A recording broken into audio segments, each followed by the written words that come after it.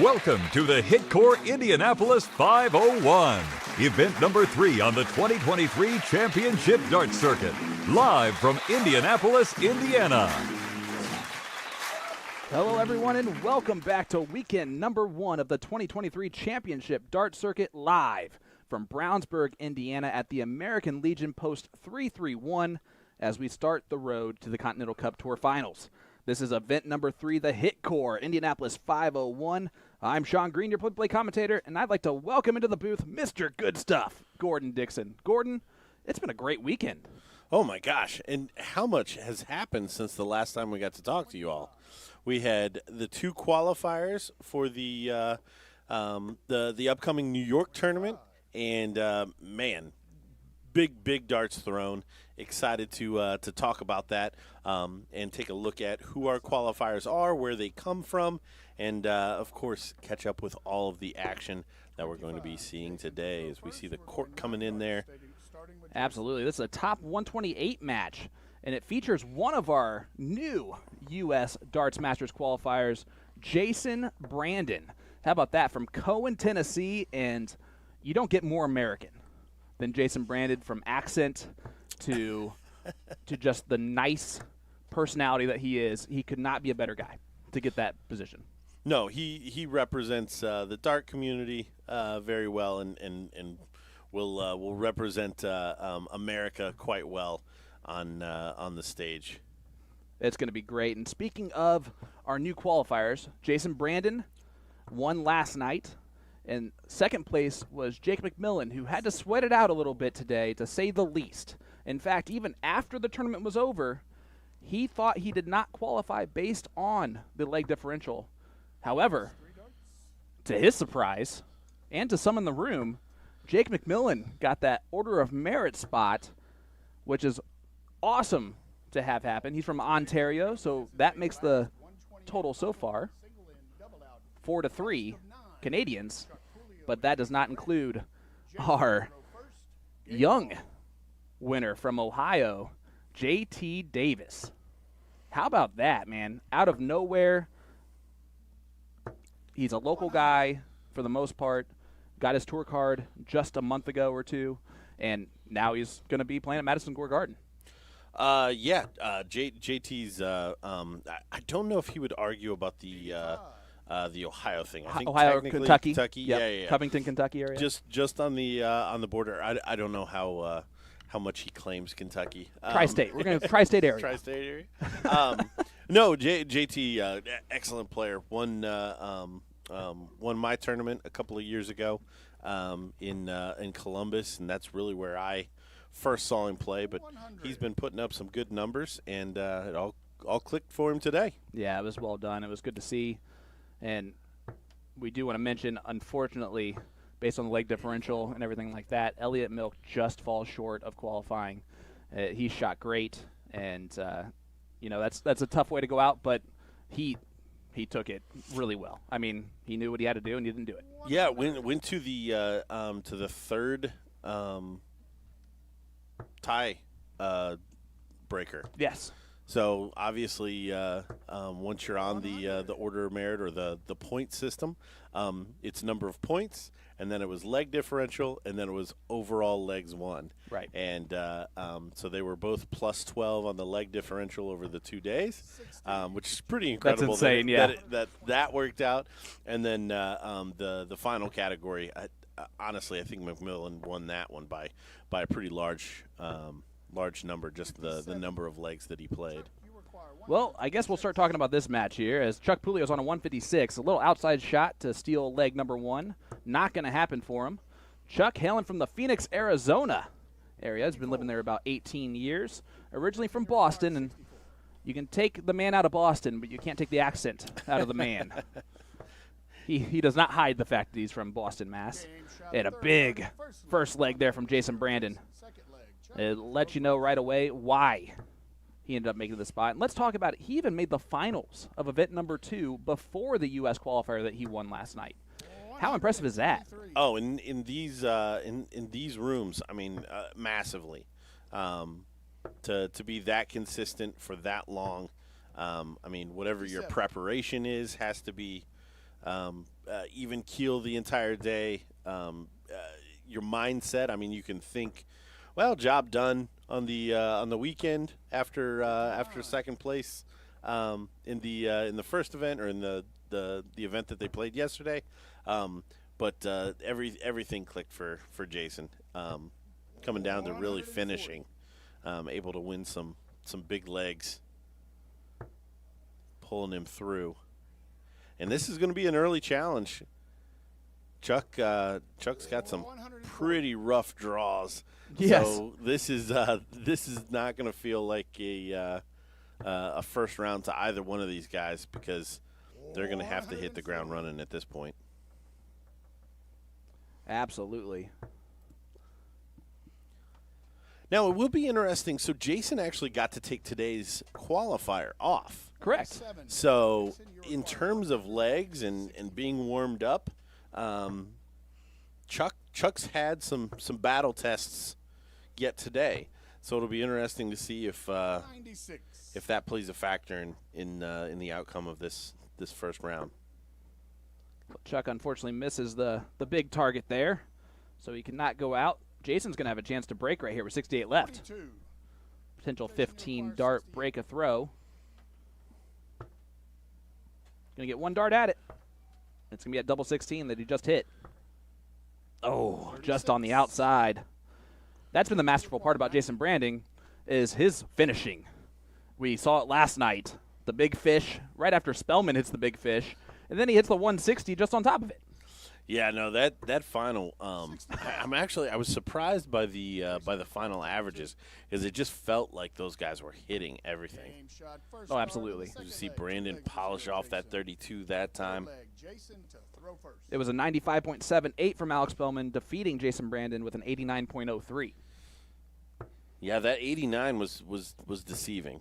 The 95, obviously, wire to wire, Spellman threw great. But didn't quite feel like Brandon was that far behind at any stage of any leg. And then add in there the two really big finishes, where hypothetically he may have been behind in that leg, and yeah, it becomes deceiving. And he almost took out a 164 on top of that. He did. So, he did. I mean, masterful scoring and masterful finishing from him. Chucky Pipes down 2-0 early on in this leg. Again, we mentioned it. He's had some bad draws. He faced Danny Lobby in the first round for the Galaxy Barrel Bash. And no matter what, he got Jason Brandon here in the HitKor Indianapolis 501. So 2 out of 3 is pretty bad, and I'm sure the second one wasn't good either. Yeah, no, I may be worth pulling up. But the thing I love about Chuck Pulio, and every time we see each other, it seems to come up. But his preparation is just spot on. He's in a good headspace pretty much every time I see him. He's ready. He knows he's got to beat everybody that's here, or needs to be prepared to beat everybody that's here. Yep. So these kind of draws aren't going to phase him. Now he's not always going to come through them, but it's certainly not because he's whinging or right. He's not down complaining on about who he's going to play.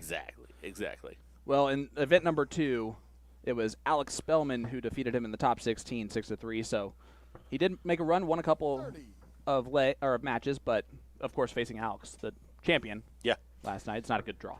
Yeah, and ended up losing out to the champion, which for whatever reason was always a solace to me, but yeah, it just speaks to the level that these guys have to play at. Jason Brandon, double 16 has been his friend so far. He's hit it 3 times. He's up 3-0. Yeah, double 16s are free so far today. It is a 3-0 lead here for Jason Brandon. It is a race to 5 here in round number 1, the top 128 matchup. And Chuck is also seasoned enough that, yes, he's down 3-0. He's only down 1 break. Absolutely. So he pulls level or wins on his throw, and then gets that break back, and he's back on throw.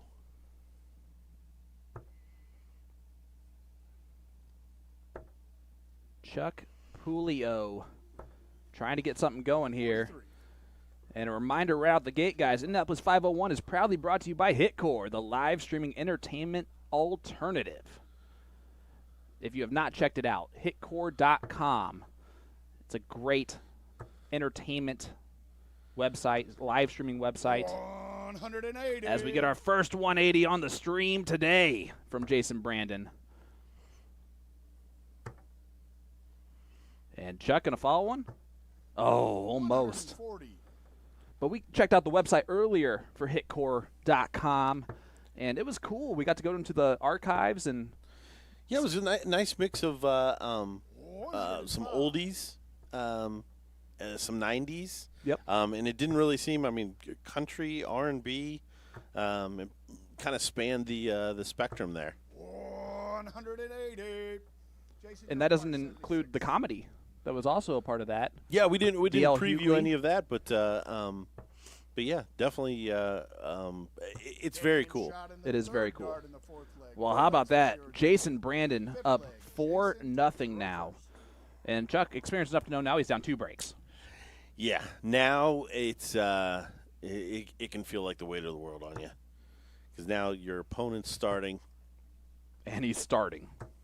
How about that start? 180. A 180 from Jason Brandon out the gates, averaging 97. I think him taking off this morning helped him. Yeah, I would say Jason took full advantage of the great day that he had yesterday, and is looking to parlay that into something great again. One of the most underrated dart players in North America is Jason Brandon as he hits a second one. 6 perfect. Yes, he's on it. It's the only thing he hasn't done. Yeah, right? The 2022 CDC Match Play champion is going to try and throw in 3 more perfect ones. That'd be a way to win the match. Oh, my gosh. What a way to start the stream. Oh. When he dropped the dart, he's so upset. When he threw that, he thought it was in. I'll do it. Boo. I know you were waiting on me there. Look at this guy.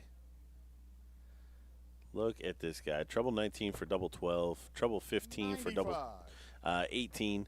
Doesn't find it. Still sets it up extremely well here. 46. Yeah, on pace for an 11 dart. Pull to throw here.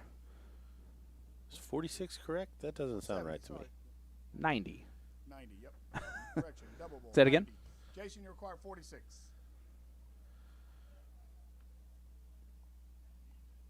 I think I know what you're talking about here. But tops. Game. Well, and you hit what you There it hit, is. and you don't throw a fit. He gets it in 12 or in 11. What a start to our stream, buddy. Yeah, tough weekend for Chucky Pipes. The great weekend for Jason Brandon continues to roll on. I mean, just difficult to go up against Jason Brandon, who didn't even play in event number 1 due to some sort of issues, but has made the most of any tournament he's played in so far. Yes, great runs, very consistent, and again, we continue to see the scoring and the finishing from Jason. If I had to pick one, it would obviously be the finishing that he stands out on. But yeah, absolutely great opening match. That was quick too. Oh yeah, real quick. Yeah. Rat-a-tat-tat darts. My goodness. Well, you guys are seeing it right here. The HitKor Indianapolis 501. And we'd like to thank our sponsor, HitKor. HitKor is a brand new live and on-demand streaming entertainment platform that delivers concerts, comedy, and more on your mobile device or computer. HitKor offers up premium audio and video with your favorite artist, with new events being added all the time.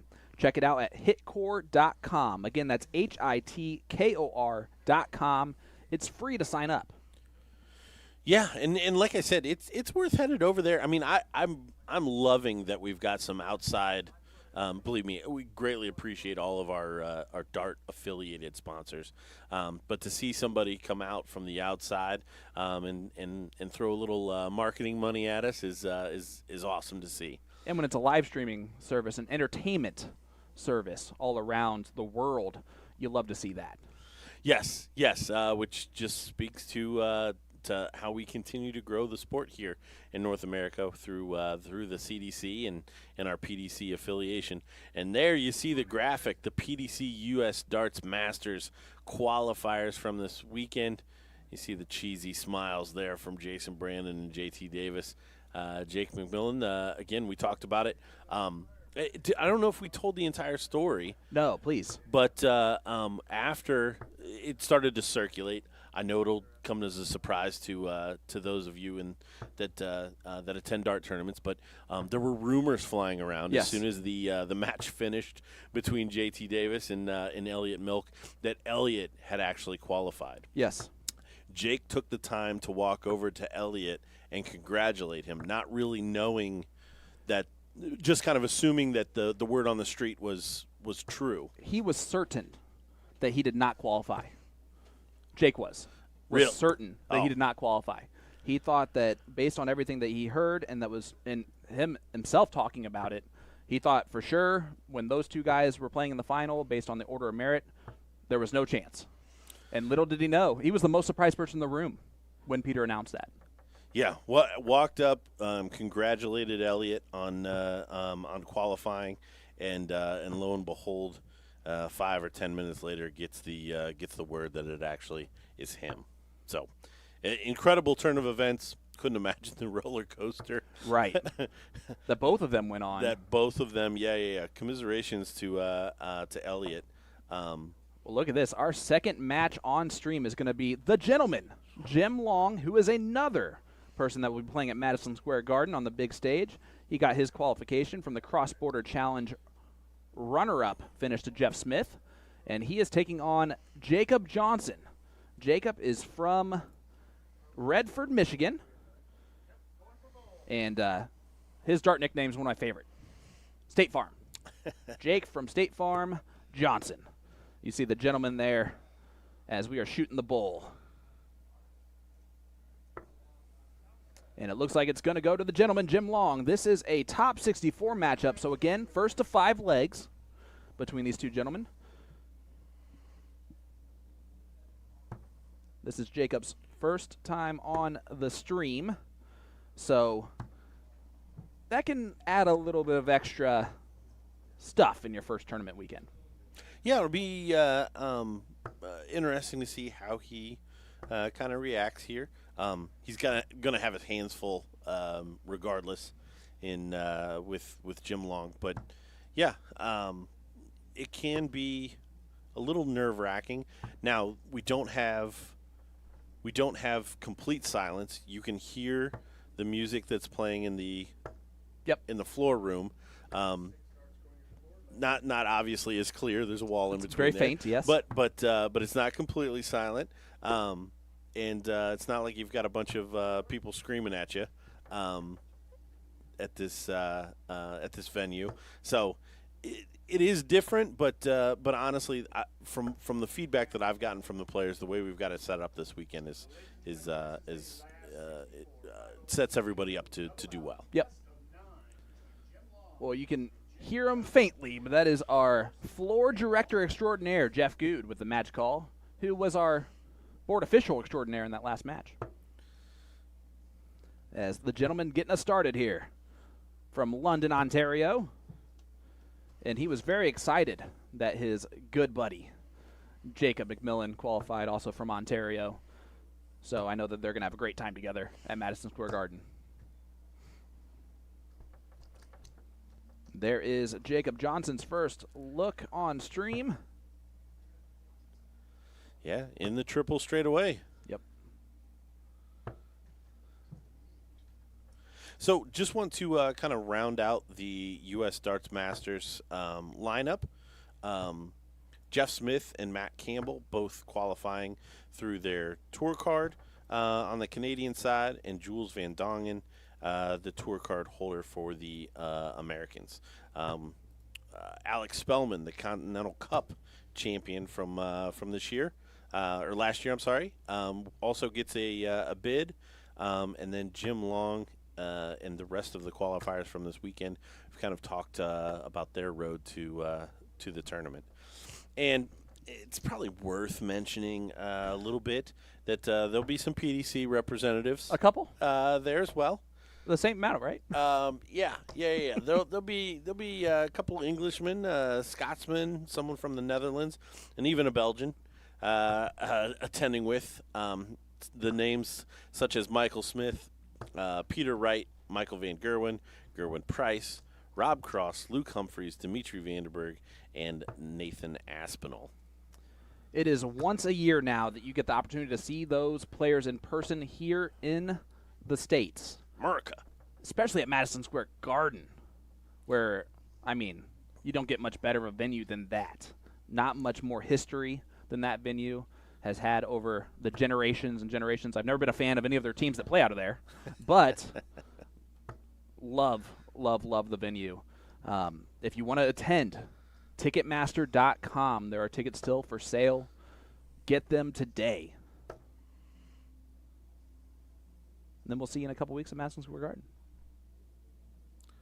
where this gentleman will be playing.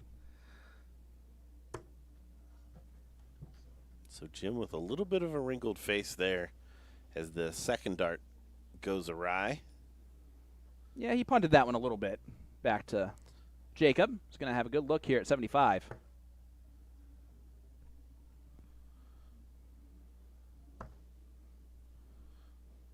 Only 9 scored, so 66 left. He is also making a little bit of a mess of the setup here. Yeah, bull or trip 10, normal route.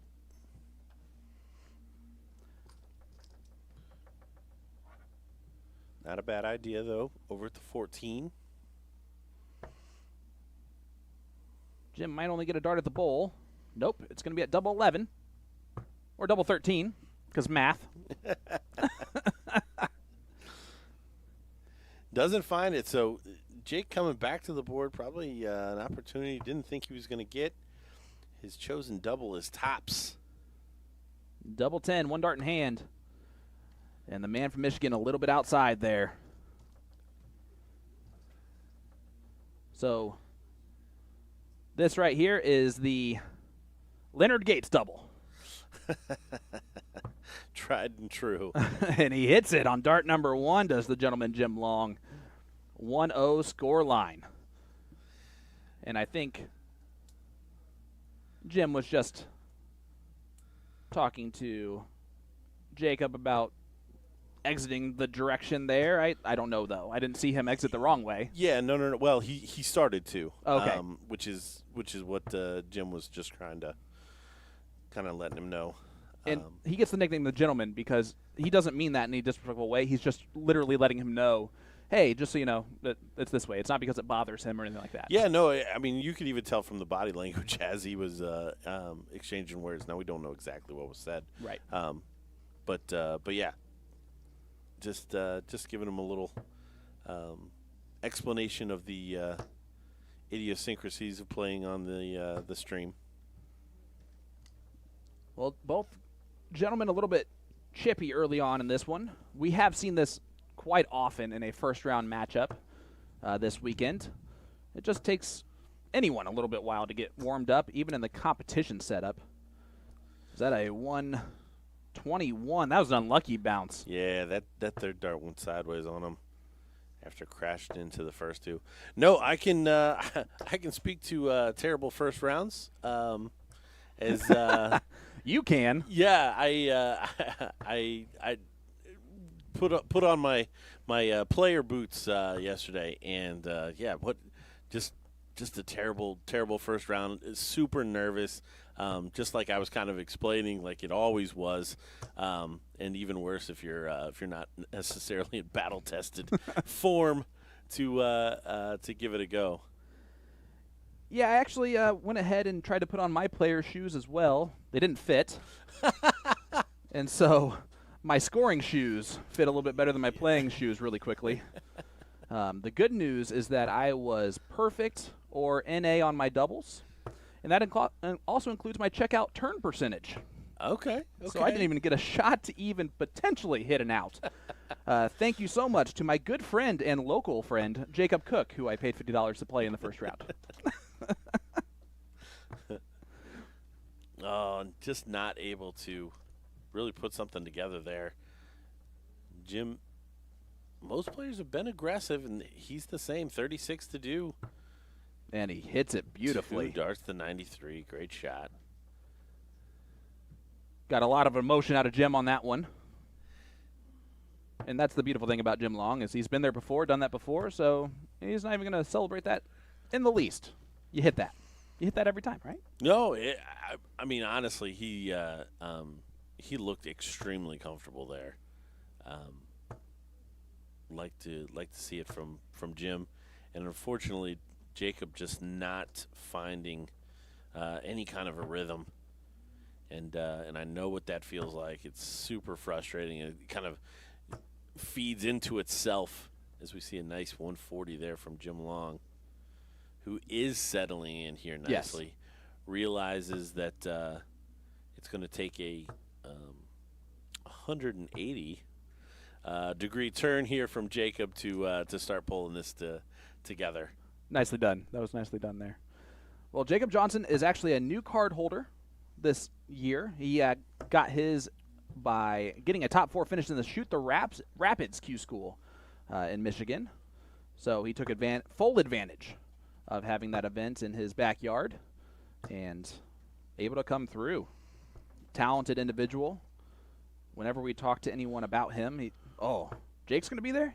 He's a great shot. So we look for great things from him in the future, even if this doesn't have a 180-degree turn. Well, and just needs to keep plugging away. Yep. It doesn't look like he's beating himself up too much once he gets to the line. You'll see the reaction there as the third dart doesn't fall into the triple either. But same pace. Oh, doesn't double 8. seem to be throwing him away. Just sorry on about the that. outside. No. So that's good to see. Absolutely. I will say that you're 100% correct. There's not a negative emotion on his face. He's not showing any negativity whatsoever. Honestly, that's key. I couldn't possibly do that without negativity right there. Jim Long wins leg number 3. 3-0 scoreline for the gentleman. Let's run around the board here real quick. The top 64 matchups. Gavin Nickel defeats Steve Warnock 5-3. Danny Lobby Jr. defeats Trevor Bubbles 5-0. Rick Allred defeats Chris Lawson 5-3. Leonard Gates 5-0 to victory over Anthony Romero. Brian Finlan 5-1 over Gino Florian. John Norman Jr. defeats John Part 5-3. Jeff Springer 5-2 victory over Nick Limberg. And Daryl Christie takes out Gary Mawson, the 7 seed, 5-0. Stowe Bunts 5-2 over Seth Stefano. That's a tough first-round draw for Seth. Alex Spellman defeats Jake McMillan 5-4 in a last leg decider, in which both gentlemen averaged right around 90. And then we just saw Jason Brandon's 102.95 average in his victory over Chuck Pulio. And if you're Chuck, you just go, well, okay, that was something. Yep. That was what a display. And Alex, Jake, that may be a second-round match if they both win their first against the boys from over the pond. That would be nice. So maybe a future second-round matchup in New York here in the next few weeks. Well, Jim, continuing just to plug along here. Great first start. Looking to try and hit the 1-3-3 to set himself up with 80 when he returns. 95 will do. I always think that 118 is an awkward one for me. Now, why does 118 stand out to you? Just because mentally, for some reason, and it's the dumb shot is to shoot at the 18s to try and even it out, but if I shoot the 18s at the triple, then I have to still hit another treble or double to leave a finish, so that's stupid. But I really don't like double 19. So, tomato, right? We see Jim getting a whack at that double 19 falling outside. And Jake again finding a big trouble, but 2 wayward darts. Jim goes straight at it. I love the aggressiveness there on that first dart. Double 8. Not going to hit it, and Jacob's going to have an outside shot here to hold his throw.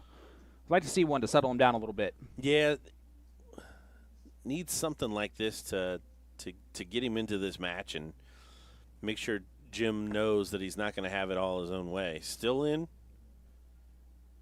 98 to do, so treble 19, or treble 20, double 19. Oh, He went the okay. bullseye route. Treble 16, double bull, also an option in that spot. As we see 3 trebles for an 87 scored. It's a bottom of the 30 board Grand Slam breakfast. 30 to do, I believe. Something like that. As double 8 hits, it doesn't matter. Yep. I'm going to say you were right. It might have been Chuck, though. Yep, might have been Chuck. 57, 78.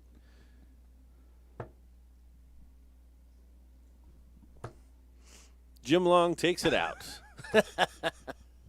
And 100 scored from Jim to get it going in leg number 5. Trying to put the second whitewash on the board here for us. The first matchup went real quick. The second one seems to be going just as quickly. Yeah, one player taking off and not looking back. A little bit different level of standard here, but the scoreline and the result is going to be the same. One person's going to move on with a 5-0, and the other's going to stick around and chalk. And you can see Jacob Johnson has the talent level, the scoring power to stay in this. Just a little bit more consistency out of him is going to go a long way. And he's had a couple shots at doubles. Well, the only problem about turning it around now is Jim's going to be very comfortable and know that even if he loses 2, he's always one leg away. So,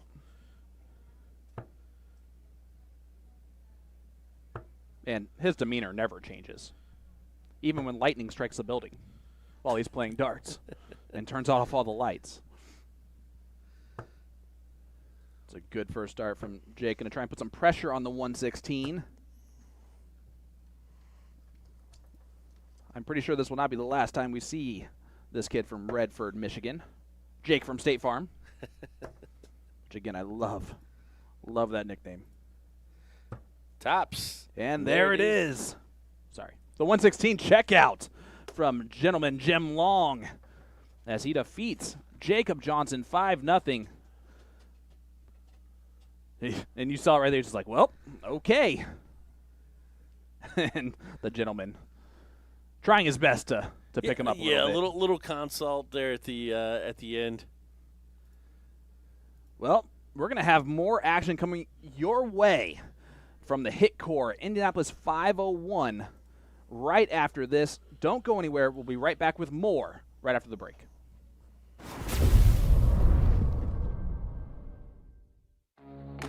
HitKor is the streaming entertainment alternative. Live concerts and comedy? HitKor has it. Premium high-def audio and video? HitKor has it. A customizable entertainment experience? HitKor has that as well. No app? No problem. Set up an account. Decide what you want to watch, buy it, then press play. It's that easy.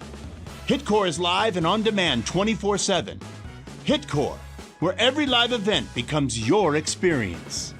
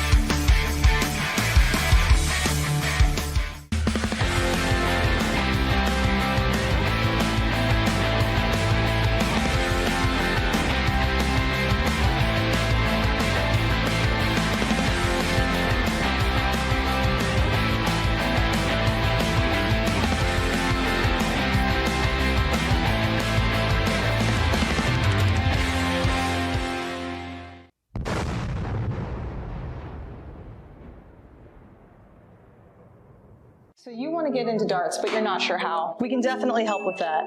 We're A2ZDarts.com, and we've been a darts specialty store for over 30 years. We have the greatest variety of darts in the country.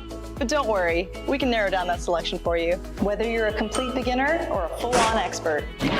We developed our own Colonial brand to offer an inexpensive line of darts, dartboards, and accessories, so you can get into the game without breaking the bank. Join our amazing community by going to azdarts.com.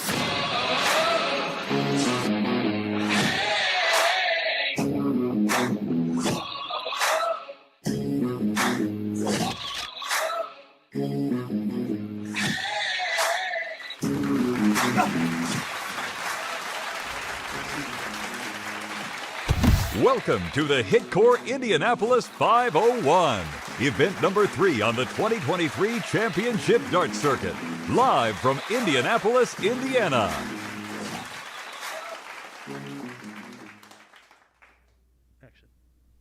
Welcome back to Brownsburg, Indiana. I'm Sean Green, your play-by-play commentator for the HitKor Indianapolis 501, and I'm joined by Gordon Dixon. Gordon, we have a last 64 matchup coming our way. Hossy Hicks from the great state of Florida taking on Keith Way. Yeah, Hossy new to the stream this weekend anyways. Keith seems to have popped up a couple of times now, and obviously cross-border challenge participant. Yep. Expecting good things out of this match. I think Keith goes in as the favorite, but Hossy, a lot of experience, and will be able to hold his own on both the scoring side of things and the finishing. Absolutely. And you're seeing it right here again, the HitKor Indianapolis 501. And we'd like to remind everyone that we are streaming to you via YouTube and PDC.TV. Streaming is the new way to enjoy your favorite sporting events, entertainment, and more. HitKor, our sponsor, wants to invite you to check out their exciting new platform where you can experience concerts and comedy from your favorite artist whenever and wherever you are on your favorite mobile device, hopefully your phone.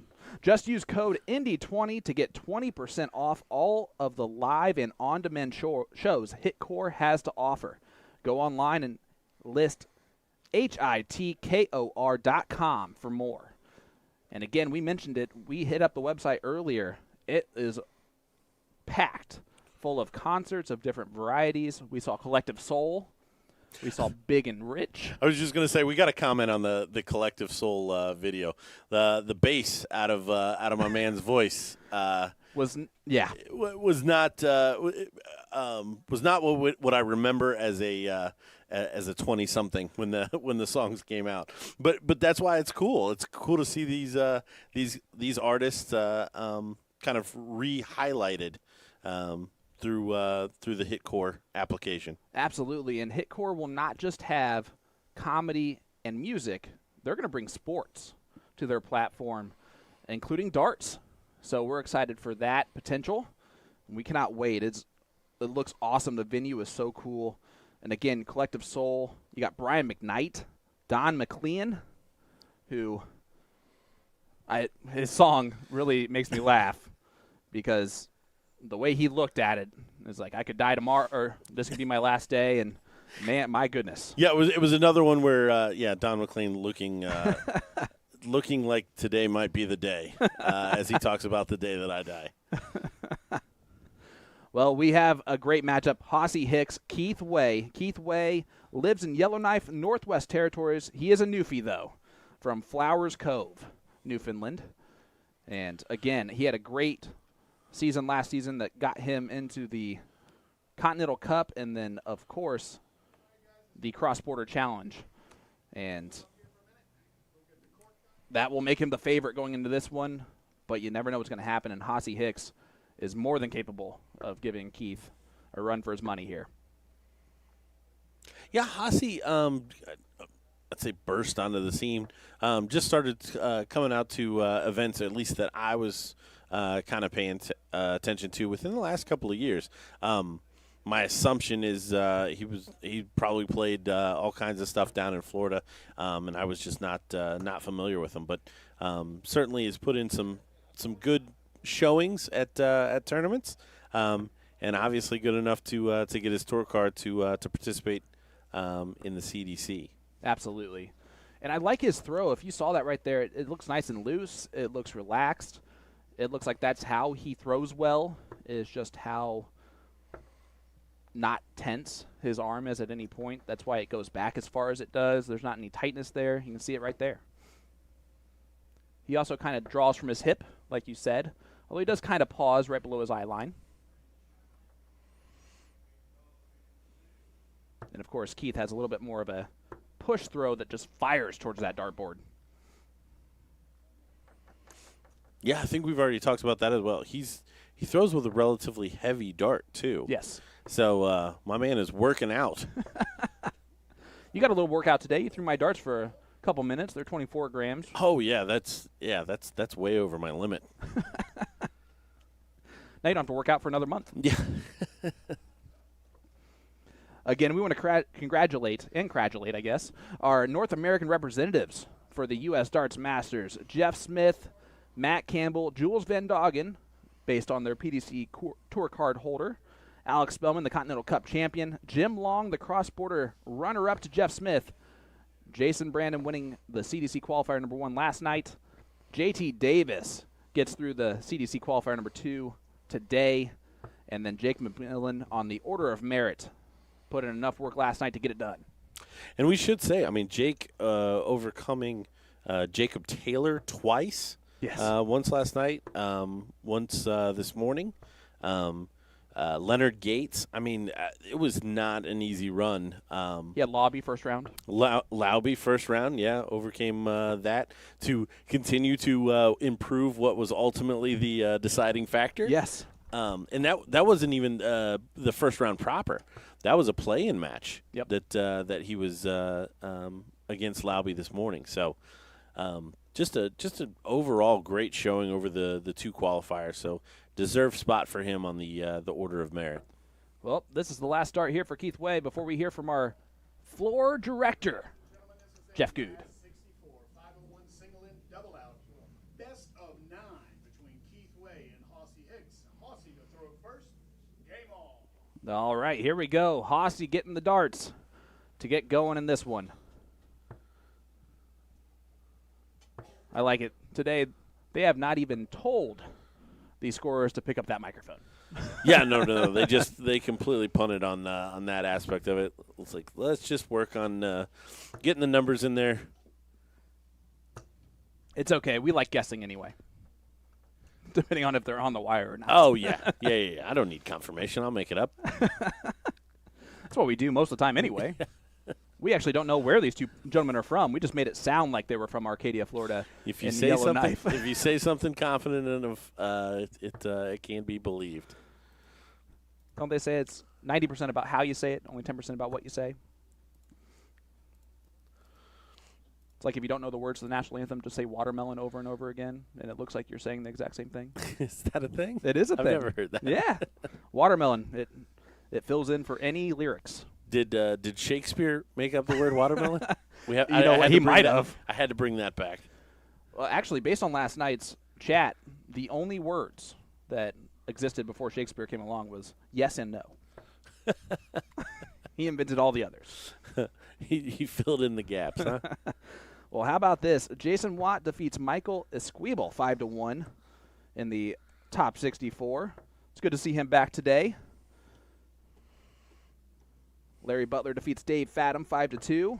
Jeff Springer over Nick Limberg 5-2. Nick had himself a rough weekend. Yeah, and not just not used to seeing that out of Nick. Usually a very much like a game time performer. Like the fact that Jeff threw a 93 at him, I'm surprised Nick didn't throw a 95 at him. Yep. Very much a playing to his competition kind of player. Keith going the bullseye route here. He's going to have one dart at tops. Just below it, but he will be back for double 10. Hossey back on 207, having himself a bit of an off leg with the throw. Not ideal, timing-wise. But I can guarantee his average is going to go up from where it's at currently. Yeah, Hossey just figuring out what it's like to play in here.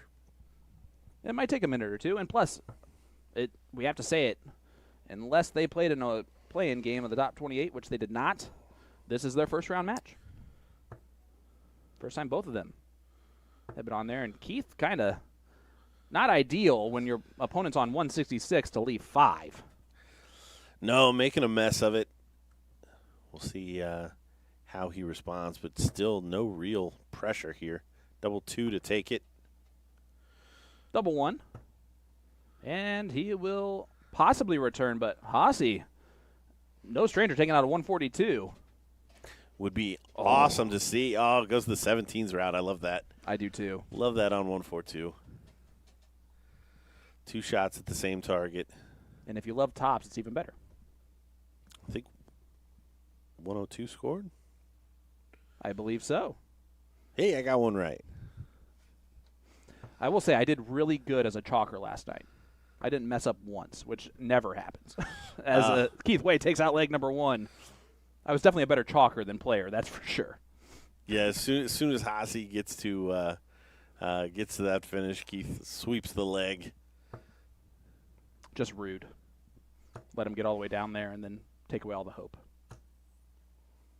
It's like we're in an intense game of cricket, and you're both on the bullseyes, and they miss like 4 rounds in a row. You finally get the point back. Now you're within 1 bowl, and then they hit 3. Yep. Been a part of plenty of those. Like, thanks a lot for letting me get myself hope there. Or you get to your position where you need 3 fats or something like that, and now they need the triple for points and 2 bullseyes. 3 darts. Yep. Bing, bang, boom. Well, a steady ton there from Hossey. He was starting to find his way a little bit here. Keith, the only reason the average is a 65 right now is because he kind of, well, he didn't kind of. He made a mess out of the doubles. Yeah, he messed around in the first leg, but still, you see that 1 next to his name. All that matters. Especially if in this first round.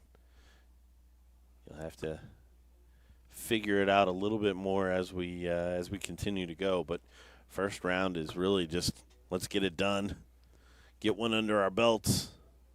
He ran to a top 16 last night, so he's happy with that, especially after the first round exit against Timmy O'Brien in the Galaxy Barrel Bash, event number 1 this weekend. He'd like to add a little bit more points to his order of merit here. We have a nice little steady run. He had a great weekend in Canada last year in the weekend number 2 in Cambridge, where he made a Final 4 appearance, made the semifinals there, which was my first look at Keith Way, so that's how I remember that. My memory is usually not that good. Good last there from Hossey to get the solid ton. So 124 plays 124, and Keith Way's shot is on. 64 to do.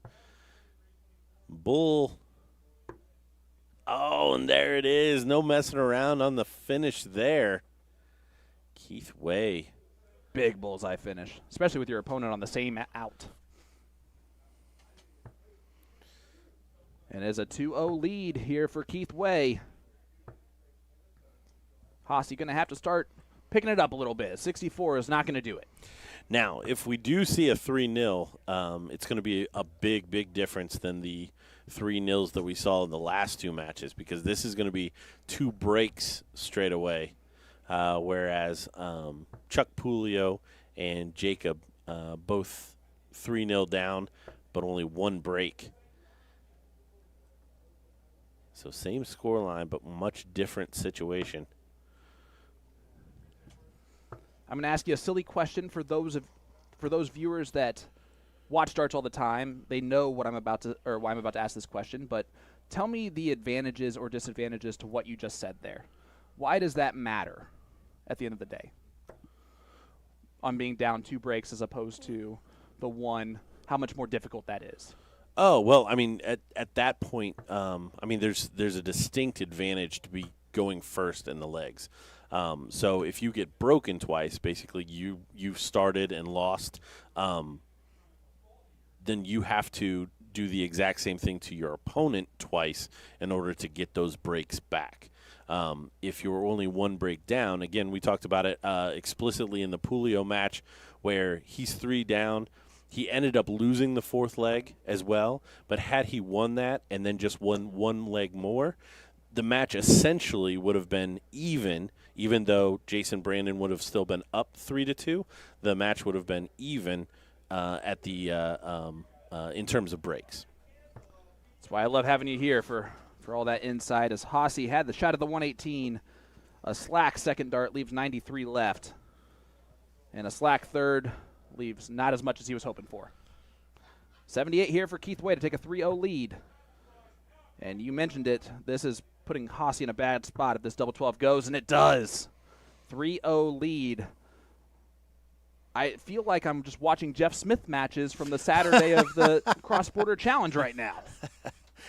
Yeah, the tricky part, too, is sometimes it's even harder when you kind of have it all your own way to continue to play at a decent standard. And we haven't seen any of our front runners really run into any issues. Correct. And that was actually one of the compliments I paid Jacob Cook, who I played in the first round last night, because he averaged 82 plus. I averaged 51, and my comment was, it's impressive that you still average 82 with how bad I was playing. No, it absolutely is, because you can kind of get drugged down into the mud in those type of matches. So it really shows when somebody's playing well to kind of just completely get that out of your head and be able to still play at the standard that you're looking to. It also shows that you're more of somebody that plays the board rather than the player, because we've already touched on. I just said this about Nick Lindberg. If you throw 102 at Nick Lindberg, he's probably going to stay with you and pressure you at that level. If you're a 68, a 72 playing against him, he's probably going to roll around at 68, 72. And that's not good, and that's not bad necessarily. It's just how individual players kind of approach the game. Well, Hossey is way back here on Keith Way, who continues to just stay out in front with the 156. Left here, he's going to just try and set himself up. Ton here goes a long way. 60 is just fine. And by the way, talking about these breaks and if you're 2 breaks down or 1 break down, if you're sitting at home going, well, Gordon, just don't lose 3 in a row. Yeah, that's ideal. valid. Yeah, that's ideal. That's valid. But if you do find yourself 3-0 down, you have to justify to yourself whether or not you're going to be able to pull it off. And whether you're 1 break or 2 breaks down, you'll know what feat is ahead of you. Oh, a good look at that from Keith Way, but he will return with Hossey all the way back on 235. Not having to hit that one there, and Hossey looking down first. See if he stays there. It looks like he's trying to move over to do so. Gets the 95. Wanted to leave the 140. But Keith Way, double 10. Gets it in the double 10 to take a 4-0 lead. At this rate, if you win leg number 1 on our streaming board, you win the match. We don't even have to think about anything else. We'll see if that trend continues. If it does, that'll be insanity for the entire day. And my goodness, will our job be easy. Good third, finds the treble. Yep. Solid ton there. Keith Way was in the Canadian Armed Forces for over 20 years before he retired, and he did that last year, so congratulations to him for that, and thank him so much for his service. I don't know just how different the Canadian Armed Forces are from the U.S. Armed Forces, but if it's anything similar at all, that's the toughest job. And that's coming from a teacher. Yeah, I'm usually apt to find some type of a Canadian versus American joke there, but I'm gonna leave that one alone. A little loaded subject when it comes to the armed forces, but absolutely to make it through your contract and retire from that. Cheers to Keith.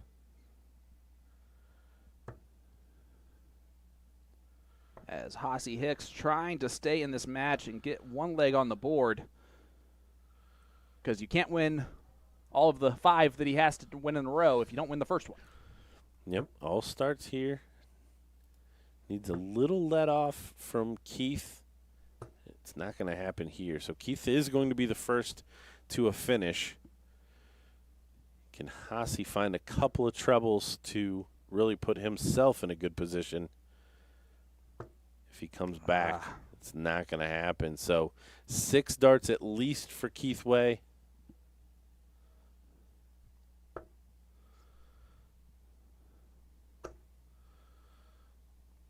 .108 left. Yeah, great last. 48 to do when he returns. To give you guys a little personality insight on Hossy Hicks real quick. He's the head honcho, owner at Dynastar Inc., and he said he did not need college and didn't need high school. So, because he's the head honcho. As Keith Way with 32 left. 1 dart in hand. And Hossy will have a chance to hit this 113.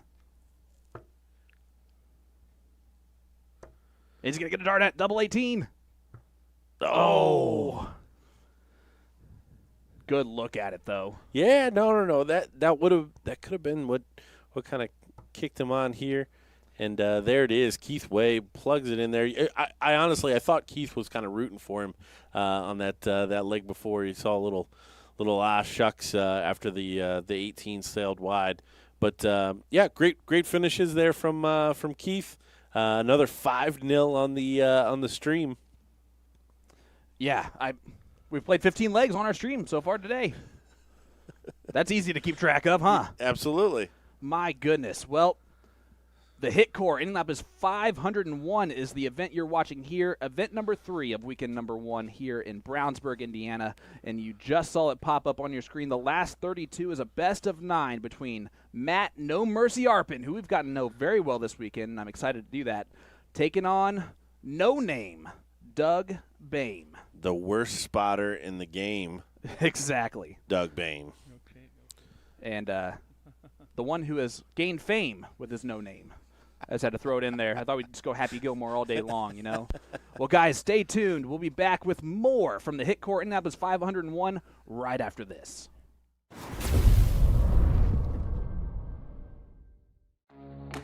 HitKor is the streaming entertainment alternative.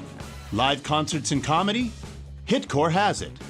Premium high-def audio and video? HitKor has it. A customizable entertainment experience? HitKor has that as well. No app? No problem. Set up an account. Decide what you want to watch, buy it, then press play. It's that easy. HitKor is live and on demand 24/7. HitKor, where every live event becomes your experience.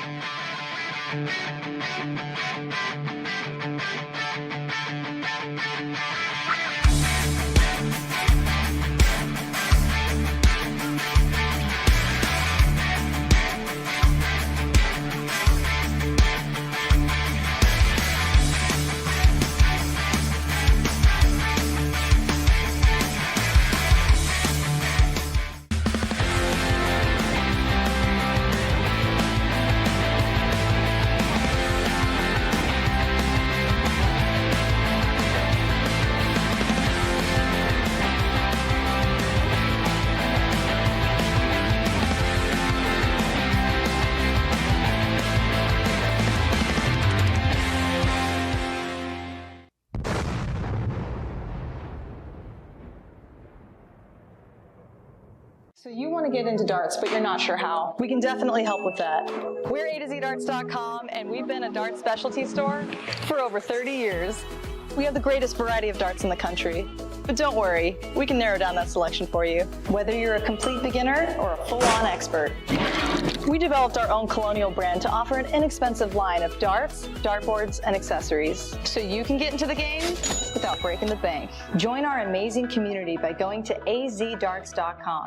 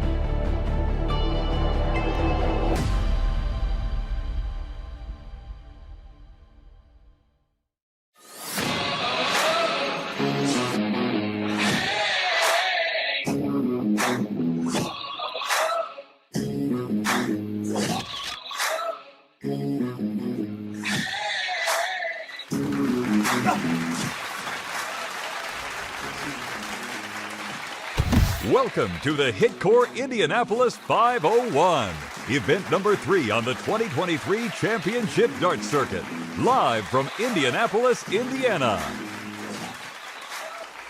Hello again, my friends, and welcome back to Brownsburg, Indiana. I'm Sean Green, your play-by-play commentator for the HitKor Indianapolis 501, event number 3 on the road to the Continental Cup Tour Finals. And I am joined once again by good stuff, Gordon Dixon. Gordon, whoever has won the first leg so far on our stream has Had some good stuff to follow. Yeah, these next two, I think it's safe to say would be very disappointed with a whitewash going either direction. Now, are both of these players capable of whitewashing the other?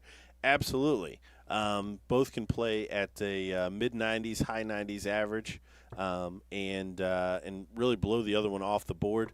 I don't think we're going to see that. Both have been in decent form this weekend, and we're going to see a good clash. Well, you see it right there, the smiling face of No Name, Doug Boehm, wearing the homage to Dennis Priestley there in the shirt combination, as Matt Arpin, that was not the best bowl opportunity there. Miles off is what he would call that, as he even laughed at himself. Yeah, Matt takes a walk. I'm just going to go this way. Walk, yeah, wide walk around the board there. Well, No Name Doug Boehm will get the start. I will say this. That was the one highlight of my evening last night as a player. I did win the diddle. Ah, okay. And you have to hit one to I win did. the diddle. Yeah. So, yeah, that's something. Brush my shoulders off there on that one. Thank you, Jacob, for the one victory.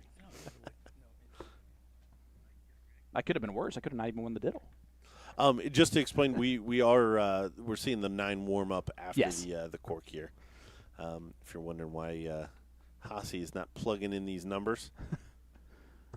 No, I had all kinds of false senses of security yesterday. So I went down 1-0, and then the next 2 legs, I think I 2-darted 88, and then on 80 I went 20-20, double 20. Ooh. And I was like, okay, here we go. Gordy can play again. Yeah, and from there it was just not good at all.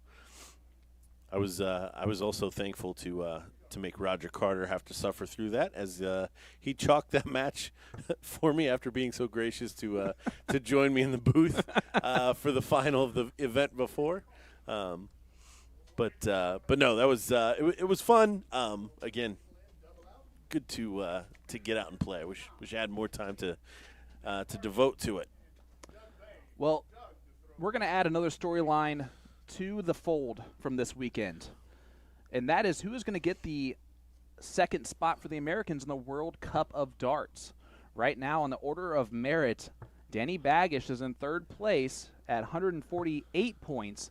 Leonard Gates is in fourth place at 147 points. So, essentially, whoever finishes higher today will be Jules Van Dongen's partner in the World Cup of Darts. And we should say it doesn't automatically go to either of those other players because Danny actually lost his tour card. So that's why we're going to the order of merit for the CDC events. And either of those gentlemen would be great representatives for that, as Doug Boehm gets a 180 on the stream. That is our third on the stream, which is well behind where we were at the previous 2 nights. But we've seen some scrappy affairs, and we've seen some whitewashes. So we haven't heeded them. Yeah, and I said one player may not blow the other off the board, but if Doug continues to find that treble 20 with that regularity, we may just see some separation quite quickly between these two. Yes, for those of you who don't know Doug Boehm, because of the nickname No Name, he was our Continental Cup finalist as the 15 seed back in October, and on his way to the finals there, he averaged 106.5 against Jim Long in the process. So we have seen great darts out of Doug in the past, and honestly, he was up 7-5 in the Continental Cup finals on Alex Spellman before losing 3 on the trot to lose that thing. So the experience is there. Absolutely. And honestly, I mean, just talking with Doug, I can tell a big difference just in his confidence as he even moves around the tournament now. He's a much different player and comes in with the expectation to do well. We've seen him find the double 10 there to finish off the first leg. Well, Doug wins. Yeah, that's the all we early need. door prediction. And we can see the standard that both of these guys are playing at thus far. As that one you saw hit the exact corner wire of the treble 20. Bit unlucky.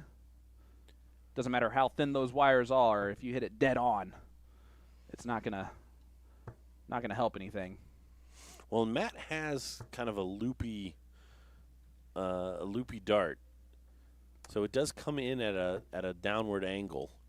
Yeah, we can actually see that from the side cam, which I'm sure we're going to get at some point in this battle. Doug Boehm from Buffalo, New York. He went to the University of Buffalo. I'm pretty sure he is Buffalo proud through and through. There you go, on the 140 from Doug. Talks to himself a little bit too. Yeah, it was nice to chat with Doug yesterday during the qualifier. Got to hear a little bit about his travels and changing jobs. We're both in that same boat, so good to catch up with him. Well, those were unlucky. Gets 90, but not on a finish. Yeah, I'd like to say congratulations to you for all your recent success off of everything else that you do. A new kid on the way. I don't know how successful that is. I think it's great success. Yes, I'm solidly in the happy with that success as well. Good last there, and you see the reaction. Yep. Again, Doug just a little bit more animated, a little bit more apt to speak out. Like I said during the conversations yesterday, it's gonna be tough for him on double, the tops. He hits it. Double 20 finds it to even it up.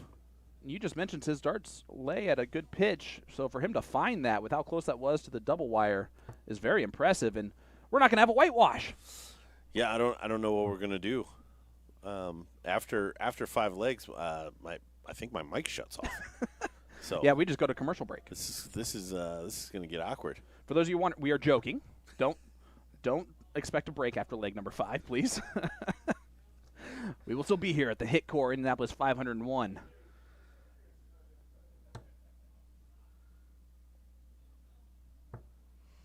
Doug getting us going here again.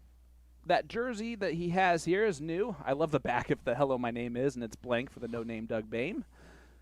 He has joked around about potentially putting any number of things on the back of that in the "Hello, my name is" spot. Good and bad. He is quite proud of his marketing. Yes. Well, his marketing, and then shout out to DJ D as a part of that marketing, which is actually interesting that it's very plain of most things. Just on the sleeve there is that DJ D logo, which again is an homage to the marketing that he's trying to accomplish there. Brilliant marketing. So another solid ton. Again, no stranger to big triples here. Either one of these players. And Doug gonna bring it back close with a 180. Great shot. Yeah, the third one of the match.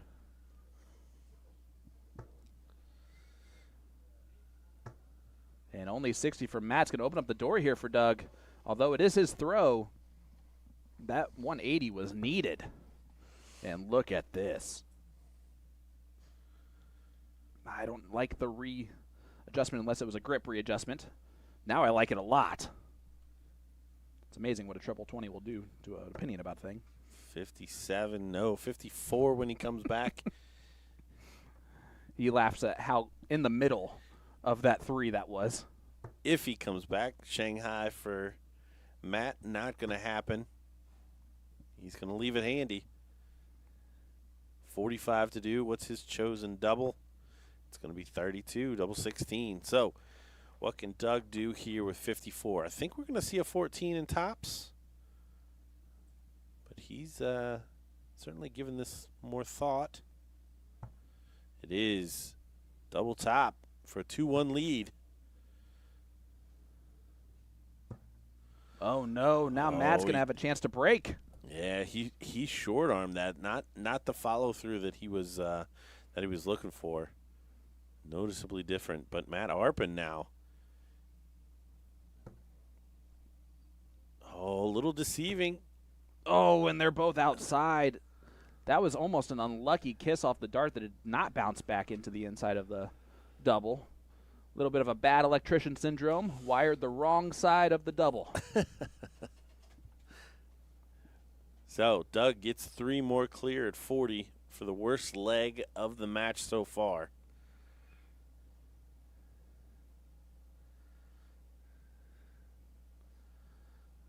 Doug wiping a tear from his eye at how beautiful that double tops looks. And he hits it. Looks even better full of his dart. Not every day you see someone shed a tear at how beautiful the dartboard looks, but he did one there. Told you the love of the game he has. So right back in it from Matt Arpin. Great shot after a leg that could have hurt him a little more. He's able to come right back in, find 2 big trebles. You know what's crazy is that first dart that Doug threw, he threw it off of his eyes a little bit more than he typically does, and for it to go in the one there, that was exactly how that backswing was. Switched it out, but I just happened to notice it came a little bit more off his eye than he throws. He grabs it right underneath that eye line for the most part. There's that side angle that we'll be able to see from both Doug and Matt. See the pitch of the darts from both players and the flight. Doug has a very straight flight path for the most part, especially with how simple his throw tends to look. It's not a rapid follow-through or anything like that. We almost got to see Matt's. Yeah, and Matt only not finding a big trouble either, but solidly in the lead here to tie this match up. As a reminder, this is the Indianapolis 501, proudly brought to you by HitKor, the live streaming entertainment alternative. Go to hitkor.com to check it out. It is worth your time and money, honestly. But you can sign up for free.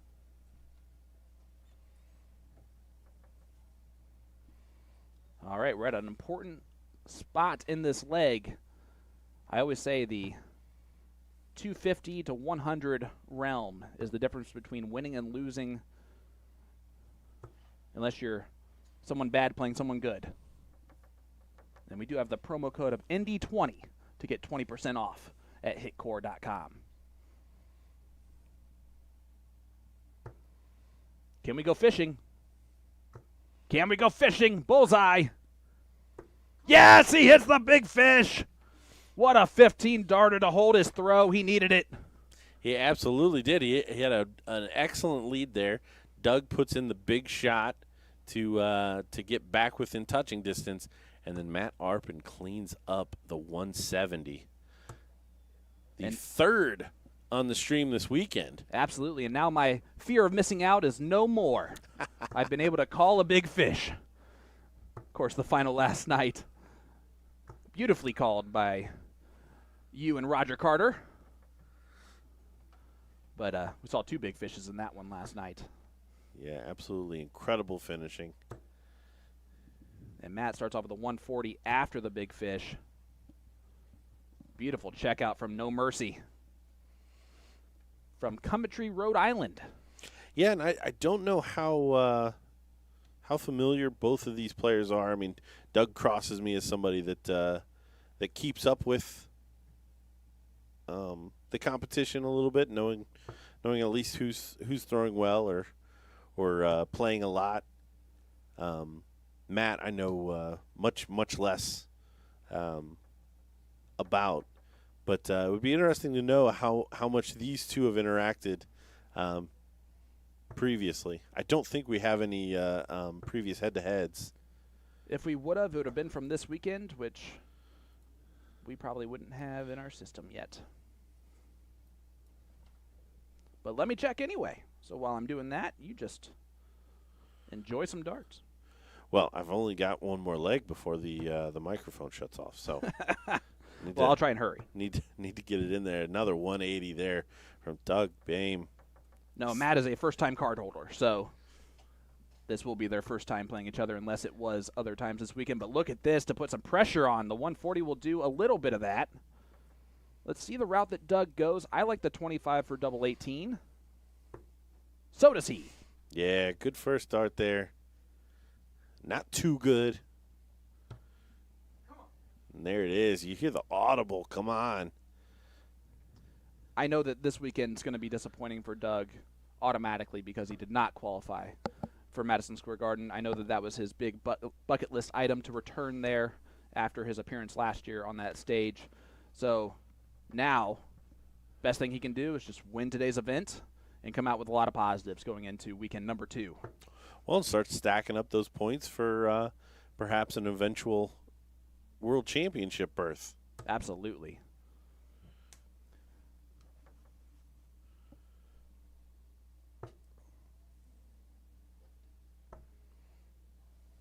So here we are. Matt Arpin, Doug Boehm, live in Indianapolis, Indiana. Really about 20 minutes west of there in Brownsburg, Indiana. It's been a wonderful weekend. Shout out to the American Legion Post 331 who have been the most gracious hosts. We were excited to come back here, and it has not disappointed at all. Oh, they've been absolutely wonderful. Great venue. The way we're able to set up and kind of spread out is awesome. Hopefully we're returning the favor with the business brought, and this can continue to be a positive relationship. Well, to show you the pedigree of Matt Arpin, the way he received his CDC Tour card this year was by being the Dart Players New England Tour champion. And I know that area of the country has a lot of great talent. There's a couple dart players up that way. I mean, just the sheer numbers of the number of dart players in that area is impressive.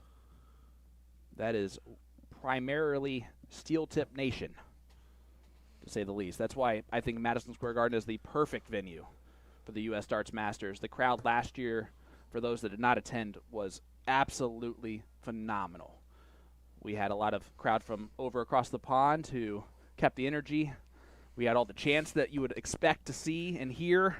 It was so much fun, whether you were sitting at the tables up front or in the seating up high. I did both, and both were great. Yeah, great shot there from Matt Arpin, 137. I couldn't imagine that's twice now I've missed out on the New York tournament and the cross-border in New Jersey, and the raving that I've heard is all about kind of the ambiance and the just the feel of those venues. Always watching from afar, but definitely could be there on site. As Matt just hits a solid 60 from 120. Surprised to not see him get a dart at the double after as well as these guys have scored. Doug needs the treble 20.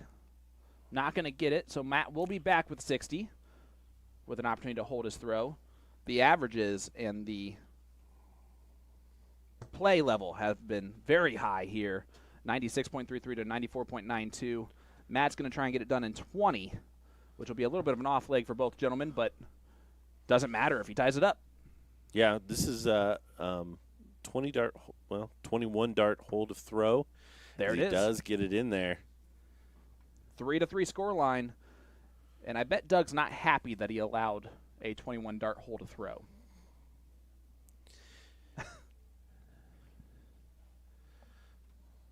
And essentially, we are to a 2 out of 3 here between these two players. So from whitewashes to perhaps every leg possible in a match. The exact opposite Is what we're looking at here. It is very nice to to hear that your voice is still going through those microphones. So Yeah. they did not get turned off. Yeah. At least no one's missing me if I have been turned off. It'd be weird to hear me just talking to myself. I do that a lot, though. And if you would like a promo code for the Madison Square Garden U.S. Darts Masters, if you are in the tiered section, wanting seats in the tiered section there, if you just type in CDC 33 for 33% off. Oh, you can't beat it. Over, a third of the cost wiped out. It's a great promo code. Absolutely.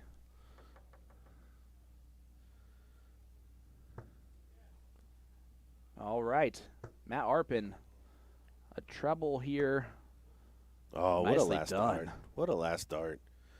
Every time we think that there's just going to be a bit of an opening, both players seem to find it, whether it's a 180 from Doug to pull something back close, or a third dart double to snatch the leg victory, as we saw Matt Arpin in the last leg.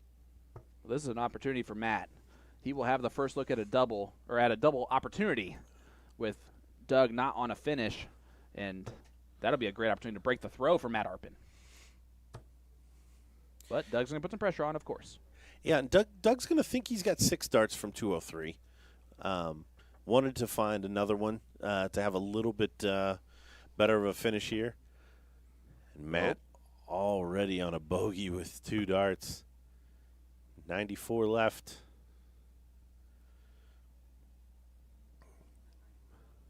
Be interesting to see if he goes at the 18 or bull.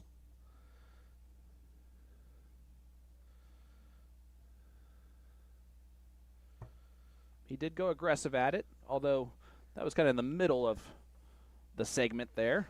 But the 103 from Doug to hold his throw has to go. You would think. Just Weighing work it his out. options. I'm assuming bottom of the board. 7 and 3 still leaves him an out. He's going to need it. 96 to do. 76 now. Stay on the 20. Does find it. So 16 if he comes back, but he's going to have to dodge a bullet here. Matt Arpin, 76. Dead nuts. Double 8. Good marker. Oh, he wasn't kind to him last time, and he's outside again. Right on the wire twice, and you saw the reprieve there from Doug. Either that or his back hurts, one of the two. But I'm going to guess it's the little sigh of relief here from Doug. But I almost said Bohm for no reason whatsoever. That's what he was known as a year ago. That's now changed to Boehm. Yeah, that's before he didn't have a name. Oh, and look at this, painting the wires again. And not able to do it. So Matt Arpin, best possible chance to break the throw right here, and he will be throwing for the match if he does hit this double 8. Yeah, big miss from Doug to let Matt back to the board for the break, and he sails high into the double 11. And you see the reaction there from Doug, like, okay, you don't want it. I'm going to give it a whack.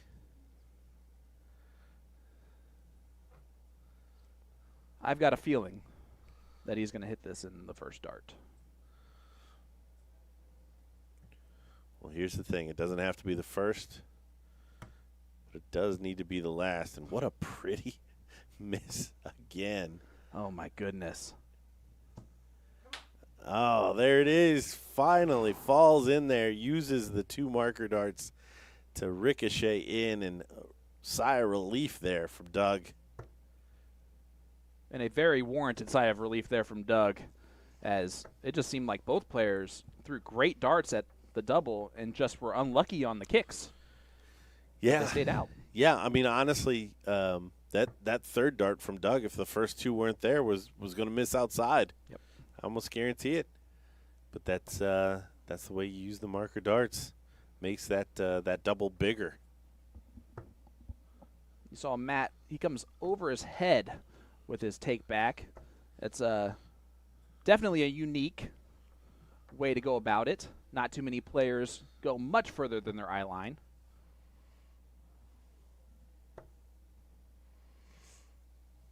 But it has been consistently working for him for quite a while, so he's not going to change that.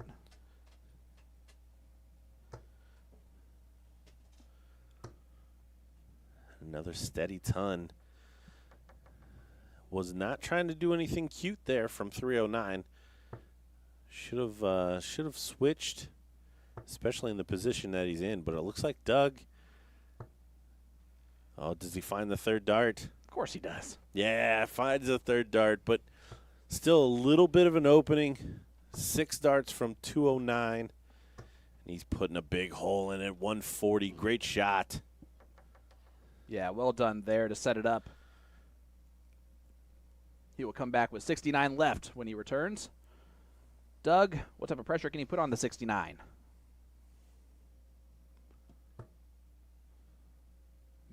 Max? Almost max pressure.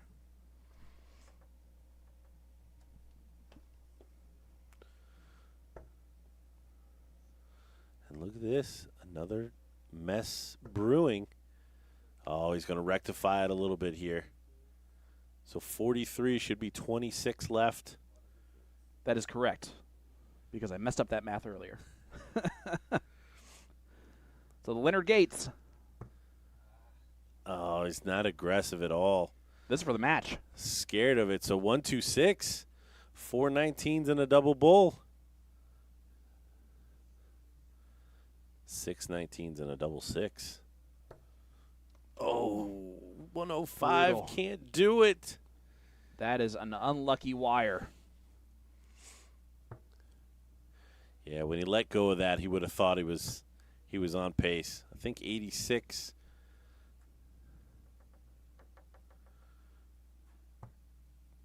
Well, Oh, and he came inside. 5 for double 4. that's a beautiful second dart. Yeah, you keyed in on that because that was dead nuts in that 5, which would have been exactly where he was aiming, and yeah, it gave him the confidence to slap that double 4 straight in. Well, here we go. We are going the distance. Last leg decider. After 3 straight matches of whitewashes, this is what we were kind of expecting.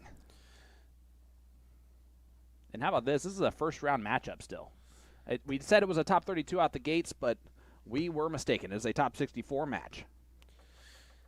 Yeah, both these guys going to be pretty devastated if they're to lose this. And Doug just falling off just a bit, but that third dart continues to save him. Last dart counts, baby. LDC. Can Matt find a big triple? He can. So great back and forth between these two. Obviously, advantage still lies with No Name Bame. But the advantage is dwindling. Yeah, because of the wayward darts left and right, missing the big number, as the great Rod Harrington would say. He is going to have to find 2 to reel this back, and Matt's not going to find the one that he needs for a reshot at the big fish. My, how the turntables. And Doug Bame will have an opportunity here to be the first to look at a finish. Yeah, Doug back in the driver's seat. Love another treble. Not going to get it, but that'll do. 116 left when he returns. What pressure will be under? Oh, pretty for another. Doesn't find it. Going to be disappointed in that one. But 116 for the match. See where he looks. Okay. Yep, 15 darter. Oh, and he's not going to get a whack. 76 should stay there. May come to the other side of the Aki. Oh, looks like he's going down. That works as well. 24-64 scored. So 118. Matt Arpin should get a dart here. No, he misses the big number. Oh, no. Look at that. Doug Boehm trying his luck here.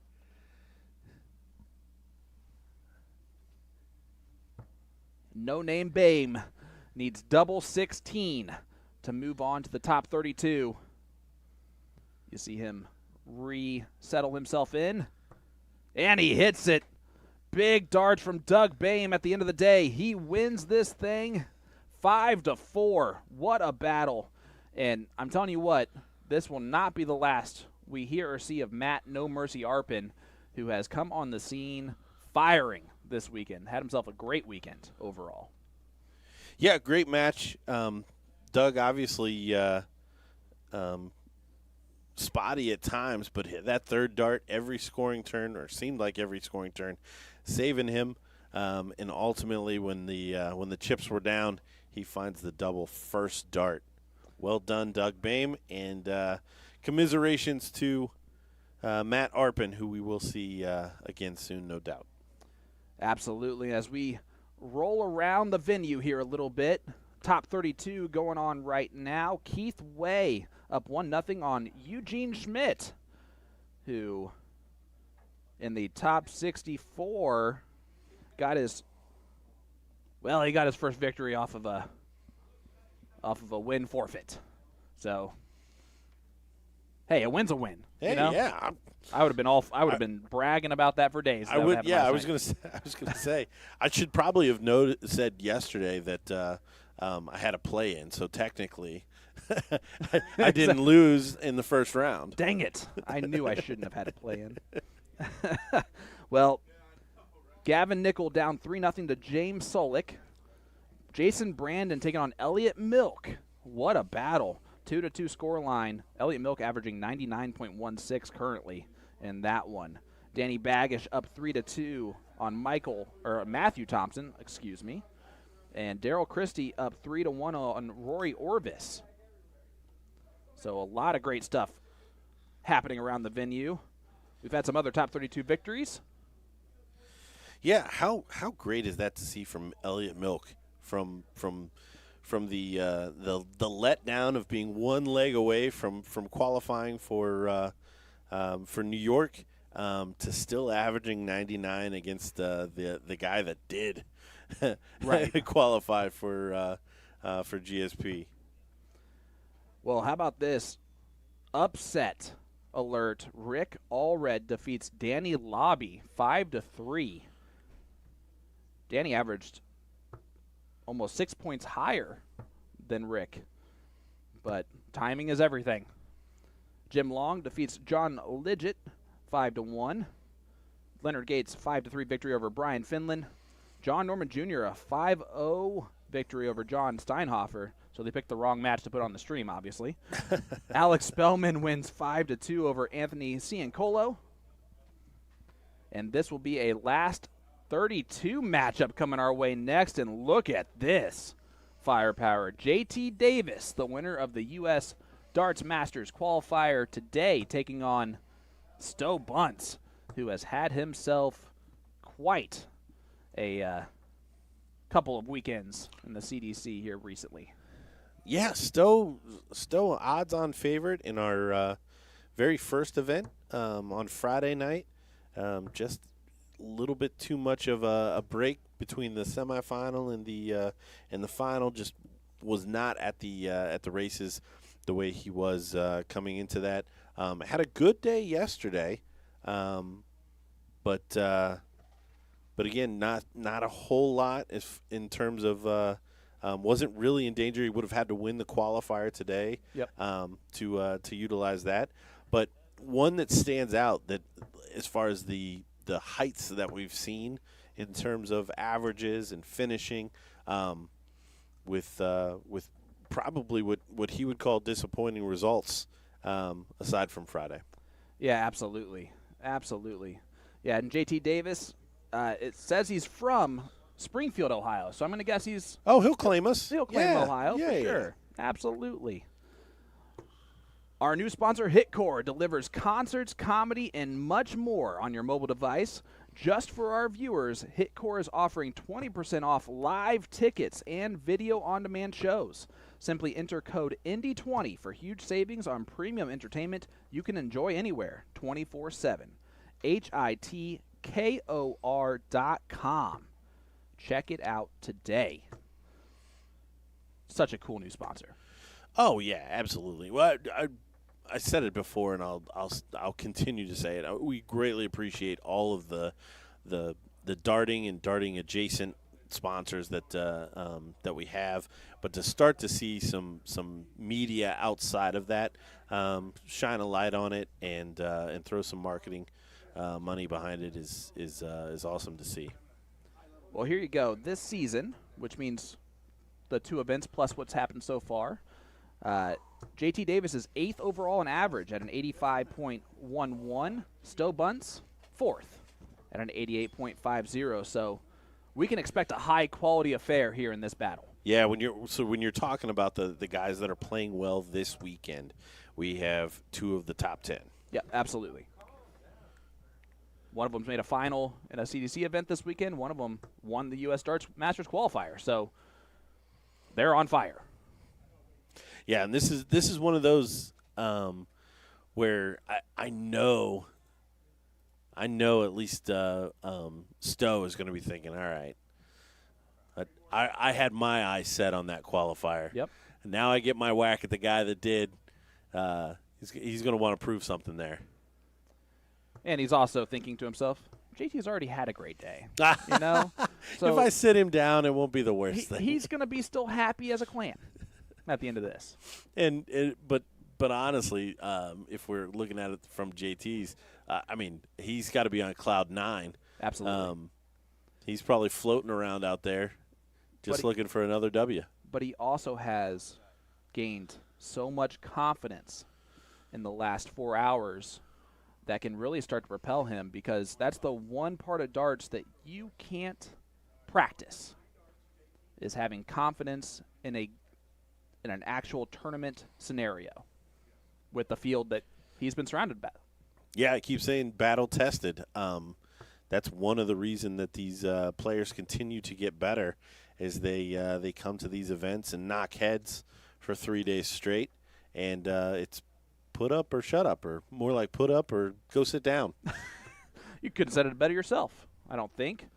JT Davis got his tour card just a couple months ago, and that is what brings him here, and it has been a great experience. He's actually one of the players last year in the U.S. Darts Masters qualifiers that was not a tour card holder who came over and tried to get qualified for that tournament. So he knows he has the game, and he has now proven it to quite a few people. And if you don't know who JT Davis is, you do now, and you're going to for years and years. You're gonna see it in the lights. Yes, you will. Madison Square Garden. Here is Jeff Good for our match call. He's whispering.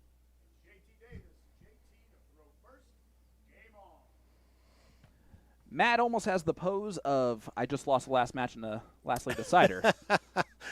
I would say that it's more than has the pose. I think that's the full get up there, complete with facial expression. Which, understandable for sure. As Stowe fires in a 140 right out the gates, he does not waver from that wire, above or below. And you're going to see JT Davis, again, collecting a nice grouping as well. You said it, I believe it was yesterday, that the grouping is what you kind of look for in how someone is throwing. Explain that to me a little bit. Yeah, no, I think it's just it's telling on how comfortable it was.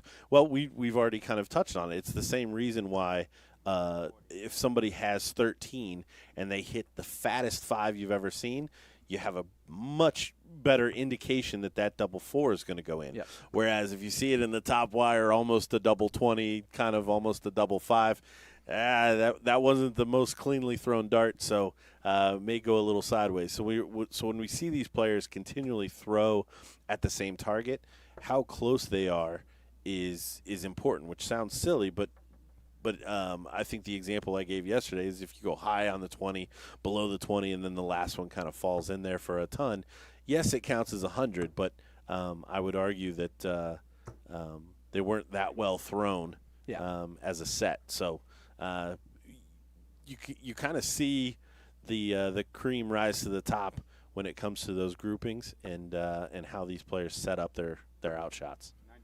Well, that's a great treble there from JT Davis. He had one in the last round, but talk about great trebles. Stowe bunts, tops, and he breaks the throw right away, and a 14 dart break a throw of JT Davis. Yeah, right off the rip, we get to see what a 14 darter means in terms of an average, and it's 107 and change. The colorfully dressed and colorful personality of Stowe bunts gets that first leg on the board. And I bet Stowe would like to get back onto the whitewash train, if he could. Yes. Yes, whereas JT's going to be pulling for all 9 legs. Well, at least 5 more that he wins all of them.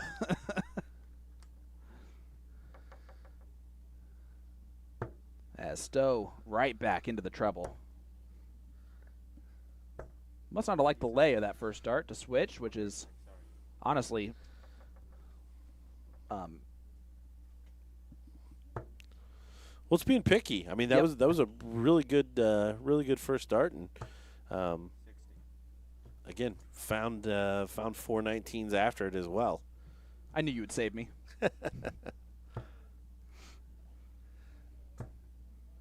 And there he chose to stay twice. Oh, he went over to the 18. Okay, I was gonna say I wasn't following the logic of the switch from last time.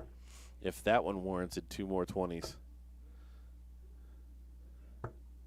JT going to the bottom of the board there on the 341. Because if he hits all 3 trebles, he leaves the big fish. And look at this, 180 to leave 40. Decent setup there from Stowe bunts. Absolutely incredible. Ideal. JT needs another treble to leave a finish. Not going to do so, so Stowe has 6 clear at 40 if he needs it. I'm going to bet he doesn't.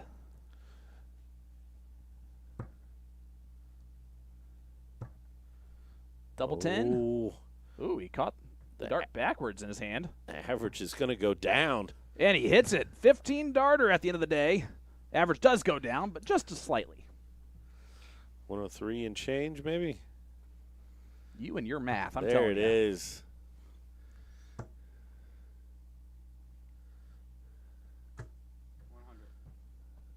Nice steady ton there from JT out the gates.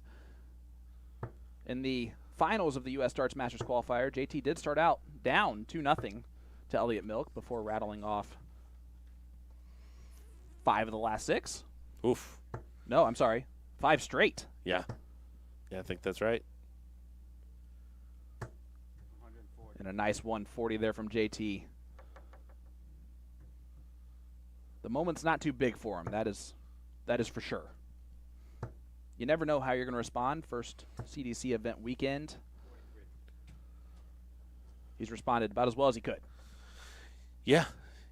Can't couldn't change much. And we have to remember the standard that all of these guys are playing at. It's very easy to get frustrating. You may average 95 and lose in this room, whereas 7-8 years ago, I mean, that was, if you could do that for a day, you were almost guaranteed to win the event. Yeah. Well, and that shows you the level of play that we have achieved here. Yeah, we've in North America. Cultivated quite the standard, which is excellent. And it also shows you that that young players coming up know what they need to do to get here. And there's a goal in mind for the young players up and coming. That's why we get players like Joey Lanaugh and Caden Anderson and P.J. Stewart Jr. that are doing phenomenal things, not only here but across the sea. Yeah, Gavin Nickel Yep. played extremely well. The legacy.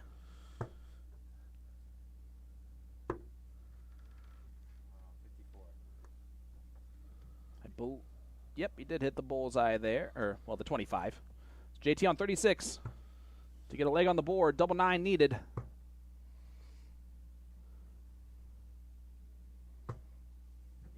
And not able to do so. Stowe, an outside shot here at the 146, but he's hit 139 twice this weekend.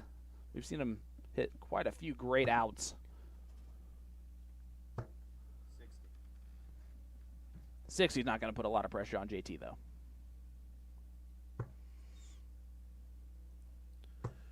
Wants to be That's careful. wired. Wants to be careful with this. And there's the danger. Man, I just don't see Stowe missing this. He might only get one dart. It's going to be at the bullseye. Oh, that was a good dart at the bullseye. Yeah, he would have thought that was going in when he let it go. Yeah. Oh, no. And JT busts on the big one. Stowe, a very good opportunity. I think he was wondering what happened after dart number 1. He didn't realize, I think, that it was a single 18 and that JT just threw the second dart just to throw it. Double 8. Now double 4. Oh, no. Reprieve here for JT Davis. And we saw both of those guys. JT not even getting an additional dart, but Stowe's single nowhere close. And there it is, the double 4 hit from JT Davis. I almost said it after that first dart into the 1. And we see Yep. a clean double, or a clean fat 1 and a clean double 4. So you're seeing some of these patterns that that we look for play out In real time. in real time.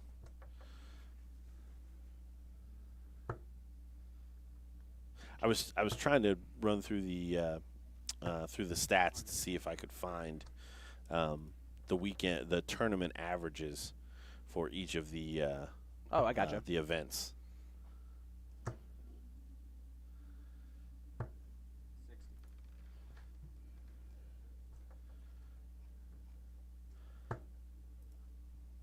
JT right into the treble 20 on dart 1.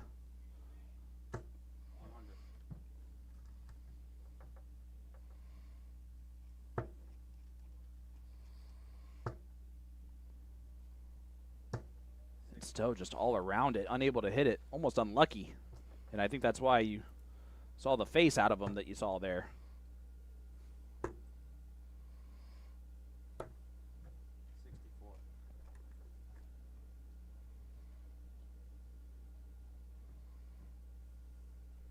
So here we go. Stowe on 321. JT down at 237 is going to have an opportunity, a good opportunity to break a throw here and tie this bad boy right back up.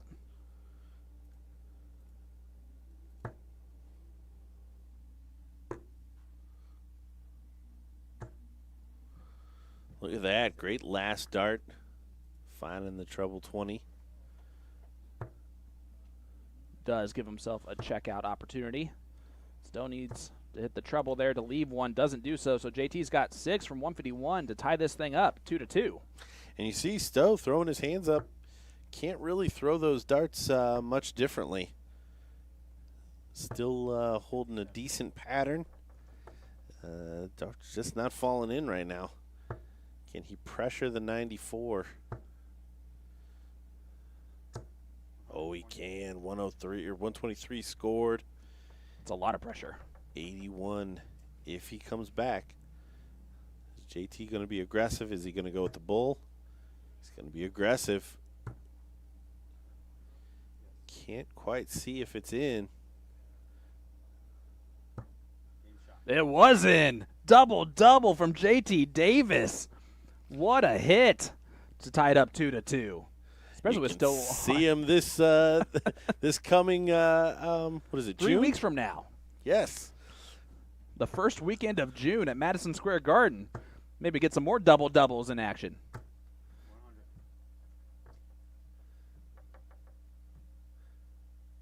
brilliant darts there from him.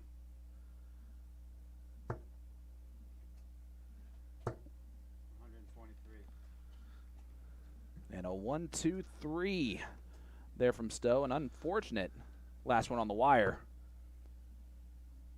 What a great weekend this has been. Let's update you what is going on around the venue. Larry Butler up 1-0 on Ron Looker. 1-1 scoreline between no-name Doug Boehm and Brandon Kessler. Jeff Springer 2-1 up on Joey Beecroft. That's a battle of some stingers. I see what you did there. And then Jacob Taylor warming up against Jason Watt. Alex Bellman, Jason Brandon's going to be quite a doozy, a repeat of last night's final. Gavin Nickel is going to be in the top 16. And Rick Allred is taking on Jim Long right now in the top 16. 1-1 scoreline. 42.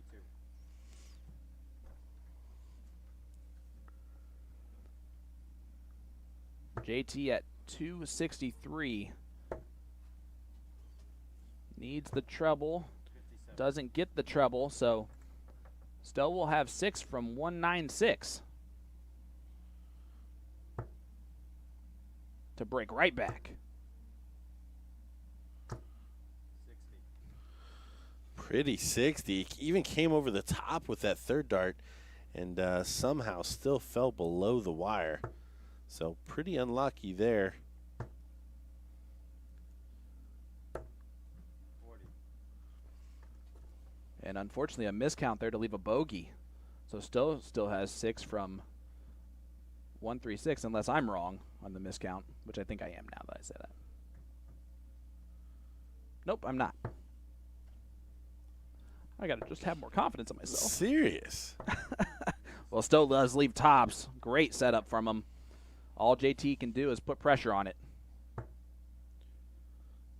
Uh,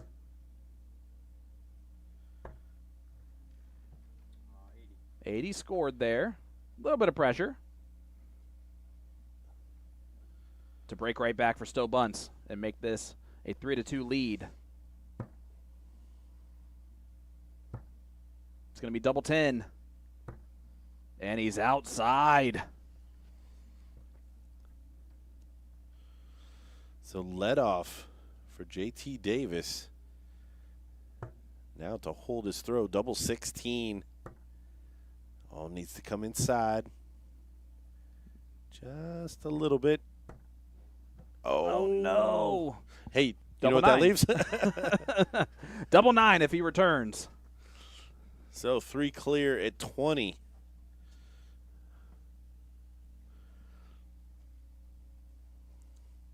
He just had 3 clear at 40. It's very rare that he misses a handful of doubles, and it's going to be double 5, or he has missed 2 handfuls of doubles. 2 fistfuls, and you see him leave it out there when he let that one go. He would have thought that was in. JT hits the bottom wire on the double 9, holds his throw, and takes the 3-2 lead. Stowe let him kind of have that one, but he'll take that gift and run. Absolutely. How frustrating Stowe is going to be after that. That's ultimately going to be the question. Stowe does get back into the trouble straight away, but those will start to wear on him. There's a couple of them now that that JT stepped in and taken back. Those last 3 darts from JT were about as smooth as he's thrown so far. I don't know if you noticed that. He didn't have any pause in his release or anything that he's had earlier.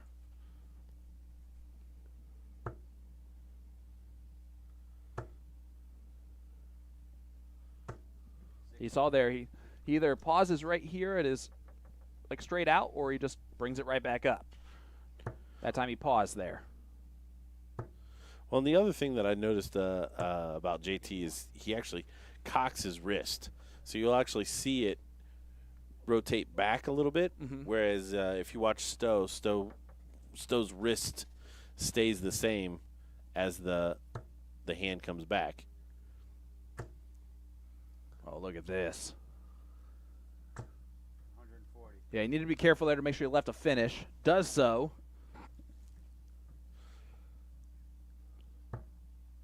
Stowe's going to have a better finish opportunity if he returns. 140. Big 140 to leave tops. The 161 from JT would be a massive, massive checkout. Oh, and he's just low with the first. Just high with the second. And finds the double bull with the third.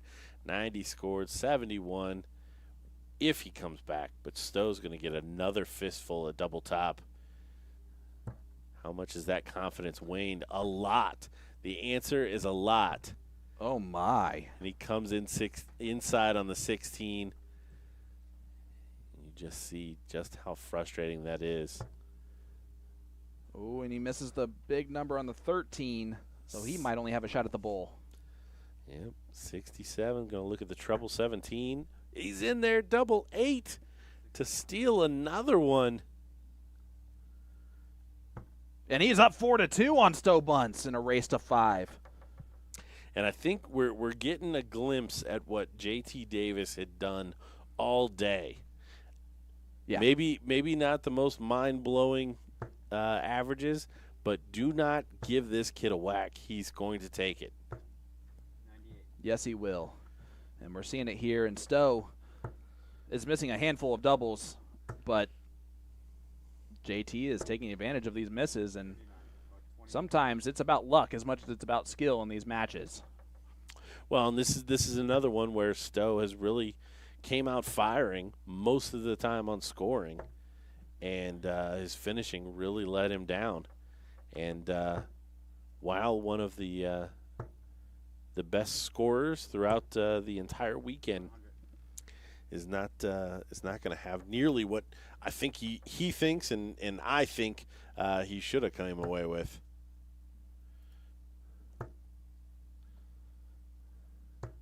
Yeah, absolutely. His first 9 average so far this weekend was a 97.96 for Stowe, comparing that to a 94.14 from JT. 121. But the finishing has just not been there today. And JT very much in the driver's seat right now. Yeah. Big triple will be at the first down, and that was a bit sloppy there because 93 would have left a bogey. Great second dart. 96. 96 scored. Leaves the 155, so an outside shot for Stowe. What type of pressure will be under? He would love a treble. Not going to get the treble, though. Stowe might feel like he has 6 starts here from 155. But he also is definitely not going to be comfortable with JT Davis behind him. Well, and how comfortable is Stowe on doubles right now as well? Right. Well, good last start. Sets him up 65 if he returns. Just below the wire, so Stowe will return. 100. Leaves 36. Yeah, it goes high to leave the double 18. We saw part of a double finish earlier for him, and Stowe is the right kind of miss. Oh, my. And again into the 5. Just no confidence Yep. whatsoever on that 20. And this is for the match for JT Davis to continue his great run today. It's going to be double 9. And it is not going to be double 9. So Stowe Bunce, it's not over yet. Pick back up those darts. He lives again.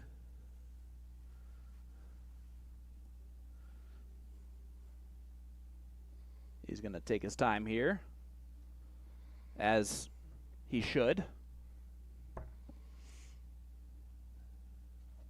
He's hit doubles many, many, many times. It's just, you just got to think about that, you know?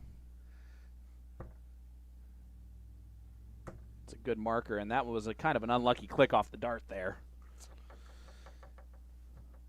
And just not hitting doubles. Yeah, it's just all too much at this point. JT finds the top corner for the match. Yep, and You saw the disappointment from his face, but again, always the gentleman is Stowe Bunce, going to shake the hand and always going to be in a great mood in about 3 minutes time frame. But he knows that. And look at him. He's going to break the cardinal sin. He's going to go doubles right now. Don't you dare. And he's going to hit all of them. He did hit the double 16, by the way.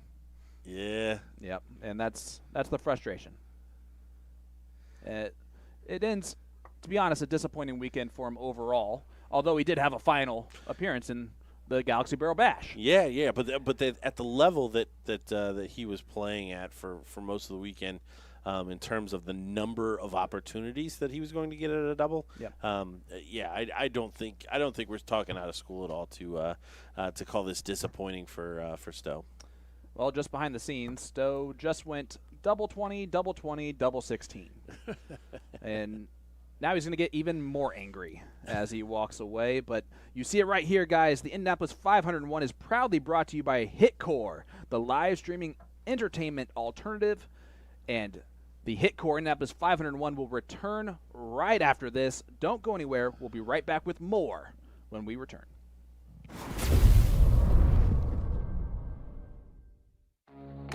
HitKor is the streaming entertainment alternative. Live concerts and comedy? HitKor has it. Premium high-def audio and video? HitKor has it. A customizable entertainment experience? HitKor has that as well. No app? No problem. Set up an account, decide what you want to watch, buy it, then press play. It's that easy. HitKor is live and on demand 24/7. HitKor, where every live event becomes your experience.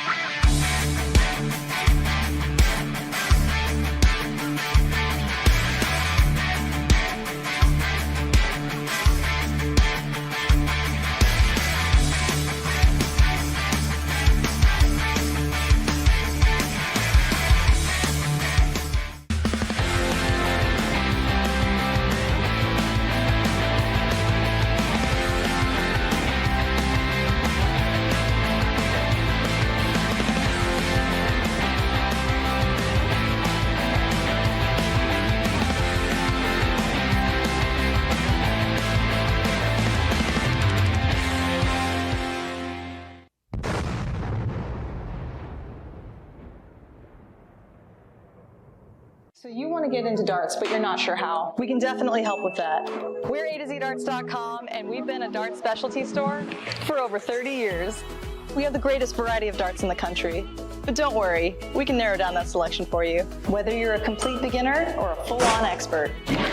We developed our own Colonial brand to offer an inexpensive line of darts, dartboards, and accessories, so you can get into the game without breaking the bank. Join our amazing community by going to azdarts.com.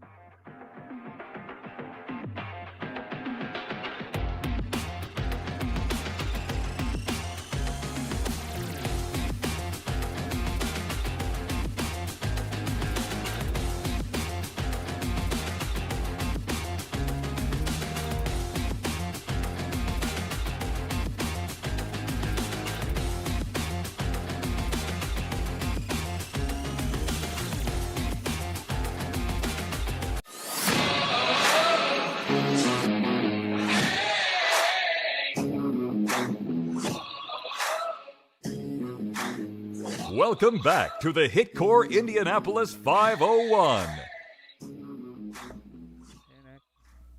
Wow, what an event so far. Welcome back to Brownsburg, Indiana. I'm Sean Green, your play-by-play commentator for the HitKor Indianapolis 501, and I'm pleased to welcome back into the booth Gordon Dixon.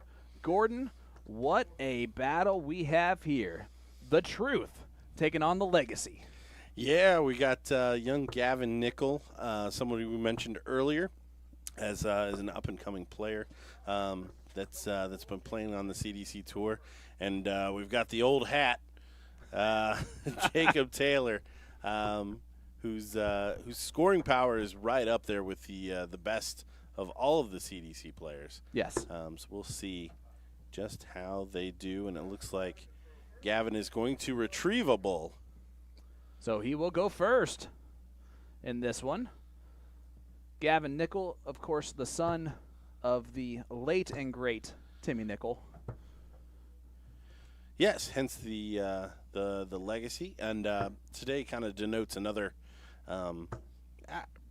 Let's call it a worthy touch point as Gavin passes his father on the Order of Merit for the CDC this weekend, which is a passing of the baton of sorts. Absolutely, it was cool to watch Gavin earn his tour card last year, and he has done nothing but taken the advantage of that.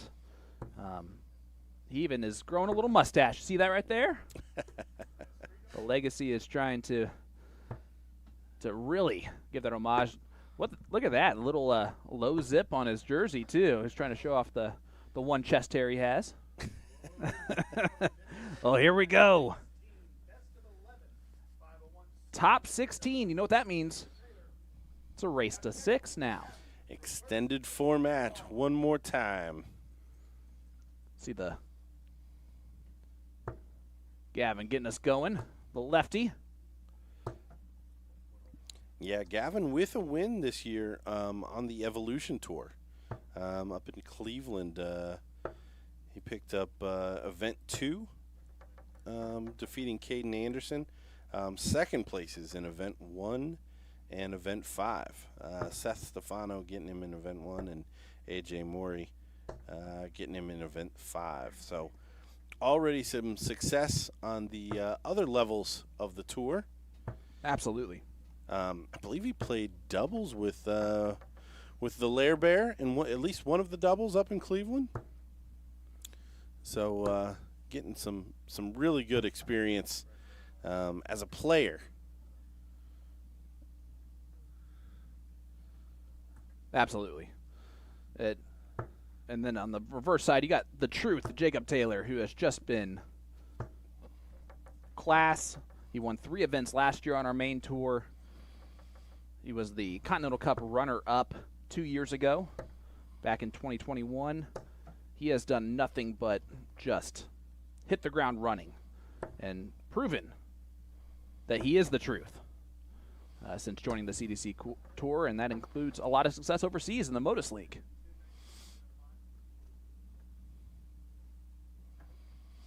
And we've got slow stow bunts on the 1s and 2s. Well, he fixes it, and that's all that matters. And Gavin a little bit off on dart number 1. Well, that's a good saving grace there on dart number 3. Yeah, pulled that one out of the fire. That's the best way to hit a 66. I thought Jake was going to show us the worst way. Yeah, Jake down to a finish, but Gavin can put a lot of pressure on here if he stays straight. May see a bull come in. Ooh, No. How about a trip 19? Puts a little aggressiveness on it. Love Great it. 137 to leave 28.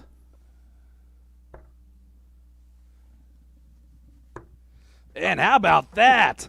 The bullseye checkout from Jacob Taylor. Oh, how could you do that to the kid? That's a Just- heartbreaker. Just knocked his lollipop right out of his hand.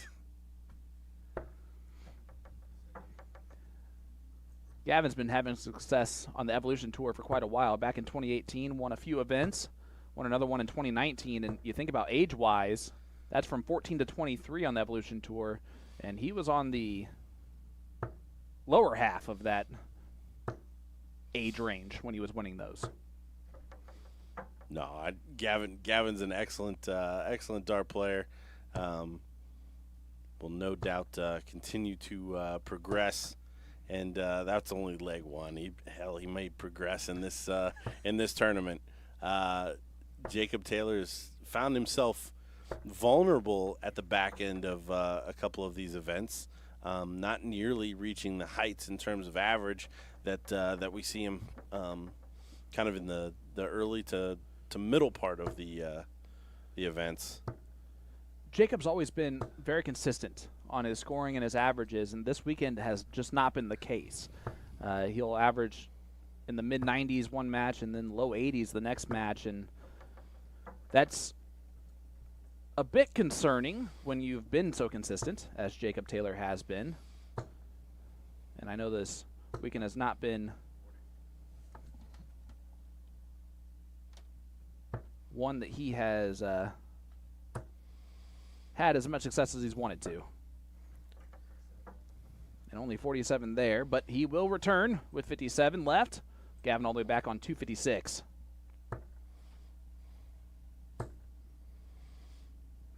And how about a big 180 from Gavin Nickel to put a little pressure on the 57? Yeah, just a little tap on the shoulder. Tops. Double 10. Oh, and he's outside, and there we see one of the misses that we may not have seen a round or two ago from Jake Taylor. Double top coming in for Gavin, and he's not going to find it. That would have been a heck of a 6 darts with a 180-76 checkout. But the pressure that he put on Jake Taylor is for naught as Jake breaks the throw, or holds the throw. And Gavin now down 2-0. Race to 6, he has a little bit more time. Well, and again, we were talking about earlier the different kinds of 3-0 downs. This would be one on the bad side of things with Gavin starting legs 1 and 3, but he also has a little extra time. Absolutely. As well. So have to take that into consideration when you're looking at the overall scoreline. I still wouldn't put this in a category of a must-win leg, but we're very quickly approaching that kind of talk.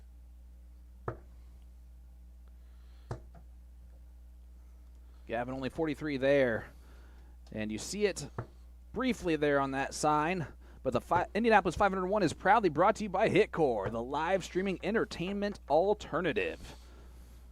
There it is. HitKor, your experience. I don't know if it's international, but I can't. When I hear you say HitKor, there's a auto parts called Jags. I've not heard of Jags. Yeah, Jags is it's probably an Ohio thing. I don't know, but every time Jags, HitKor. Well, it's got a good. It's good for the rasp. You know? Yeah. And a nice 137 again from Gavin Nickel. He has timed these pressure shots well. It's just now he's on an awkward 99. Yeah, he needs to convert after the setup shot, and he's well on his way. 32 to do here. Oh, the dart flipped up, and you see the disappointment. It's always tough when you're only giving yourself one dart at a double, especially when the truth takes it out right behind you, and he is now up 3-0 and 2 breaks a throw on the legacy. Yeah, important leg here. Gavin needs the pressure because Jake has given some opportunities to take legs, but Gavin needs to start stepping through. Yeah, I think Gavin needs to raise that first 9 average just a touch, because right now he's just falling a little bit too far behind early in the legs. And while he's trying to catch up at the end of it, only getting 1 dart at double is difficult to stay into a match doing that.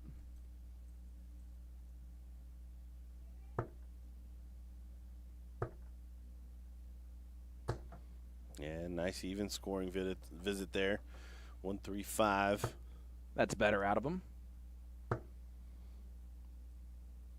And that's what he'll be looking for. It's just a little bit better sustained scoring power throughout the leg, so that he doesn't have to come up with that big 180, 140 at the end to set up an out. Gavin's going to look down to the 19s. Only 46 scored. Does even it out, though. He does. He gets rid of the 6. Surprised to not see him start on the 20 or on the 19. I'm sorry. He is a good counter. He knows his numbers.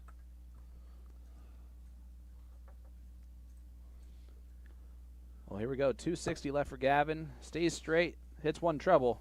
He's on a finish. And he does stay straight and hit a treble. And he's the first to do so.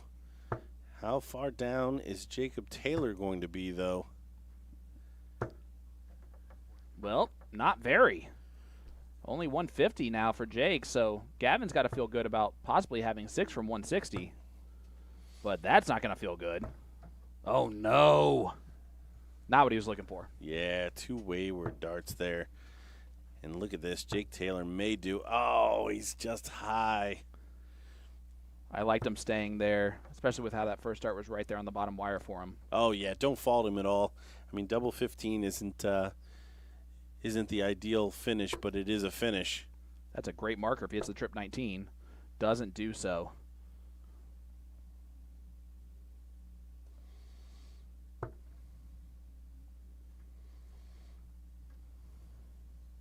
And only 49 scored, so Jacob Taylor wires the inside of the double 8 and then the double 4. Around the horn. And Gavin's not going to get a better shot to break a throw than right here. Yeah, no. 21 dart break a throw would be a kick to the shins of Jacob Taylor. It's the bullseye. Oh. And he does not hit the bullseye. Yeah, keep rooting for Gavin to step in here, because I think a little confidence can go a long way. And it just doesn't seem to come, and we are definitely at must-win leg status as he goes down 4-0. Well, the truth cleans up another one. And is the stream heading back to where it started? We sure hope not. We liked where it ended up there halfway through. And Gavin just not finding it currently. But you can see the averages are not far off. He's been giving himself chances. He's just got to start connecting on them. But if Jake starts to take off here, this could be over quick. Yeah, the biggest thing has been just the end of legs. Jake messing around, Gavin just messing around a little bit more, both in terms of getting to a double and then ultimately missing. So that's why the averages are so close. Well, let's take a tour around the venue here. Top 16 going on right now. Daryl Christie and Ron Looker just getting started. JT Davis up 5-2 on Matthew Thompson. So looking to continue a great run on the day. Leonard Gates up 4-3 on Doug Boehm. That's a great matchup going on. Keith Way up 4-3 on John Norman Jr. Another great battle. As Gates just makes it 5-3 against Doug. And I want to point out, Jason Brandon yes. checks 141 in the top 32 against Elliott Milk, with Elliott sitting on 56 in the deciding leg, and then smacks the reigning Continental Cup champion, Alex Spellman, 6-1 with a 95 average in the top 16. So, and gets revenge on the finals from last night's yes. A to Z darts duel. Convincingly. So absolutely incredible from Jason, continuing his 3-event run here as well. So it would be interesting to see if and/or when JT Davis and Jason may bump heads. Well, who double may be 18. the best players right now. Thank you, jumping in there. No, I was just paying attention, just in case. But Jacob Taylor cleans up another one. He is up 5-0, and you see Gavin can't do anything but wonder what's going on here. He's had his opportunities, just unable to connect with the double. And Jacob Taylor, the consummate pro, has done a great job just cleaning up. Yep, stepping in, throwing in the double, going on.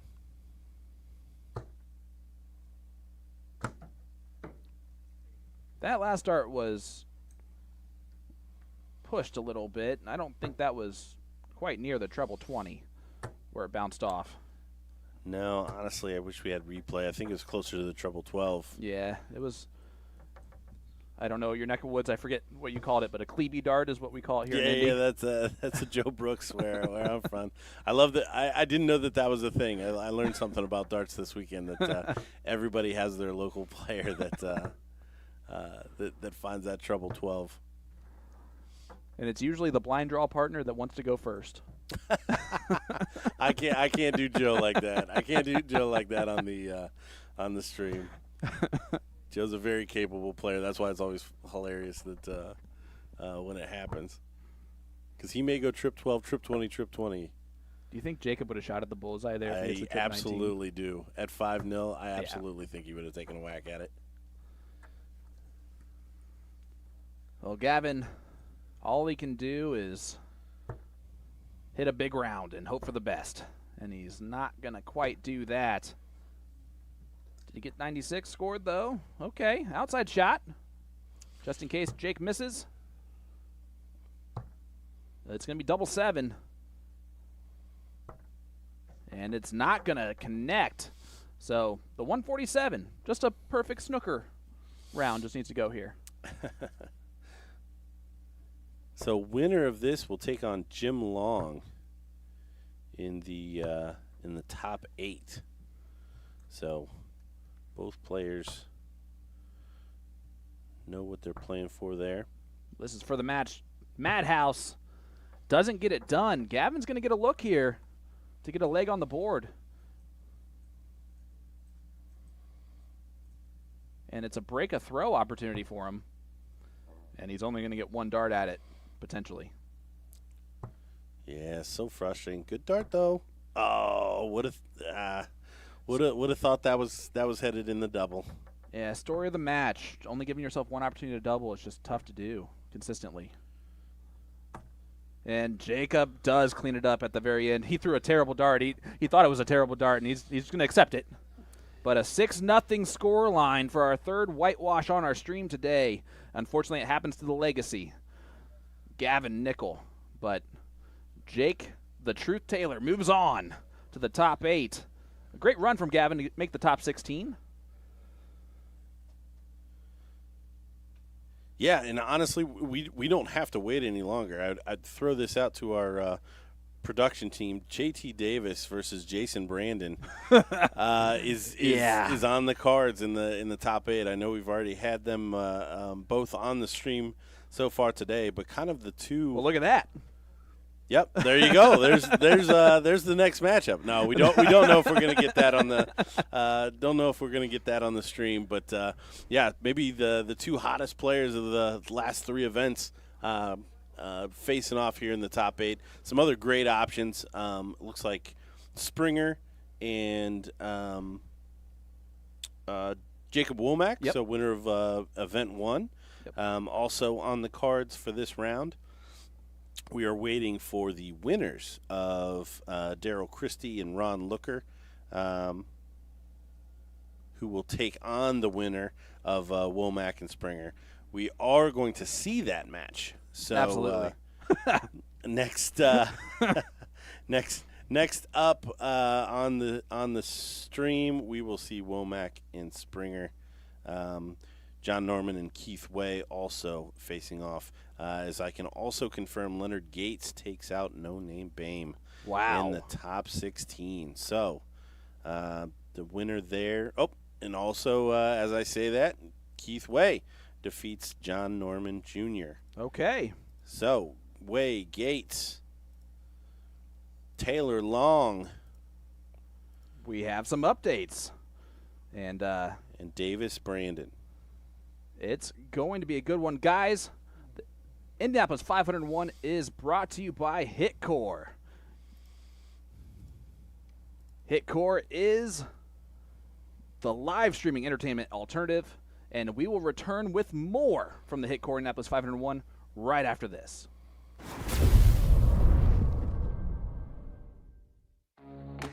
HitKor is the streaming entertainment alternative. Live concerts and comedy? HitKor has it. Premium high-def audio and video? HitKor has it. A customizable entertainment experience? HitKor has that as well. No app? No problem. Set up an account. Decide what you want to watch, buy it, then press play. It's that easy. HitKor is live and on demand 24/7. HitKor, where every live event becomes your experience.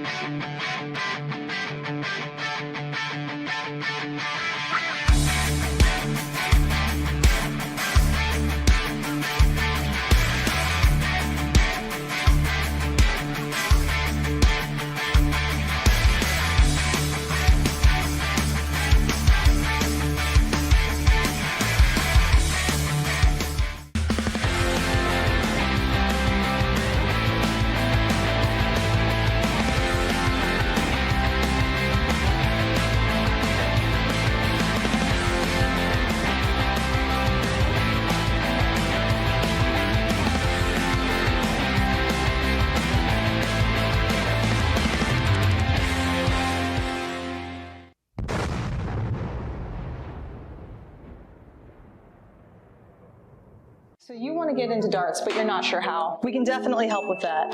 We're A to Z Darts.com, and we've been a darts specialty store for over 30 years. We have the greatest variety of darts in the country. But don't worry, we can narrow down that selection for you, whether you're a complete beginner or a full-on expert. We developed our own Colonial brand to offer an inexpensive line of darts, dartboards, and accessories, so you can get into the game without breaking the bank. Join our amazing community by going to azdarts.com.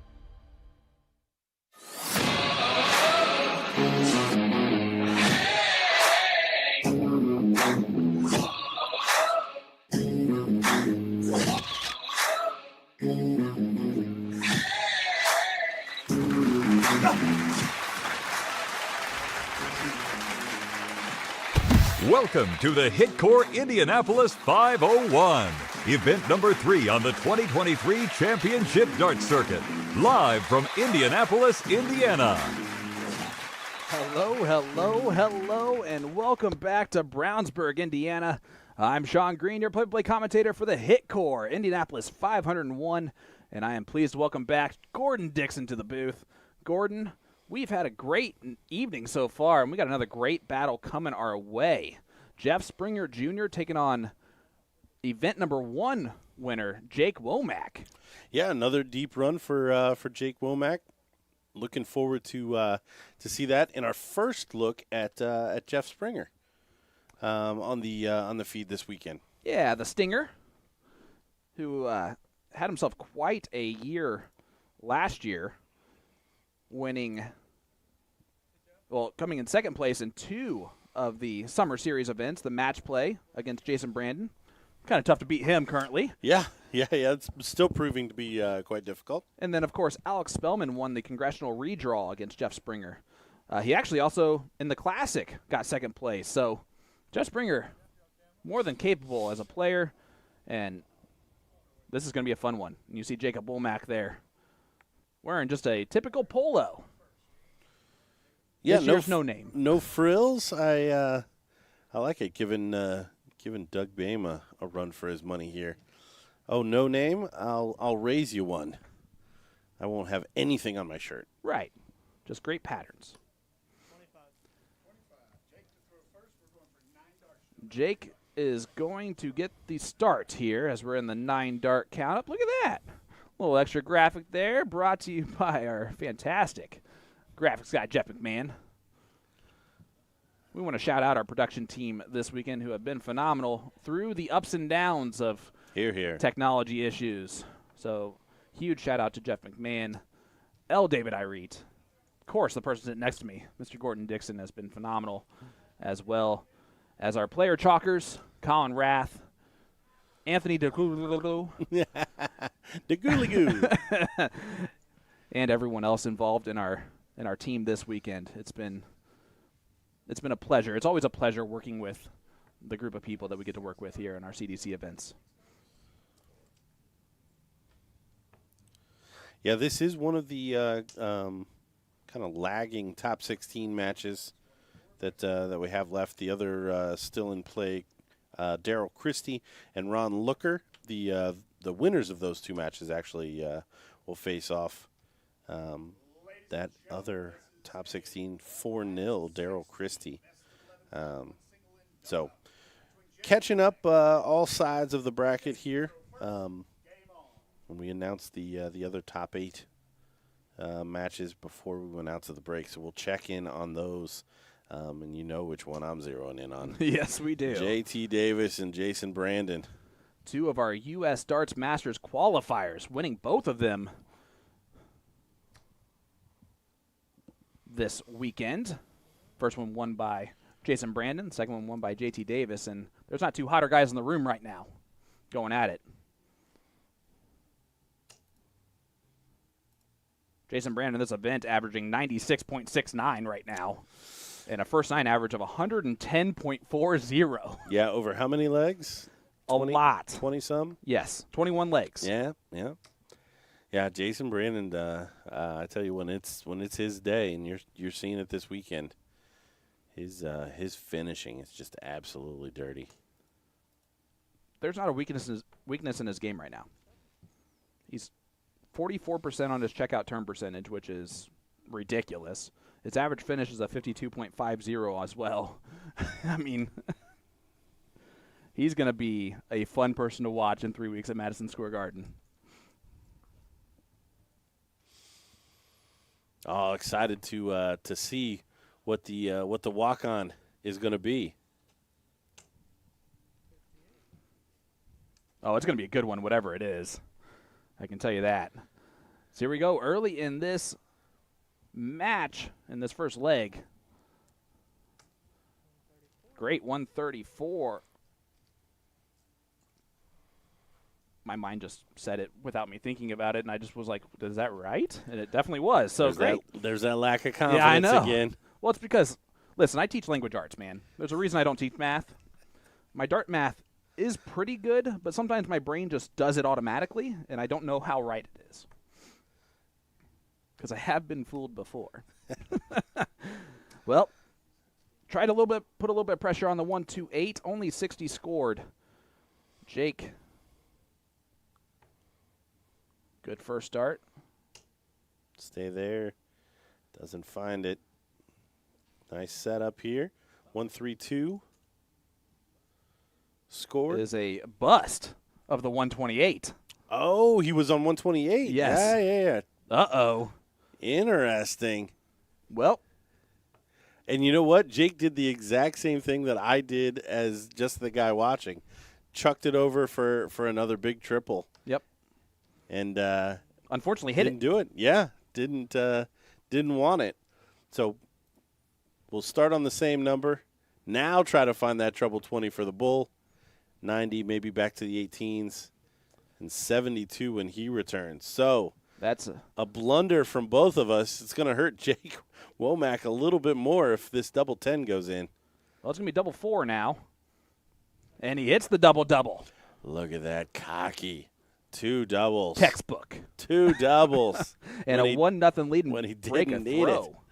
Yeah, great start there, and just a miscount. I don't read too much into that from Jake, but it has spurred on the stinger. Yeah, he gets rolling into that treble right out of it. And we'll see if that ends up affecting Jake overall. An unfortunate mistake that cost him a leg, but it's so early into it that even though it's a break a throw, it's not as costly as it could have been.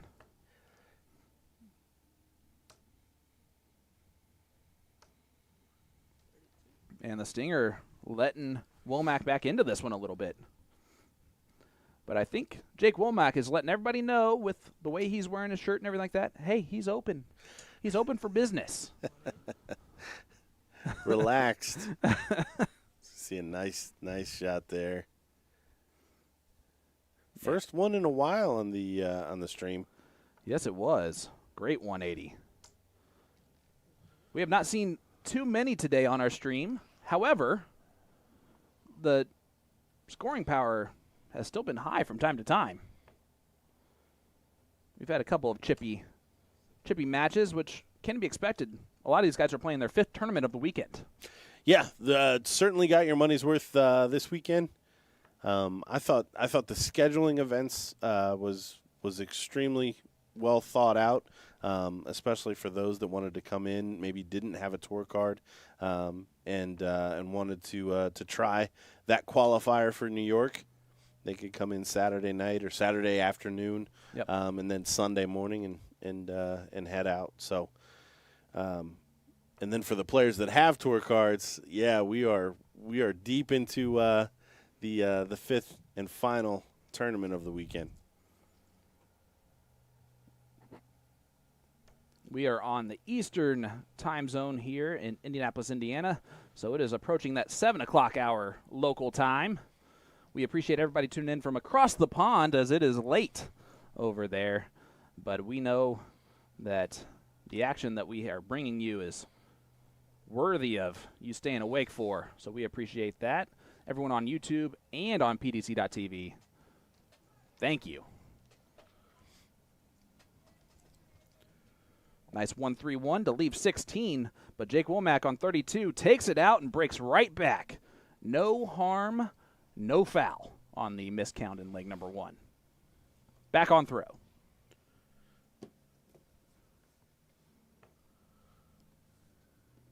And we'd like to remind everyone that we're streaming to you via YouTube and PDC.TV. Streaming is the new way to enjoy your favorite sporting events, entertainment, and more.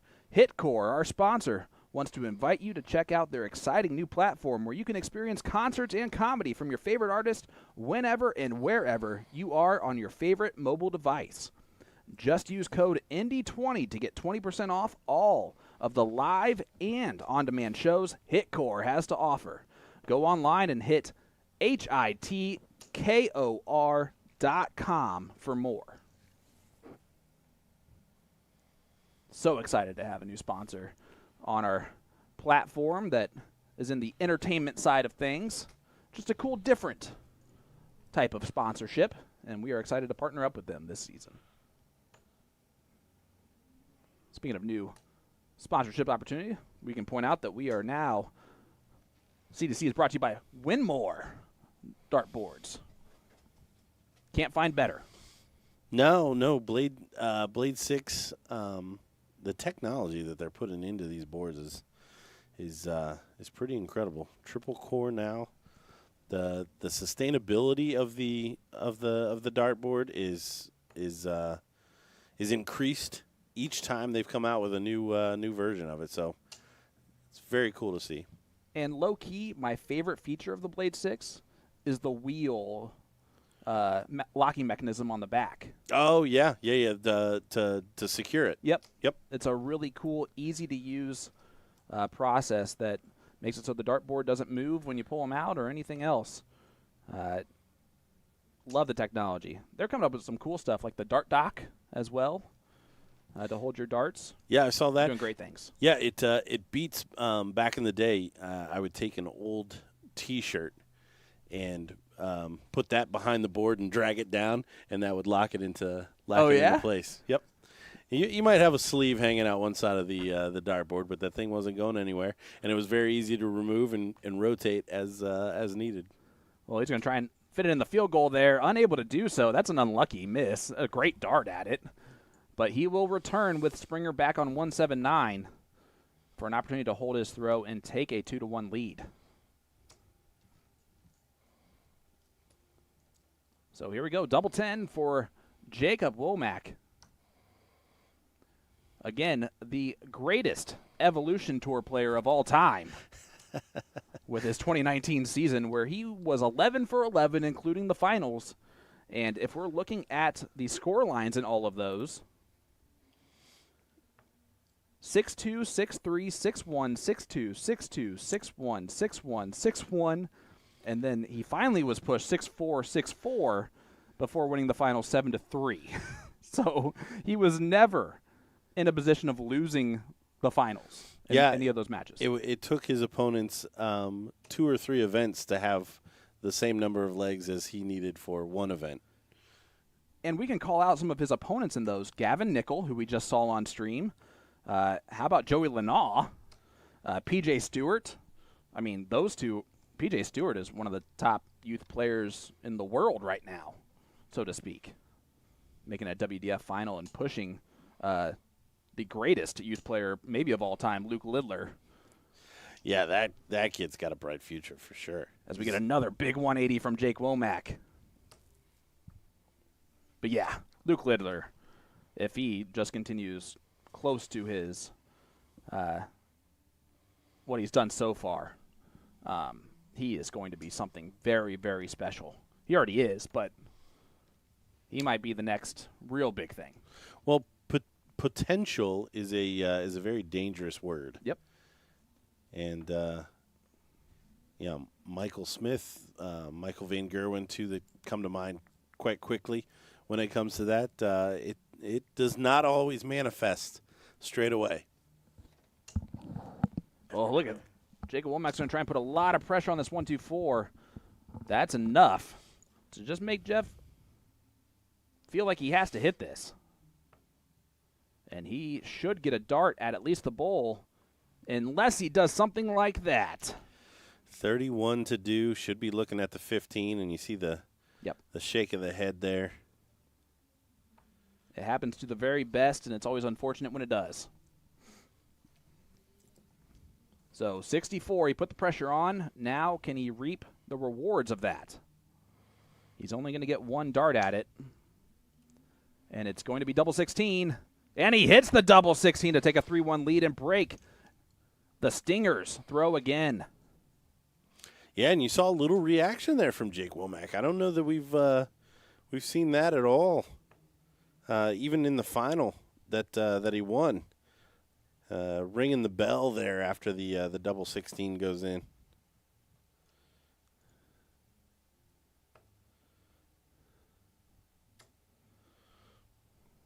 And how about that?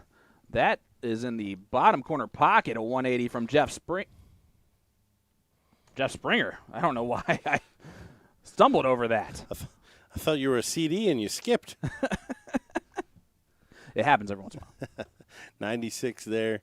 So good leg, and Jeff finally finding that treble a little bit more regular. And there he's one over the top in there as well, because it was starting to get concerning that that Jake seemed to be running down the board a little bit faster. The only leg that Jeff had won, still only one, but was at the mistake of Jake Womack from 128. So we'll want to correct that and make sure Jake knows that that Jeff's able to boss legs as well. And this is where the difference has really been in this match, buddy, as we see another perfectly timed 180 from Jake Womack. It's been from that 300 to 100 scoring range where Jake Womack has just been great at getting down to finishes a little bit quicker than Jeff has. As you see it right there, Jeff on 133, where Jake, it's a 180 to lead. Now tops and hits it. A big 15 dart hole to throw for Jake Womack. And the Stinger is going to have to get going quickly. Yeah, clean 64 in the last leg, 16-16, double 16, clean 80 there, 20-20, double 20. Those are the kind of finishes that will win you events, because that's what you're going to look at most of the time. Whether or not you get 3 clear at something is going to depend on whether or not your opponent is usually in the mood of missing on their turn, especially on their throw. Well, and right there you saw Jeff started out with a 180 in that leg and never even got a checkout turn. Yep. And Jake has just been very impressive. For us not knowing a ton about him, although we should have with the incredible CDC Evolution Tour career, he has impressed a lot of people this weekend. We've had quite a few players that are just kind of coming to their own here this weekend. And that's what we love the most here in the CDC. We've had 2 first-time winners this weekend. An opportunity still for a 3rd first-time winner. And crazy enough, Jason Brandon would not have been a first-time winner because he won an event back in 2015 with the CDC. Yeah, a little bit of distance between his last tour win. A couple of special events with Jason's name next to it. Yep, won event number 3 back in 2015. And then, 8 years later, 9 years later, now wins his 2nd CDC event. But again, he did win a lot of those summer series, or he's won a few of those summer series events as well. So, and again, by the way, he's been playing. How's that match going, by the way? It's 1-all right now. Brandon and Davis. Actually, correction, 2-1 to JT Davis, who's now averaging over 100 as they head into the 4th leg. Well, that's going to be the way that Jason loses. If someone's going to have to average something like that, it feels like. Yeah, it's going to have to be silly. No, I 100% agree, because I can't imagine that he's going to fall off to the point where he's not getting shots. Right. And if he's getting shots, he's going to win legs. Yep. Well, 41 there from Jake, even though he had an outside shot to break another throw. But Jeff has got to hit this double. This is a must hit, and he's not going to do it.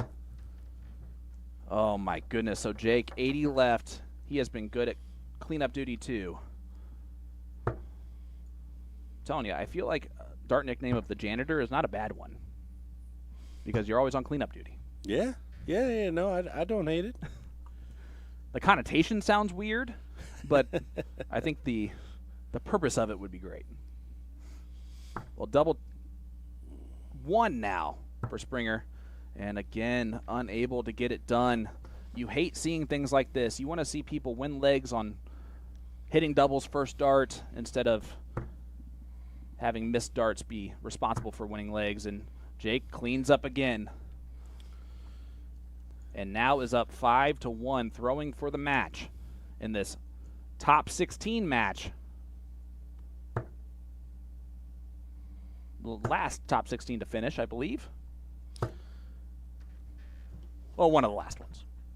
Well, it is interesting. At least on my Dart Connect, we'll have to check it out. The Daryl Christie and Ron Looker is paused at 4-0. It's been that way for a while.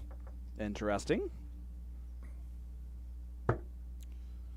So we do have confirmation as well of the next match.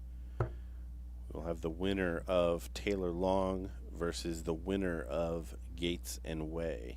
And we're skipping the top 8 altogether. That'll be a semifinal matchup. But my goodness, that has the opportunity of any of the combinations of that matchup is going to be great. Well, and it's headed towards Gates Taylor. Oh yeah. I don't know why I didn't look at that right this second. It's 5-1 leads for both of those gentlemen, and that is the 1 seed and the 4 seed that would be meeting in the semifinal. So that would be actually a chalk semifinal. That's how you draw it up, yeah.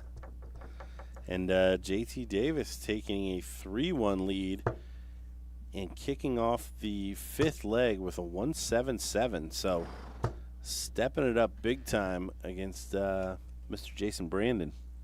I just really have a feeling that kid's about to, his confidence on top of his talent level is just going to ignite something crazy out of him as he goes 1-3-4 after the 177.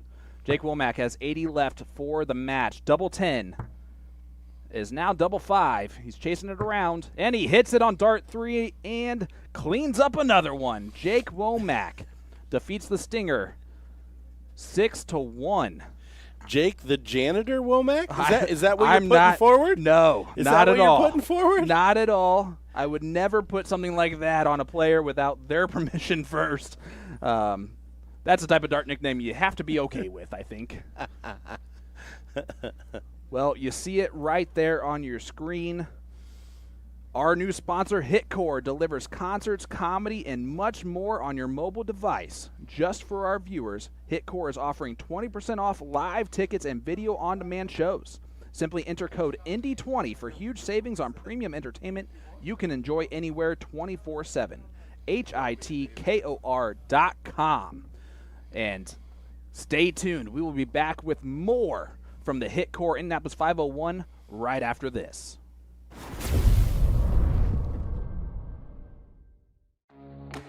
HitKor is the streaming entertainment alternative. Live concerts and comedy? HitKor has it. Premium high-def audio and video? HitKor has it. A customizable entertainment experience? HitKor has that as well. No app? No problem. Set up an account, decide what you want to watch, buy it, then press play. It's that easy.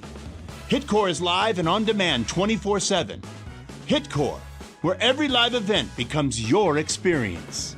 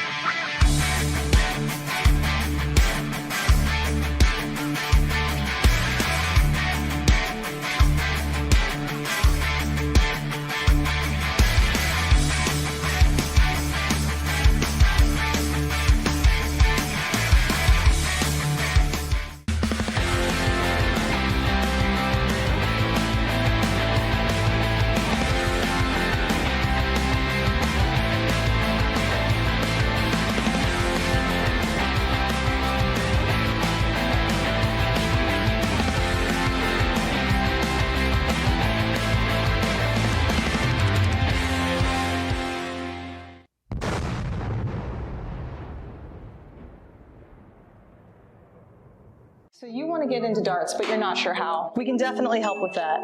We're A to Z Darts.com, and we've been a darts specialty store for over 30 years. We have the greatest variety of darts in the country. But don't worry, we can narrow down that selection for you, whether you're a complete beginner or a full-on expert. We developed our own Colonial brand to offer an inexpensive line of darts, dartboards, and accessories, so you can get into the game without breaking the bank. Join our amazing community by going to azdarts.com.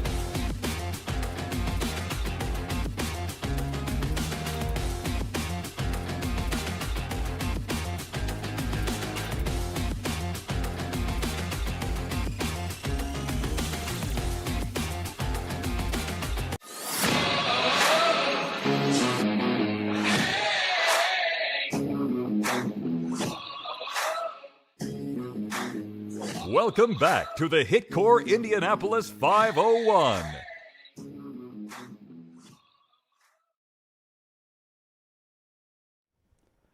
Welcome back to Brownsburg, Indiana for the HitKor Indianapolis 501. I'm Sean Green, your play-by-play commentator for this tournament, and I am joined by the coffin fit of Gordon Dixon. Gordon, we have had ourselves a battle so far today, and we are about to see quite a doozy. The number 1 seed, Jacob Taylor, taking on the number 4 seed, Leonard Gates. Doesn't happen very often, but we got a chalk semifinal here. Yes, we do. For the third event of the weekend. Looking forward to it. Both playing well.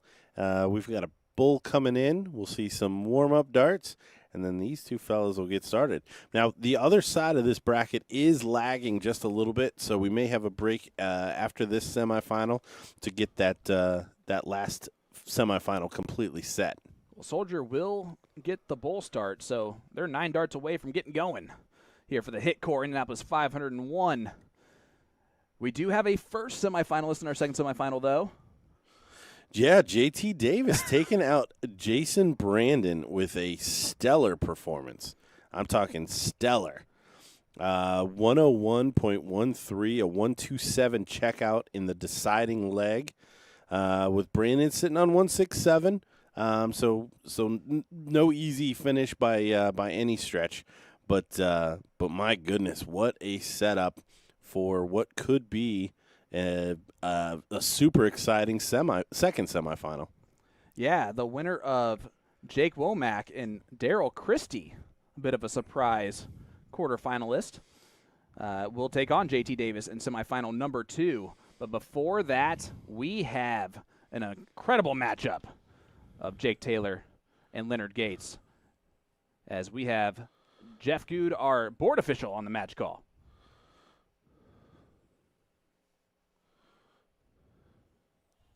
But the microphone's not on. But he's going to hold it there the whole time. No one tell him. All right, a Soldier gets us started here. Leonard Gates from Houston, Texas. 100. Needs no introduction. Across the pond and here in North America. For either of these players, really.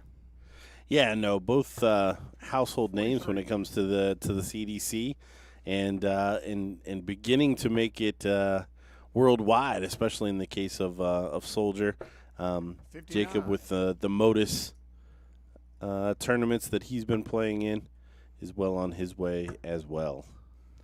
Yeah, you want to talk about making the most of opportunities. Leonard Gates taking the chance to go over to play in the Golden Ticket qualifier for the Champion of Champions event for the PDC Seniors. Well, not PDC, the Seniors, the World Seniors Tour. Defeats over 100 players, including a couple of former world champions, in order to do so. And then 140. Your Golden Ticket opportunity is to play Phil Taylor in the first round as the favorite against Phil Taylor. No pressure, Leonard. He goes on to win the entire thing to become the Champion of Champions. That's awesome. I have a more pressing question to ask you. Before I forget, I know you talked to Jake Womack. I did.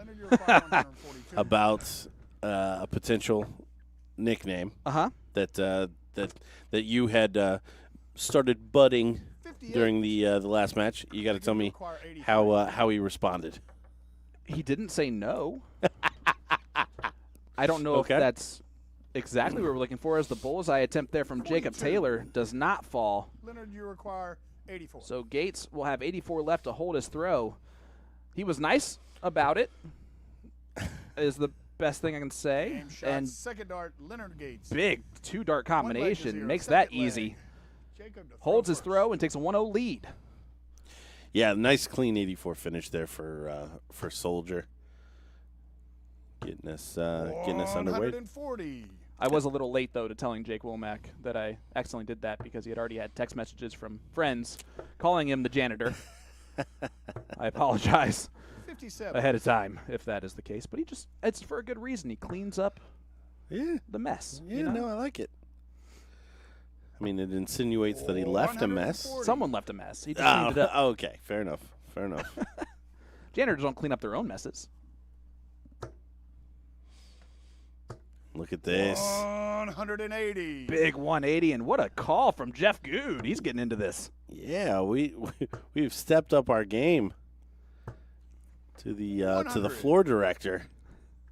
A nice ton there from Jake Taylor to give himself that first look, and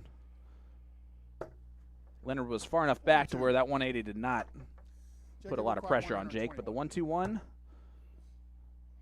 he doesn't have to go the bullseye route, and that's what he exactly stopped for. He can actually go 25 here if he wants to, or he can go the 15s to leave double 8. Now he'll just set it up, tee it up nicely.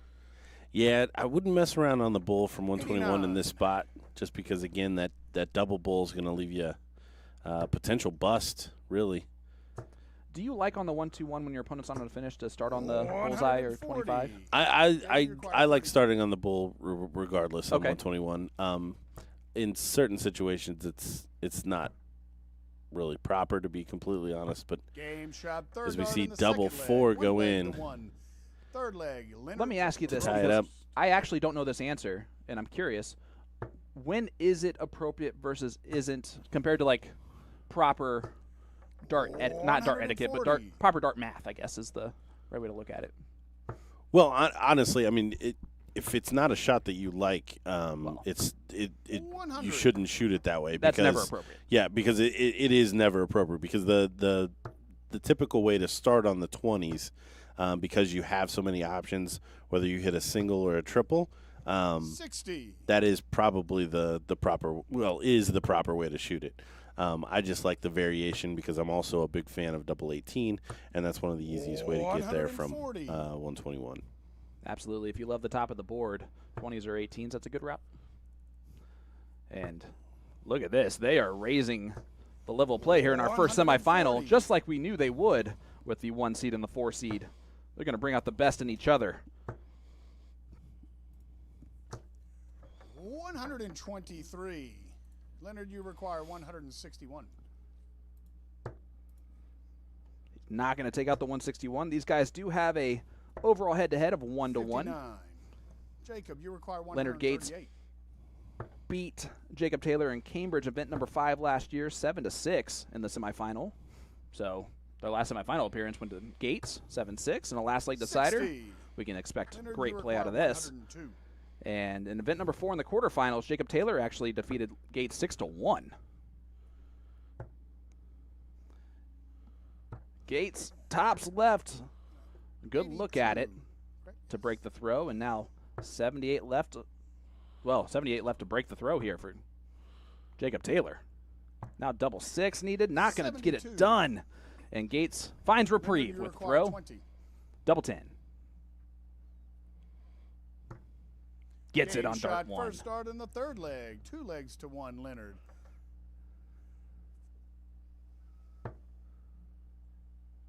And you see those averages, mid to high 90s. 57. It's about where, and this is going to sound crazy, that's about where we expect it to be at this point in the tournament. Oh, absolutely. With these two players, these are ones that, again, that once they 140. get rolling, you're almost surprised when they miss. And both have such the pedigree that they continue 97. to perform that when they don't, that's when it's surprising.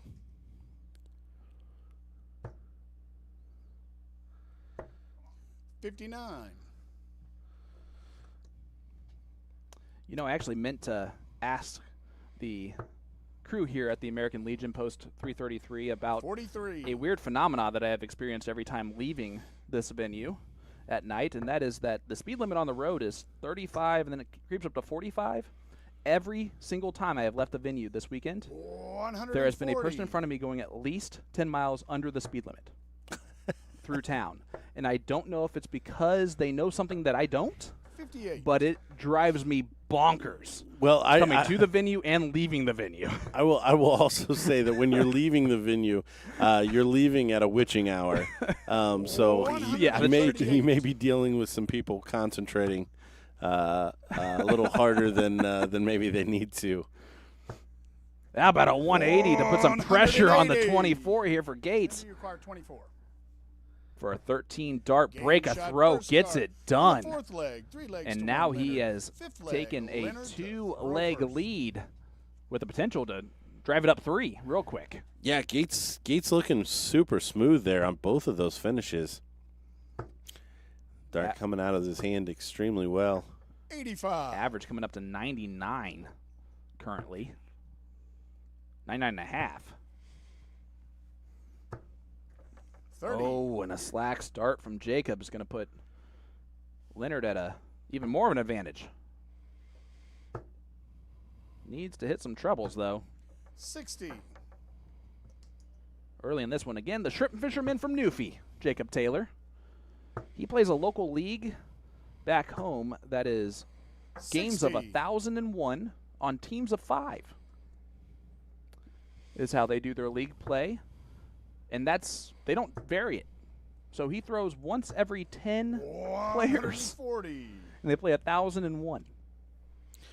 And that's the only game that they. That's the only game they play in their league. How crazy is that? 95. That sounds like It's a new one, right? That sounds as much as fun in Canada leagues as I could imagine. That's exactly. That doesn't surprise me 140. in the least. Newfoundland with their half-time zones and their 60. 1,001 league play. Leonard, you require 76. Whatever he's done, it's worked. He's very, very good at double 18 is what Leonard picks, and he hits. Match game dart, 3rd dart. 4 legs to 1, Leonard. 6th leg, Jacob to throw first. Everybody's a little chippy here as the first event winds down. What a 180 start from 180. Jacob Taylor. The wonderful thing about Jacob Taylor's game is that no matter what happens in the previous leg, previous 100. throw, previous dart, his demeanor stays steady. One of the best 58. in it, or at that. Oh yeah, I mean even talking to Jake's very subdued, even keel. Not a lot of inflection in the voice. Even 134. if you're talking about something that may be excitable. 59. Trouble is visit. That's how I talk about anything. So, no, he's an absolutely fantastic person just to sit down and talk to. 100. And Gates on a finish again first. But, oh no, the 66. worst type of 66. Leonard, you require 167. And that first dart goes in the treble. But Jacob will be back for the Deller. 60. Yes, the Jacob, 138 138. heard round the world. Not going to go this time. 43. Leonard, you require 107. See which way Leonard goes. 47. 7 for tops. Oh, and the little 87. extra shoulder there. Jacob, you He's require 95. been looking extremely smooth on those. Oh, wow. What This would be a save. Yeah, what a save. Oh, he's inside on the 18. 77. Gates Leonard, again you require 20. in great position to break and potentially go up 5-1. Game shot first. Does start get it in done. The 6th leg, 5 legs to 1, Leonard. 7th leg, Leonard to throw first. We're going to mention this as a storyline, although we do not know the results of this. And we want to make this perfectly clear. But Leonard Gates right now is arguably 60. playing for a shot at the World Cup spot for the American team. Him and Danny Baggish are about even in the order of merit. And 100. depending on who's defending what, point-wise, is going to determine that final spot to play partners with Jules Van Dongen. 100. So I think winning this event would be a very good start for Leonard to earn that second spot. Yeah. Probably makes the calculations a little bit easier. But in the past, man, Danny Baggish has put up some numbers and some tournament wins. So 137. He's also a fan favorite over there, which is always always great to have. Of course, Leonard has become a huge fan favorite over 58. there. His dancing alone. Yeah, no. The world renownedness of both of those players has 100. definitely increased over the last two and a half years or so. Jake needs another big treble. It's not going to happen. 100. He is at a finish, You require 100. but 104 to take him to the hill. He's looking for 4/16s for double top. He's got 96, so treble 20 should be the shot. He'll stay there for double 8, maybe. Yes. 48. Does not get there, but Jacob, you require 143. he's got to like his odds of coming back. Jake just not looking as sharp 57. on those triples as we've seen in Leonard, the you past. require 56. I know he's a shrimp fisherman, but he's a bad electrician right now. Just on the outside of the wires. Double 10. 36. Jacob Taylor, a chance here to break. Jacob, you require 86. This has to go, you'd imagine. It'll be the bullseye. And it was a pretty good 61. attempt at it. Nah, it you was. require 20. He would have felt pretty good about that when it left his hand. Double 10, though. Game shot first. He has start cleaned in up the double 10, seventh I think leg. 4 of those 6 legs. legs. To 1. Eighth leg, He's been Jacob to consistent throw on it first. for sure. And Womack and Christie 100. tied up at 3 apiece in that other quarterfinal. The winner of that taking on J.T. Davis, 96. who, as we keep referencing, has won his spot into Madison Square Garden.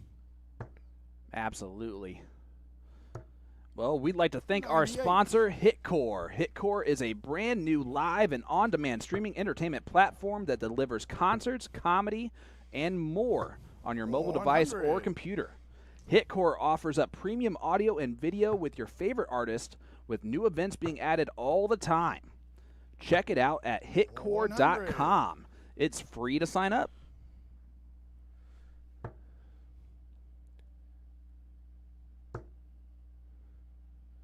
And if you want 20% off, 97. live events and I definitely want on-demand 20% off. events, just Indy20 to any of our viewers at hitkor.com. Get you 20% off. So, big shot here coming in. Jake on 103. Leonard a little frustrated. Neither of those first two went in. 60.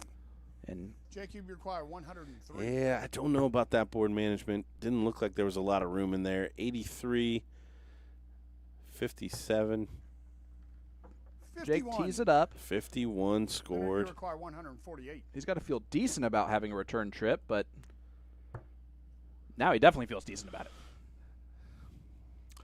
Odd to see Leonard get so frustrated right here. I mean, he's up 6-1. 58. Really hasn't been throwing that poorly in this leg. Just the last couple of darts didn't actually go in. Game shot. Well, he second knows dart. that Jacob Taylor Eighth leg. has the talent 6 level legs or 2, Leonard. Ninth to leg, rattle Leonard off to throw 5 first. straight, and I guess you don't want to give him any opportunity to start rolling. Yeah, that was a hold of throw. 100. The temperature's about to drop 10 degrees because Jason Brandon's leaving the building. Ah, So the hottest man in darts this weekend's 60. gonna be heading back to Tennessee. But the Big Apple awaits him in 3 weeks. 60. ooh, a pretty 60 from Gates there. And just the 43. slightest shake of the head there from Taylor as the second dart goes low. That's about the most frustration we'll ever see out of Jacob Taylor. It really is. But still 55. very much in striking distance. And the frustration that he's feeling right now is that Gates is not throwing lights out right this second. He's given him an opportunity to get back in this. Yeah, 85. 9 darts in, more than half the legs still to go. We've seen 10 darters from both of these players, I think, throughout this very event. This is more like it. 140. Big 140 there from Leonard. Will give himself a first look at a finish.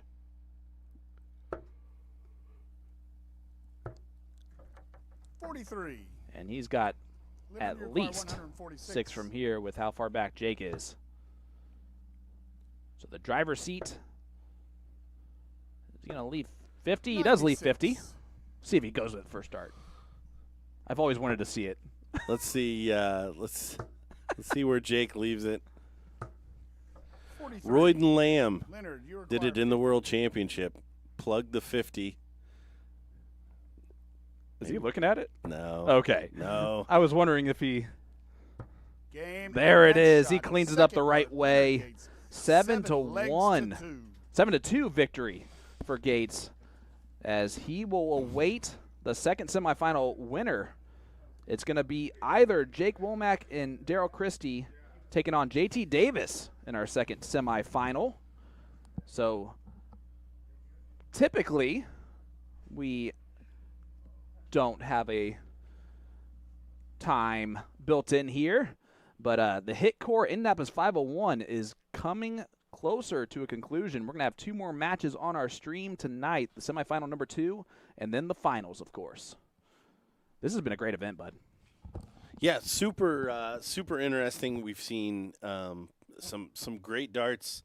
Daryl Christie, I mean, we really haven't had a chance to talk about him much at all. But if he comes through here, that's going to be another brand new kind of element to the tournament and the storyline of this third event.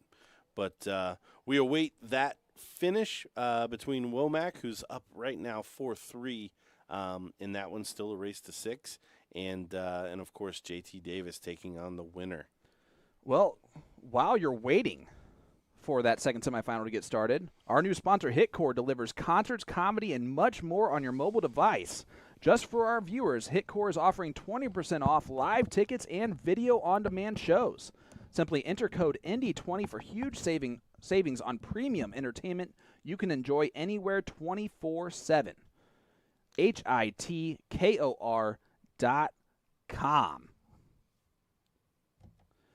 So stay with us.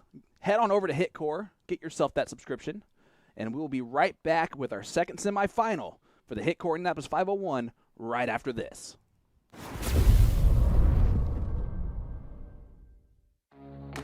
HitKor is the streaming entertainment alternative. Live concerts and comedy? HitKor has it. Premium high-def audio and video? HitKor has it. A customizable entertainment experience? HitKor has that as well. No app? No problem. Set up an account. Decide what you want to watch, buy it, then press play. It's that easy. HitKor is live and on demand 24/7. HitKor, where every live event becomes your experience.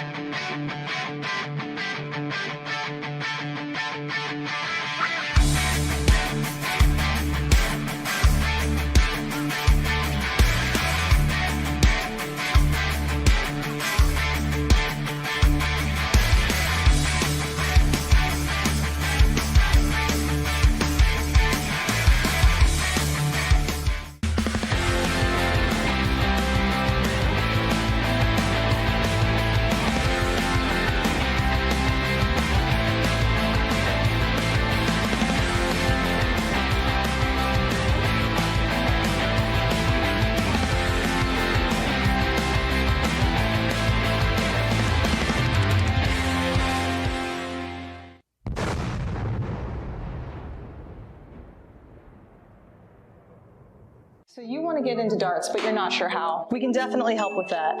We're A to Z Darts.com, and we've been a darts specialty store for over 30 years. We have the greatest variety of darts in the country. But don't worry, we can narrow down that selection for you, whether you're a complete beginner or a full-on expert. We developed our own Colonial brand to offer an inexpensive line of darts, dartboards, and accessories, so you can get into the game without breaking the bank. Join our amazing community by going to azdarts.com.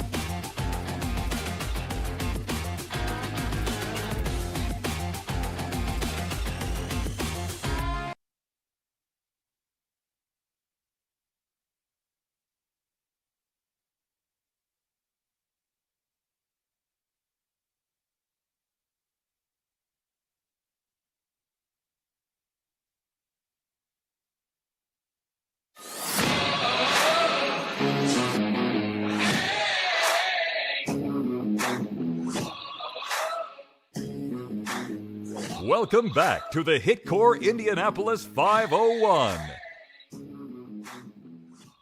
Welcome back to Brownsburg, Indiana. I'm Sean Green, your play-by-play commentator for the HitKor Indianapolis 501, and we are at the American Legion post number 331 in Brownsburg, Indiana, and I am pleased to welcome back into the booth Gordon Good Stuff Dixon. Good Stuff, our second semifinal, features now a very known entity as of today against maybe more of an unknown in Daryl Christie. Yeah, Daryl Christie, can't say out of nowhere. He's a tour card holder, but has made it all the way to the semifinal of Event 3, taking out some pretty good names along the way. Absolutely. Not least of which, in his last match, the winner of the first event this weekend, Jake Womack. Daryl Christie's dart nickname is the Natural Disaster, which I like. That's a good one. He currently lives in St. John, New Brunswick, which is just east of Maine. And for those in the U.S. that didn't think that there was anything east of Maine, it is New Brunswick. Yes. Yes, there is something east of Maine.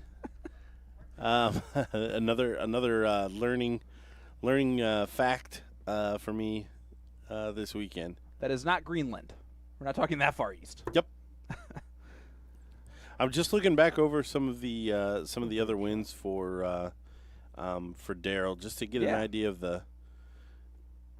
the quality that he's put forth today. Gary Mawson blanked him, 5-0 in the round of 64. So definitely has put together a great showing today, and will need it if it's to continue against the red-hot JT Davis.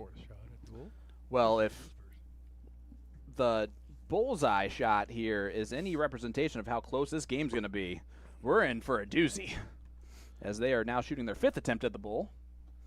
And I wouldn't be surprised if Daryl hit a bullseye here.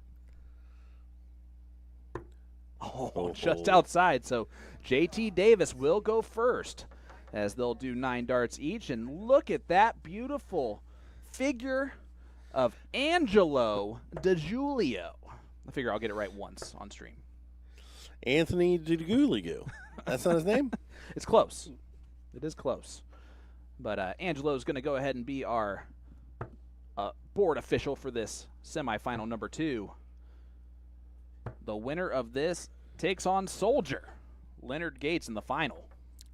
Yeah, big matchup awaiting the winner of this, so it's not going to get any easier for either one of these players. Been a fantastic run today for JT Davis, comparable to Jason Brandon's run since he started playing this weekend, starting last night by making the final of event number 2, the A to Z darts duel, and then, of course, the qualifier right after that, winning that bad boy. Yep, JT trying to just flip the script and perhaps even go one better. He still has the opportunity to win the event, could win the qualifier, and then event 3 right after, which would be a heck of a day of darts for him. Well, here is our floor director, Jeff Good, with a match call.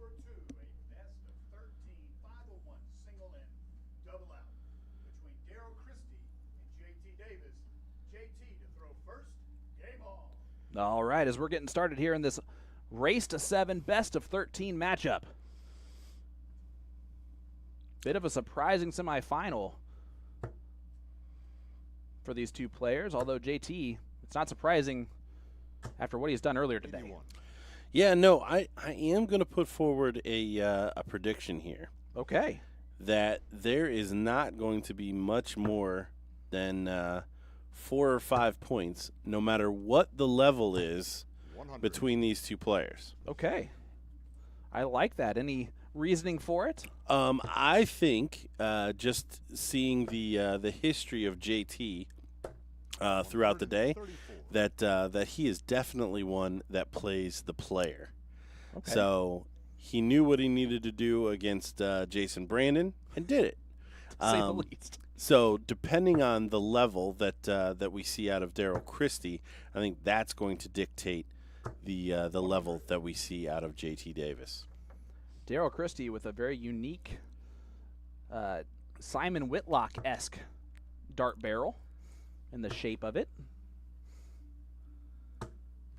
JT's eyes are a bit deceiving on if he's switching or not. It's a bit of tough on our spotter, who's not Doug Bain. Although it is his They fault. don't need to know that. No matter what. Yeah. Still.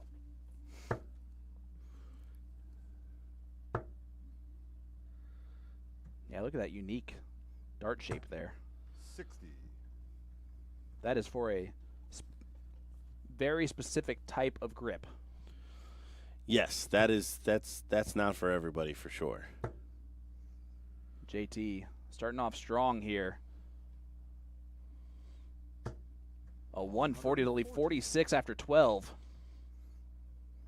So the level of play is not diminishing one bit. What type of pressure can Daryl put on? Max would be leaving 61. He's going to go down the board. 83. And he did find the treble. Require 46.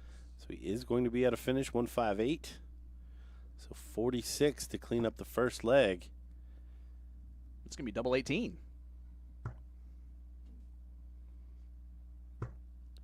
20. Oh, I think he thought he hit that on the first dart. Looked like he started to come forward. Maybe he didn't think that. Just when it left the hand, it felt good. Now this would be a big steal straight away for Daryl Christie to take this 158. It's not going to go. Yeah, not going to happen here. 85. So see how JT tries to clean up this 18? I'm going to guess straight at the double 9. Yeah, that's what we've seen in the past. That's a beautifully placed second dart. And that is why that third dart found the double. Yeah, it was a good indication it was going to, that's for sure. Holds his throw. And a 1-0 lead here in the semifinal number 2. I can guarantee you coming into the day, if you told JT what he would accomplish today, he maybe not believed you and would be all for it, to say the least. 128. And look at the switch from Daryl over to that 18. Finds him, too. Yeah, great shot. Man, that's a beautiful first start. See if he fills them all up. He does. 180 to get a start here for JT Davis. The first of the match. Continues to be impressive. Yeah, JT really looking smooth here.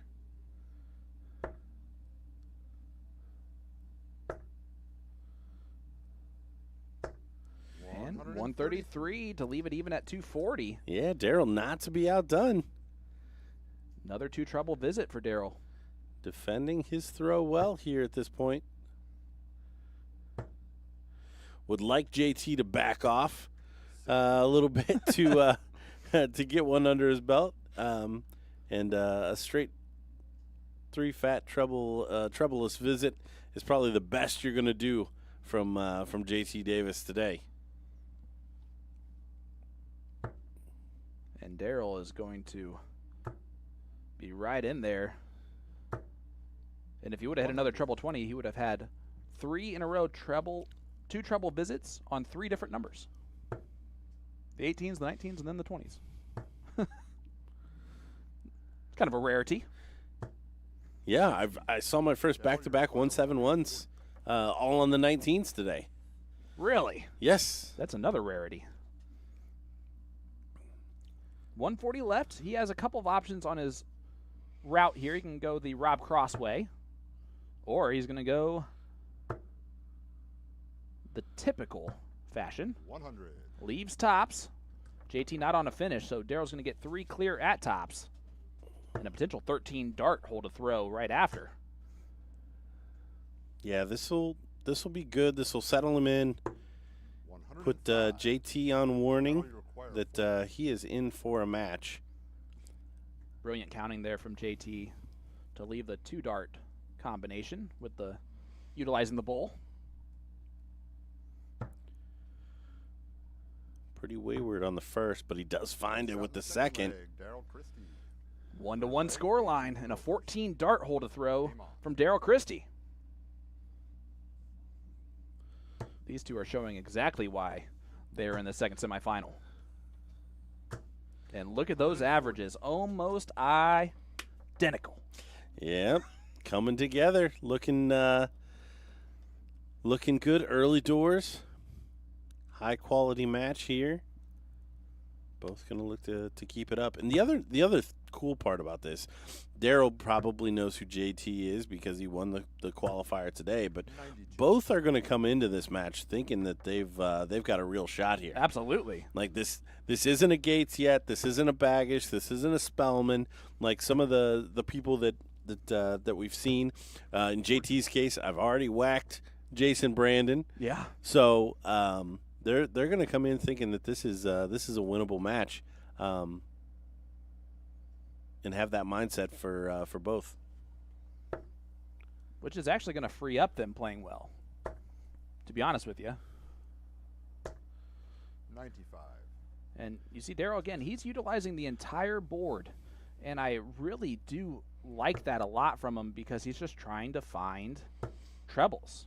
And it doesn't matter if you're 140. 18s, 20s, or 19s, as long as you're finding the trebles, that's what's important here on scoring. JT finds 2 treble 20s, though. 180 left after 9. Still high-quality darts being thrown. Not a bad standard. Oh, and look at the find. Oh, a little unlucky there, but man, what a second dart. That was an awesome second dart. You know that was blocked completely. And JT looking to set up the 140 nicely and does so. 140. Beautiful darts on a 13-dart hole to throw again. These guys are playing beautifully with their own throw.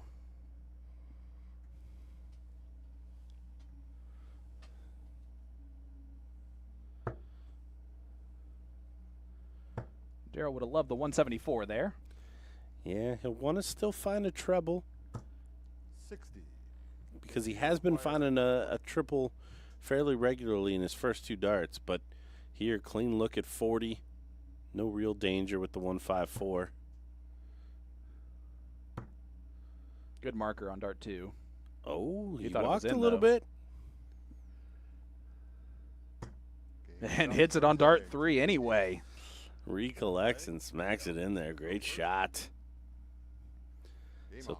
3 legs, 3 holds a throw. And they've been done in 14, 14, and 15.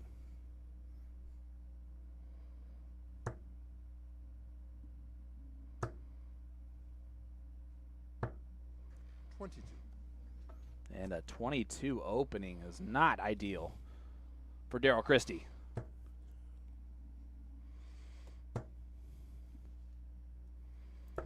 JT Davis from Springfield, Ohio. He lives in that tri-state area of Covington, Kentucky, Cincinnati, Ohio, whatever town in Indiana that is. That area over there. Yeah, I don't even know that we necessarily claim that as Ohioans. No? No, a little too close to Kentucky, a little too close to the corner of Indiana. We don't really like Cincinnati a whole lot. 60. Oh, and a pretty 60.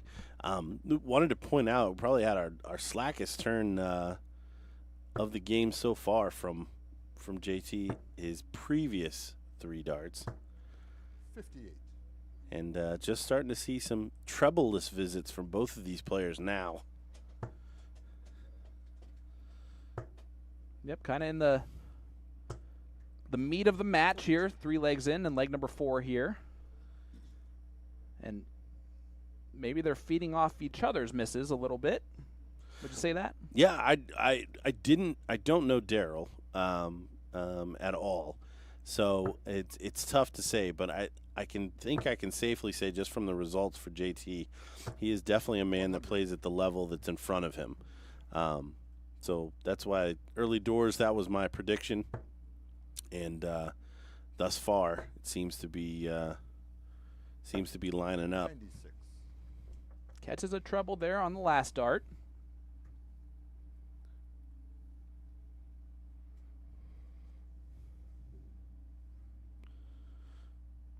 Daryl Christie sitting at 240 after 12, so definitely an off leg for both gentlemen compared to their averages they've been throwing so far. And he does not even leave a finish from the 240 left. JT, a bit of an opening here to break the throw potentially. At least get his first look at the first attempt at a double opportunity. He's been so good about finding this second triple. 140. And he does it again. Yeah, the timing. The timing on this young man is excellent right now.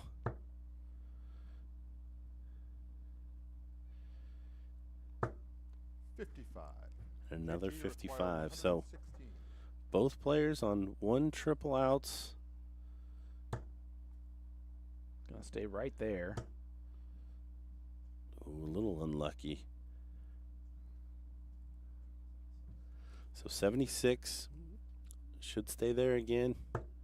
He does. 60. Daryl, you require 100. If it was super blocked off, he might have gone 16s there. Would have been the other option.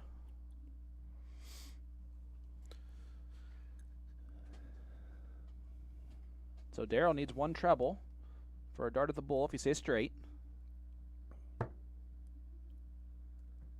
He's been good about stepping over and finding it. Oh, almost does it again.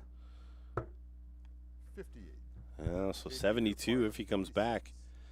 But 56 for a break of throw here. Nice singles. Game shot in the fourth Right leg. in the double. Nice finish for JT Davis. A very clean 56, and he now is up 3-1 and a break of throw on Daryl Christie. So a potential to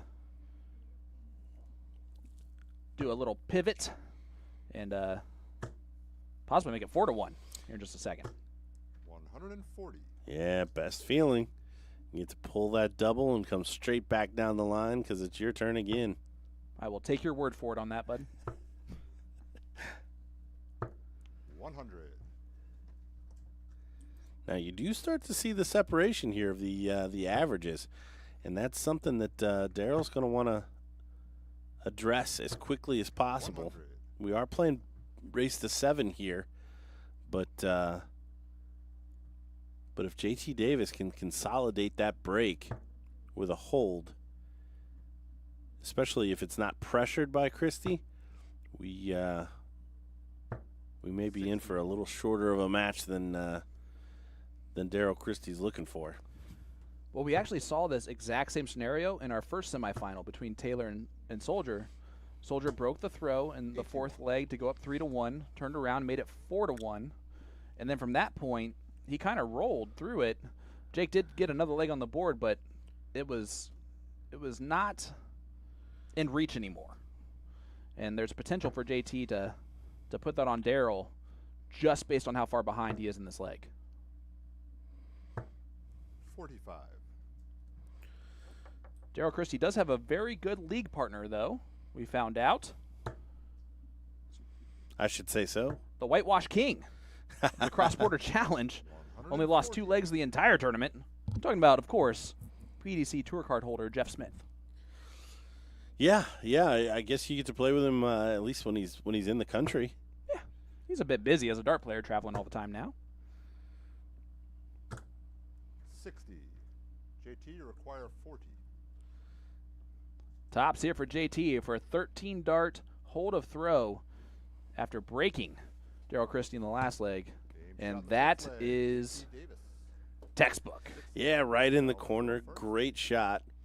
And this for me now is a must-win leg. Yeah, and you can see JT gave a little extra as he walked past Daryl. I love that image that we got captured by our production team. Gave a little, come on. So I don't think he's going to step off the gas anytime soon. No, and honestly, he's making me a liar as well. JT may just run Daryl Christie right over. He does not look like he's coming down to any level Daryl's throwing at.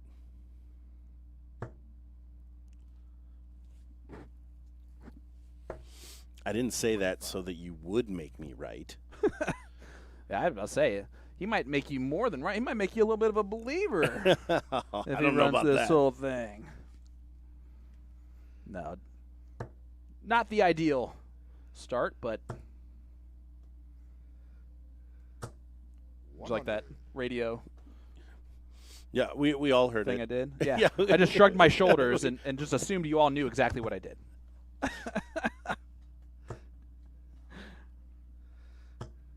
60. Again, the winner of this will be taking on Soldier Leonard Gates in our final of the HitKor Indianapolis 501. And we'd like to thank our sponsor, HitKor. HitKor is a brand new live and on-demand streaming entertainment platform that delivers concerts, comedy, and more on your mobile device or computer. HitKor offers up premium audio and video with your favorite artists, with new events being added all the time. Check it out at hitkor.com. It is free to sign up, and just for our viewers, HitKor is offering 20% off live tickets and video on-demand shows. Simply enter code INDY20 for huge savings on premium entertainment you can enjoy anywhere 24/7. hitkor.com. Daryl trying to boost himself up there. You see him 50. celebrate the ton. I think he knows this is a must-win leg as well.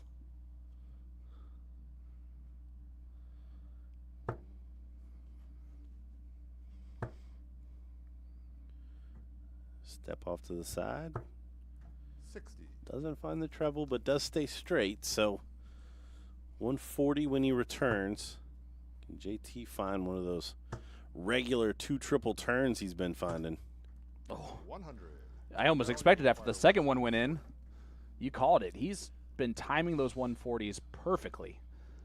But Daryl Christie's going to have 6 from 140 to hold his throw and make it 4-2. Yeah, doesn't need to do anything fancy here. Steady ton. 55. Oh, but he goes sideways. And you see the shucks from Daryl Christie as he retrieves the treble 15, or treble 5. 75. Well, he hit a treble somehow or another. Daryl, you require. He got there. This makes it much more interesting. Ooh. Daryl throwing for 1 dart at the finish. 65. Interesting way to go about that. Just insured himself a dart at a double. But Yeah, insured it at the outer ring. But JT Davis going to get a dart at double top to check the 105. 85. just drags it Oh. low. Daryl, you require. Couldn't see it because of the flight, but the angle of the dangle definitely just a little bit below that bottom wire. Must hit for Daryl. Absolutely. And honestly, this wasn't even the type of leg that he needed to hold with.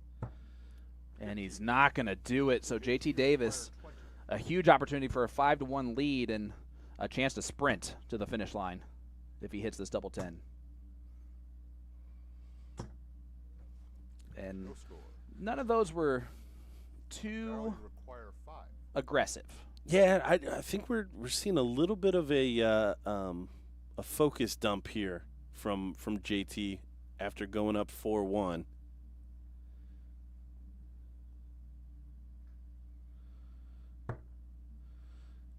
Daryl is lucky enough to find the single one there. And he hits it. And the double one. You see the reaction. 7th leg. JT to throw first. Game on.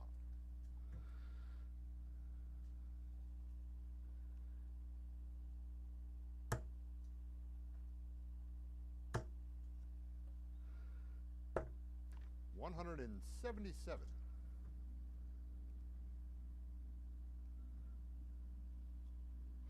And look at the open from JT Davis, 177.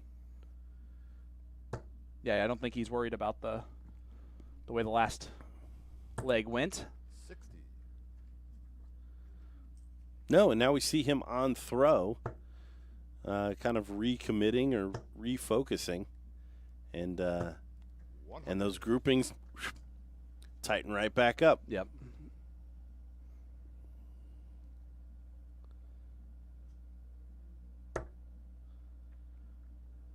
Daryl now looking at a different treble. Again, that's worked for him on the scoring. Daryl's probably a heck of a cricket player. He hits trebles from everywhere.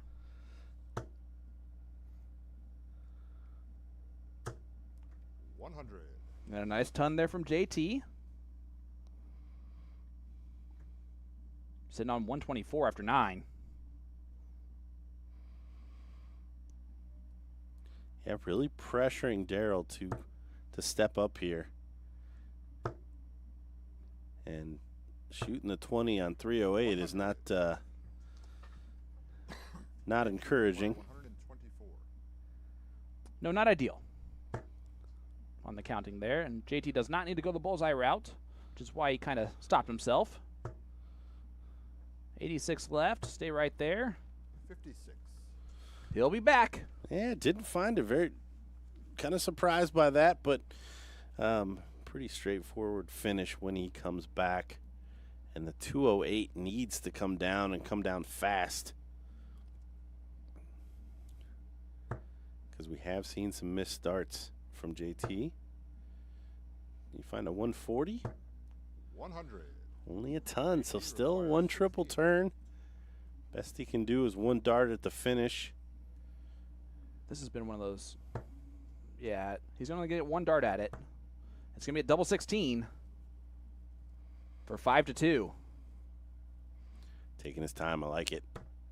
Oh, just inside.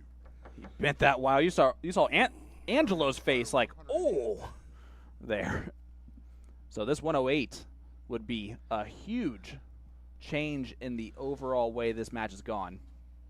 Yeah, for a 15 darter, this'll boost Daryl's confidence and definitely give a shot to JT's if he can convert. It's not going to happen here. 41. JT requires 16.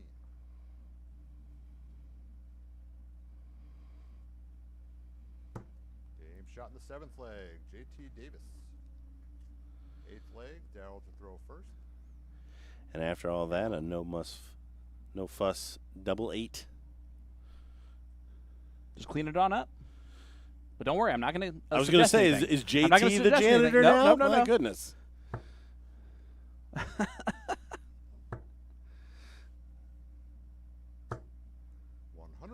Custodian. I'm just kidding. A 140 start from Daryl Christie.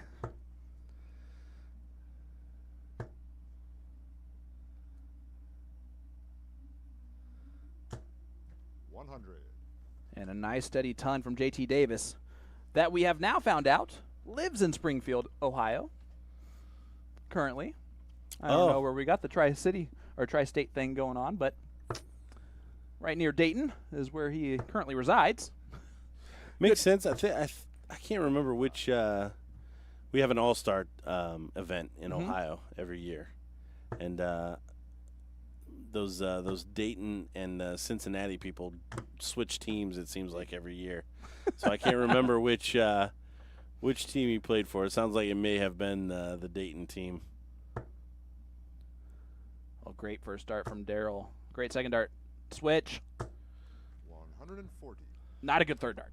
No, it's frustrating to see Daryl get to this stage and not give himself the 95. best kind of foot forward to win and progress yet again. Because when you're in these dog fights, you have to be able to leave those finishes. Because you might get something like a 52 in the next round, and JT Davis is going to look at that 52 as a wide open chance to put some pressure. JT needs to move, 15. and not to the 18s. Require 114.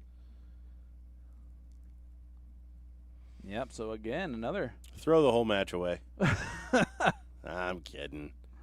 So 114 for another hole to throw. 60 to do, 20 for double 20. There's the 20.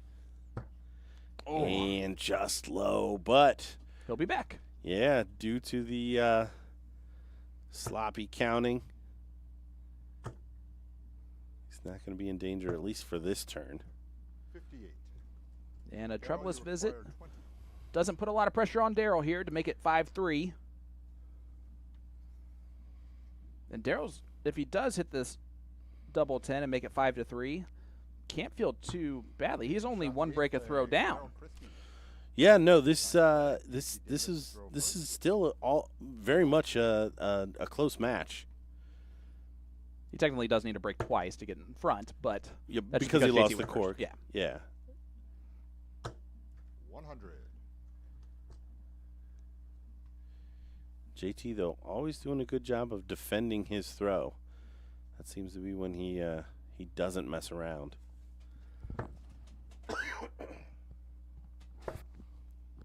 Yeah, he was on 1-2-1 after 9 in the last leg that he had the throw. And that is a perfect dart to follow. He might switch, yeah. I 97. thought based on that second dart, might have blocked him out of there. There's a lot of stubborn dart players in this game, and it's nice to see, honestly, Darryl might be the most unstubborn dart player I've witnessed, because he doesn't care what treble he's hitting as long as he's hitting all of them. But all of them will work in the triple 20. Yeah, great shot there from Darryl. Finally, just as we were just talking about, trying to put some pressure on JT's throw. Oh, no. He's not going to do it. He does do a 174 right back. This kid gets more and more impressive every time he's faced with a different situation. Yeah, absolutely incredible.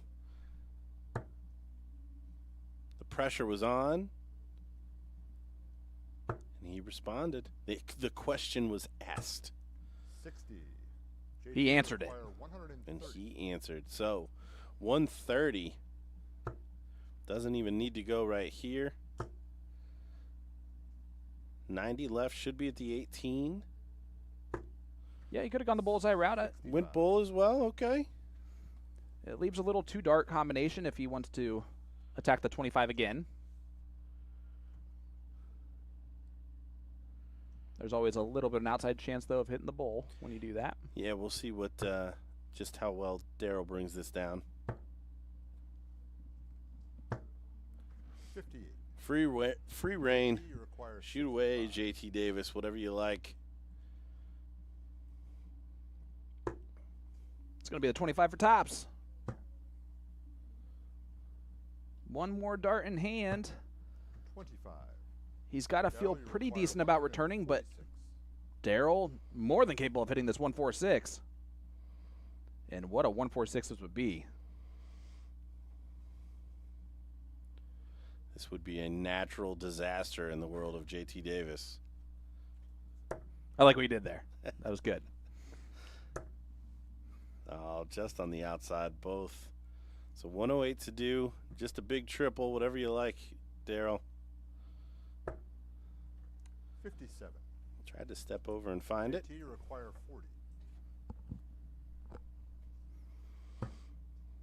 And one double 20 to send him one leg away from the final. Ninth leg. What a great last start to find that bottom wire, too. Just sidestep to the right and smashed it in there. Game on. So My goodness. Now, Darryl Christie is left with the large task of winning all 4 legs that are left in this match.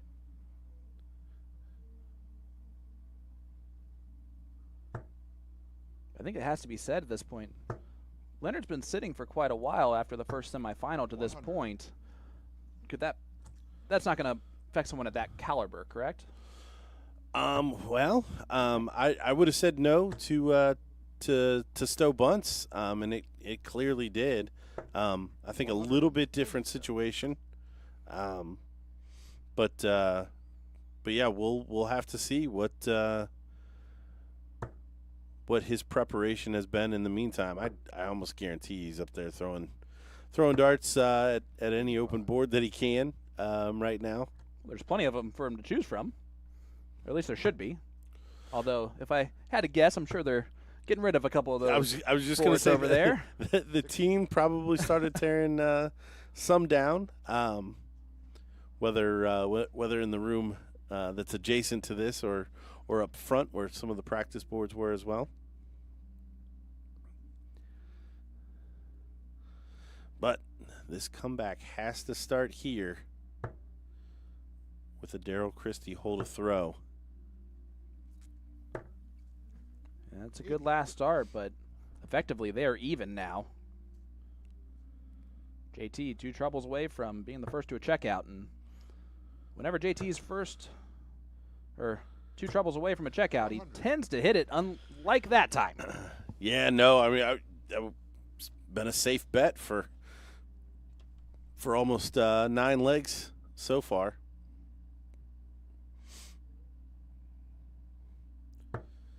That's a great first start from Daryl.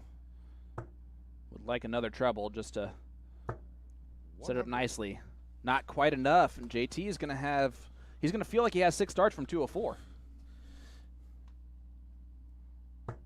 204 in 6 for a spot in the final. And it might be 24 left after this. 140. Oh, there's that 2 treble visit, though. Yeah, kicked just right. Great setup shot there. Makes this 136 look even bigger. Straightforward on what he needs. I like that he's taking his time there.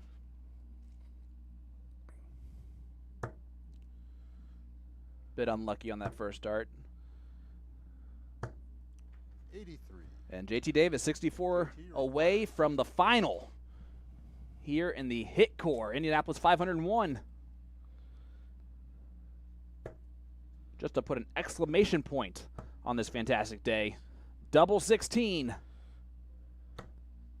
Oh my goodness, he could not have been closer. Yeah, no, it would, again, when that would have left his hand, he would have felt that was going in.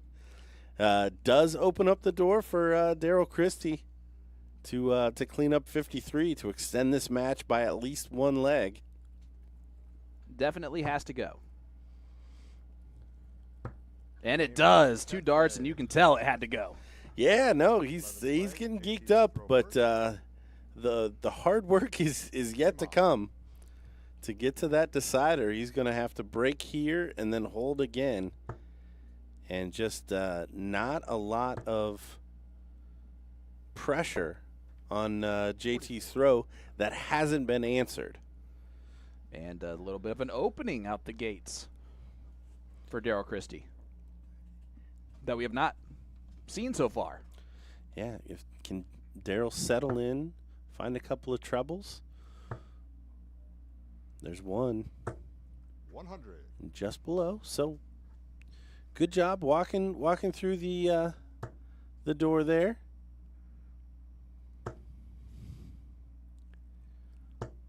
100. JT finds the treble on dart 3 again. Yeah, that triple, that'll be worth its weight in gold. We got St. John, New Brunswick taking on 140. Springfield, Ohio. Our own version of the cross-border challenge here in the semifinal number 2. It's the mini version.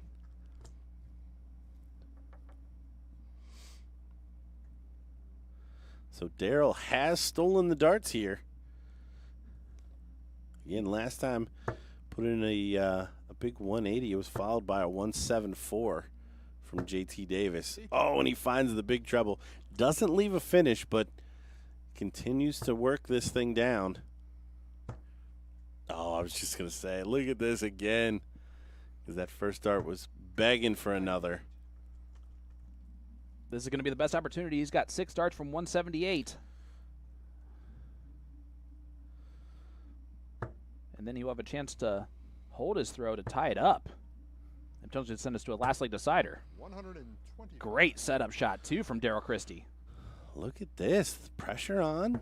Daryl responding. But he's going to be under some pressure himself. It's going to be the max. And Daryl should have 2 darts at a double. He cleaned up this 53 easily last time. It's even more important now. Tops. Ooh. Double 10. Oh, he's just on the outside. And he says, duck. The double 20 for the final.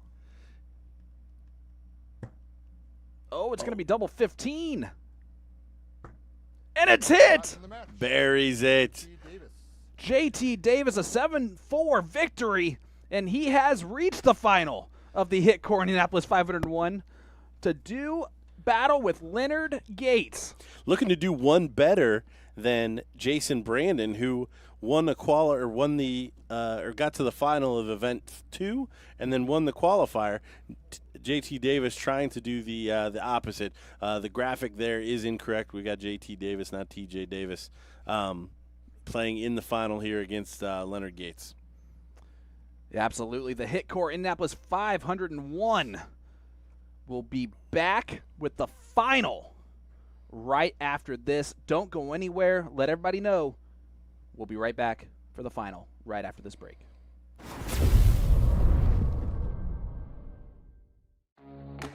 HitKor is the streaming entertainment alternative. Live concerts and comedy? HitKor has it. Premium high-def audio and video? HitKor has it. A customizable entertainment experience? HitKor has that as well. No app? No problem. Set up an account, decide what you want to watch, buy it, then press play. It's that easy.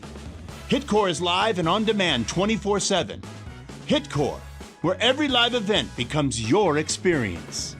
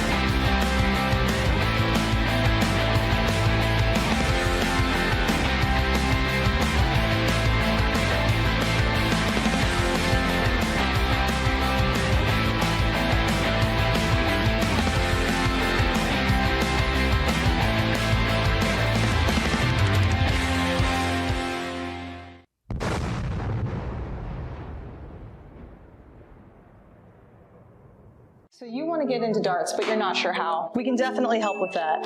We're A to Z darts.com, and we've been a darts specialty store for over 30 years. We have the greatest variety of darts in the country. But don't worry, we can narrow down that selection for you, whether you're a complete beginner or a full-on expert. We developed our own Colonial brand to offer an inexpensive line of darts, dartboards, and accessories, so you can get into the game without breaking the bank. Join our amazing community by going to azdarts.com.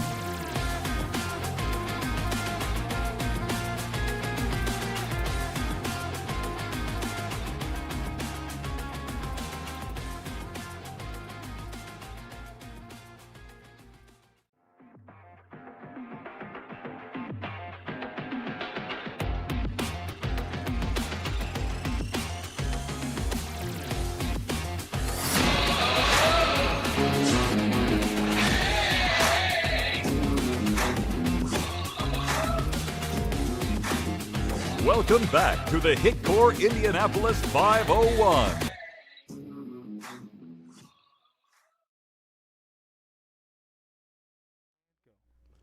Ladies and gentlemen, boys and girls, this is the moment we've all been waiting for.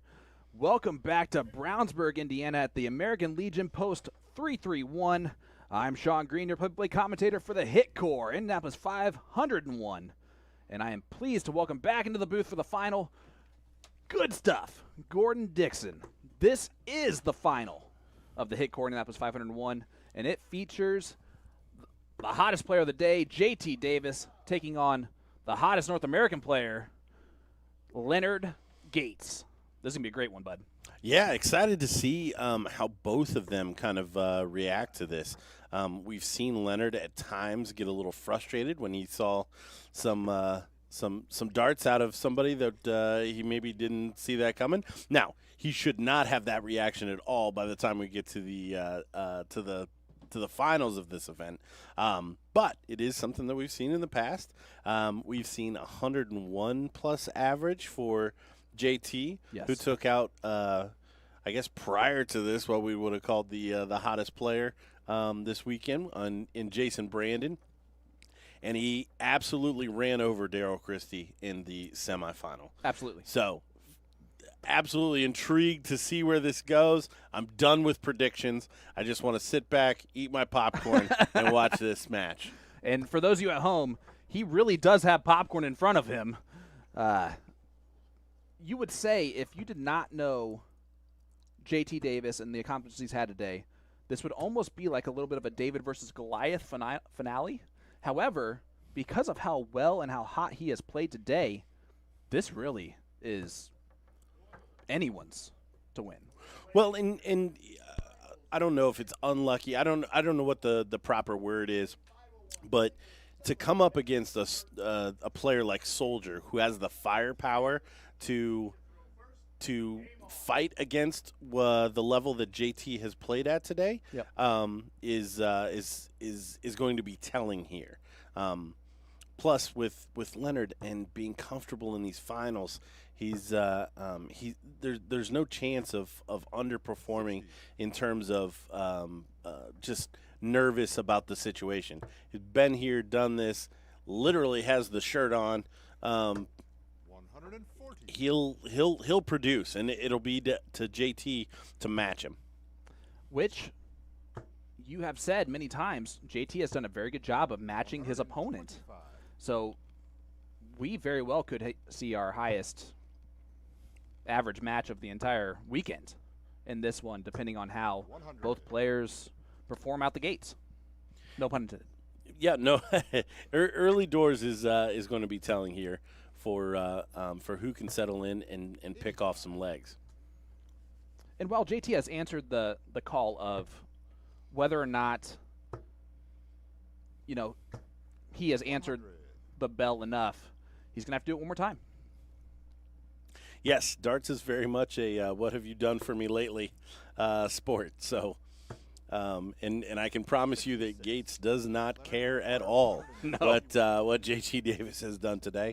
He's going to be the one looking to take him out here.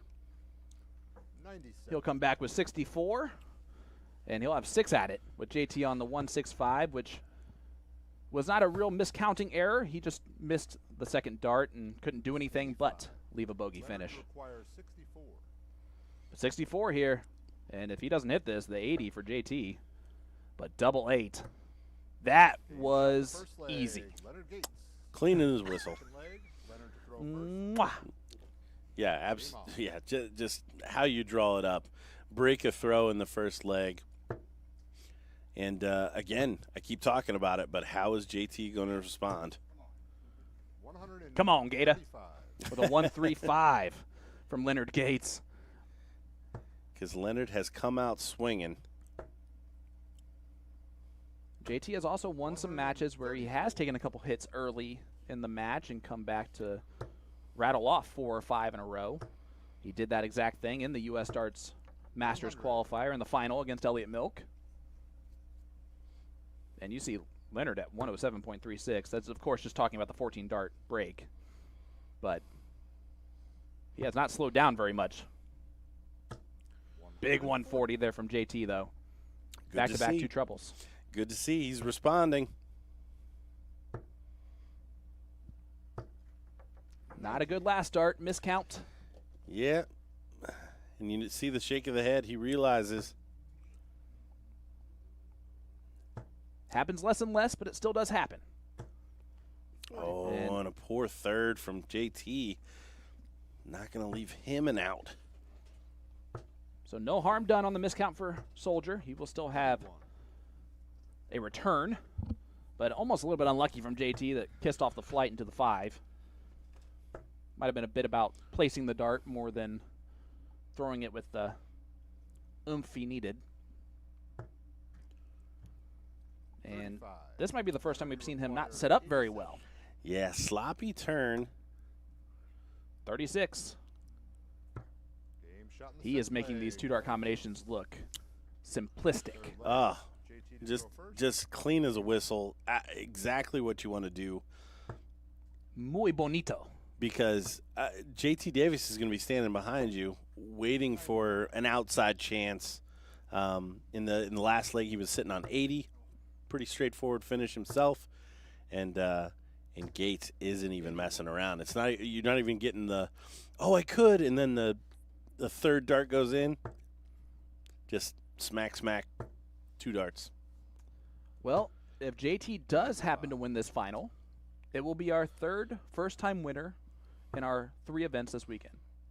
How cool would that be as a storyline? 85. Well, that'd be awesome. I mean, again, we continue to talk about what the CDC as a group has done by raising the standard of North American darts and giving these players an outlet to play at this level, and to see 3 more come up with the big shoulder push there from Leonard would be great. I would only. Yeah, I would love to see it. I mean, Alex Spellman, you can put an asterisk next to him. For sure. But still a good W. Well, Leonard, a chance to put a little bit of pressure on JT, who's sitting at 127. And again, shoulders into the treble 19. That just might be his treble 19 throw. Yeah. So 127. Can't go now. Uh-oh. 31. Yeah, uses the bull. I don't mind it. Guaranteed himself a 2-dart combination. He will be back for it.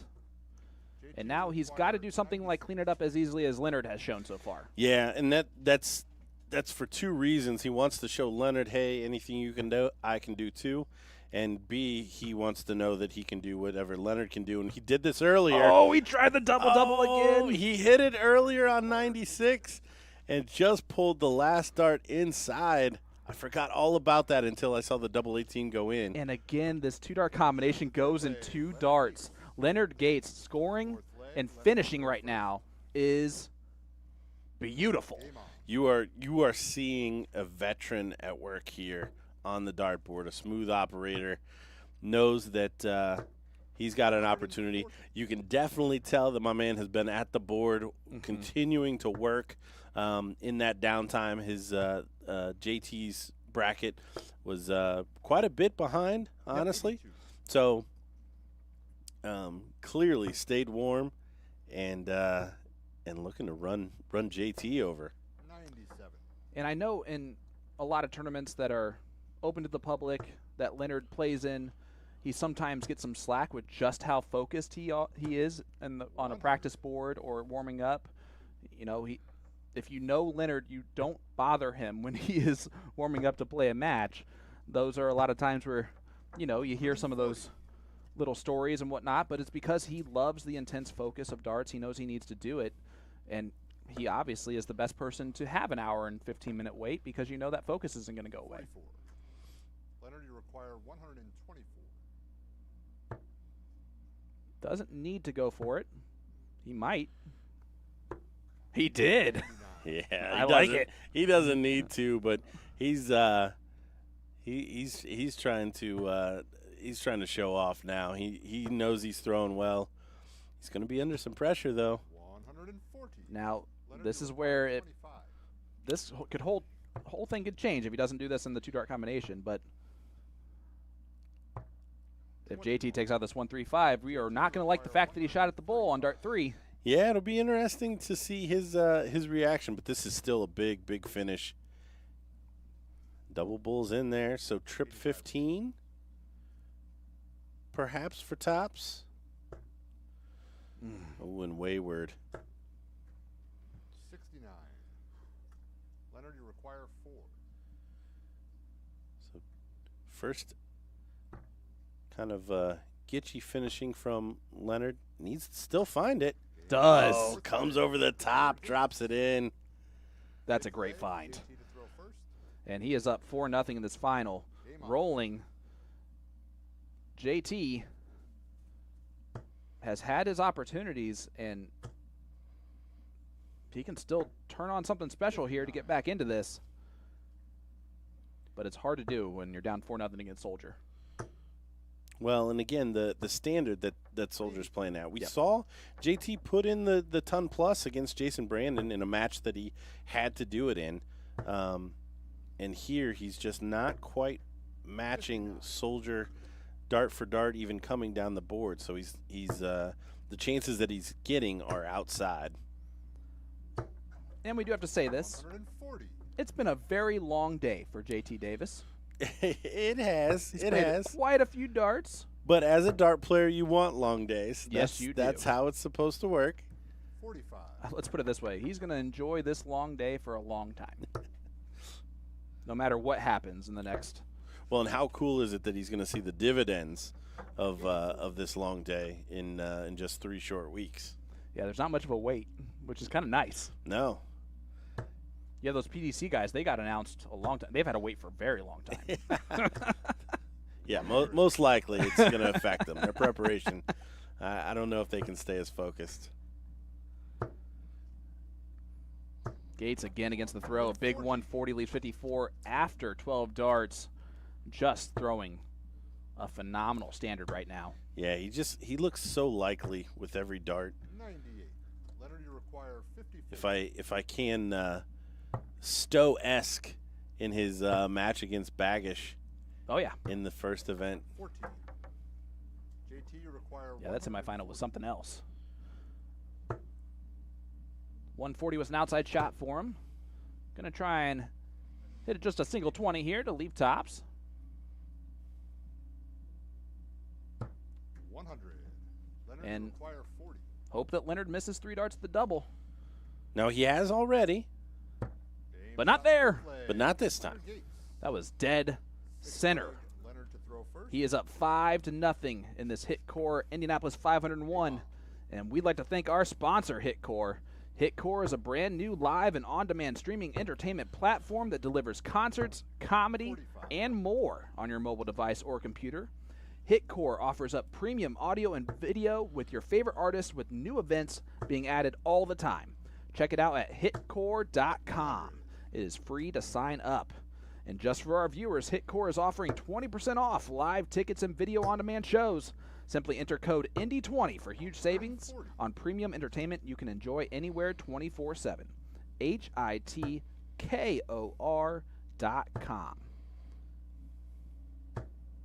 81.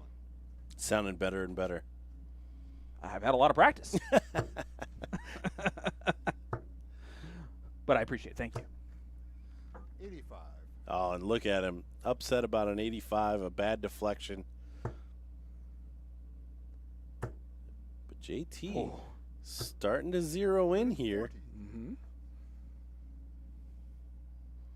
40. On 180 after 9, but again, Soldier. 100. Oh, you could tell he was looking. He was looking. Not on my throw. Needs to find the treble.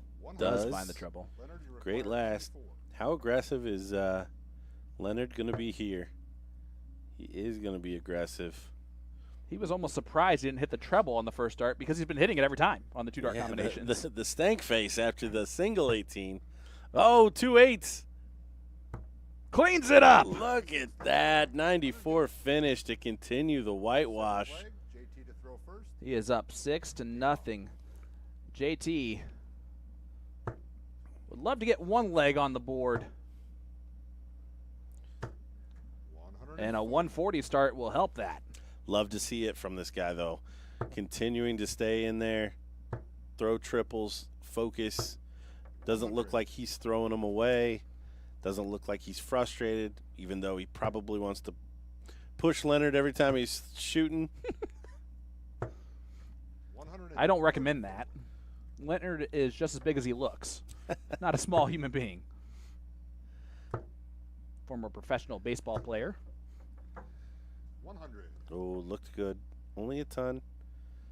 JT having his best leg so far of the match. And, I mean, 140. nothing that we have not seen out of him so far. He's on an 11 darter potentially.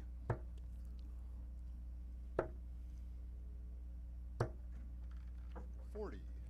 And only 40 for Leonard's going to really open up the door for JT. The comeback's got to start here. It always had to start here. He's got time, so he's going to tee it on up. Leaves 32. It's always nice to just tee it up for a potential 13 darter. 140. And Leonard knocks on the door a little bit. Right here.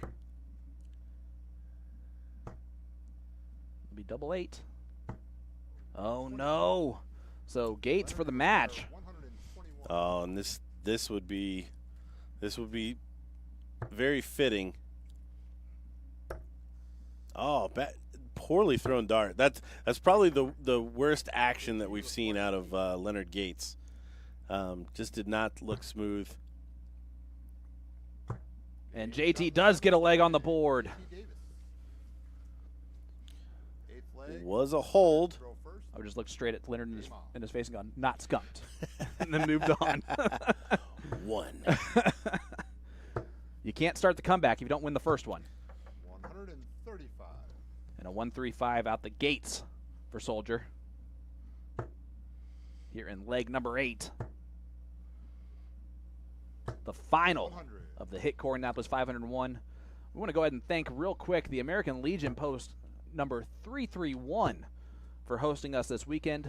We will be back in September, and we cannot wait. Any place that has a ribeye steak deal going on, yep, for a dart event, yeah, we'll come back. That Yep. sounds good. No, they take care of us so well. We love being partnered with them, and we're going to be excited to be back in September. 100. Nice ton there from Soldier. JT on 302. Counting correctly. Yeah, look at this. 162. Stop counting correctly. With that last dart. Just kidding. He leaves 140. But 180. 26. The Gates. If he returns. Oh, one more. Oh. And finally, a little shake of the head there as that second dart went into the 1, but Gates getting the finish on the Gates, the double 13. He wins the HitKor Indianapolis 501 the same way he won the North American Darts Championship. Double 13. How about that? What a match.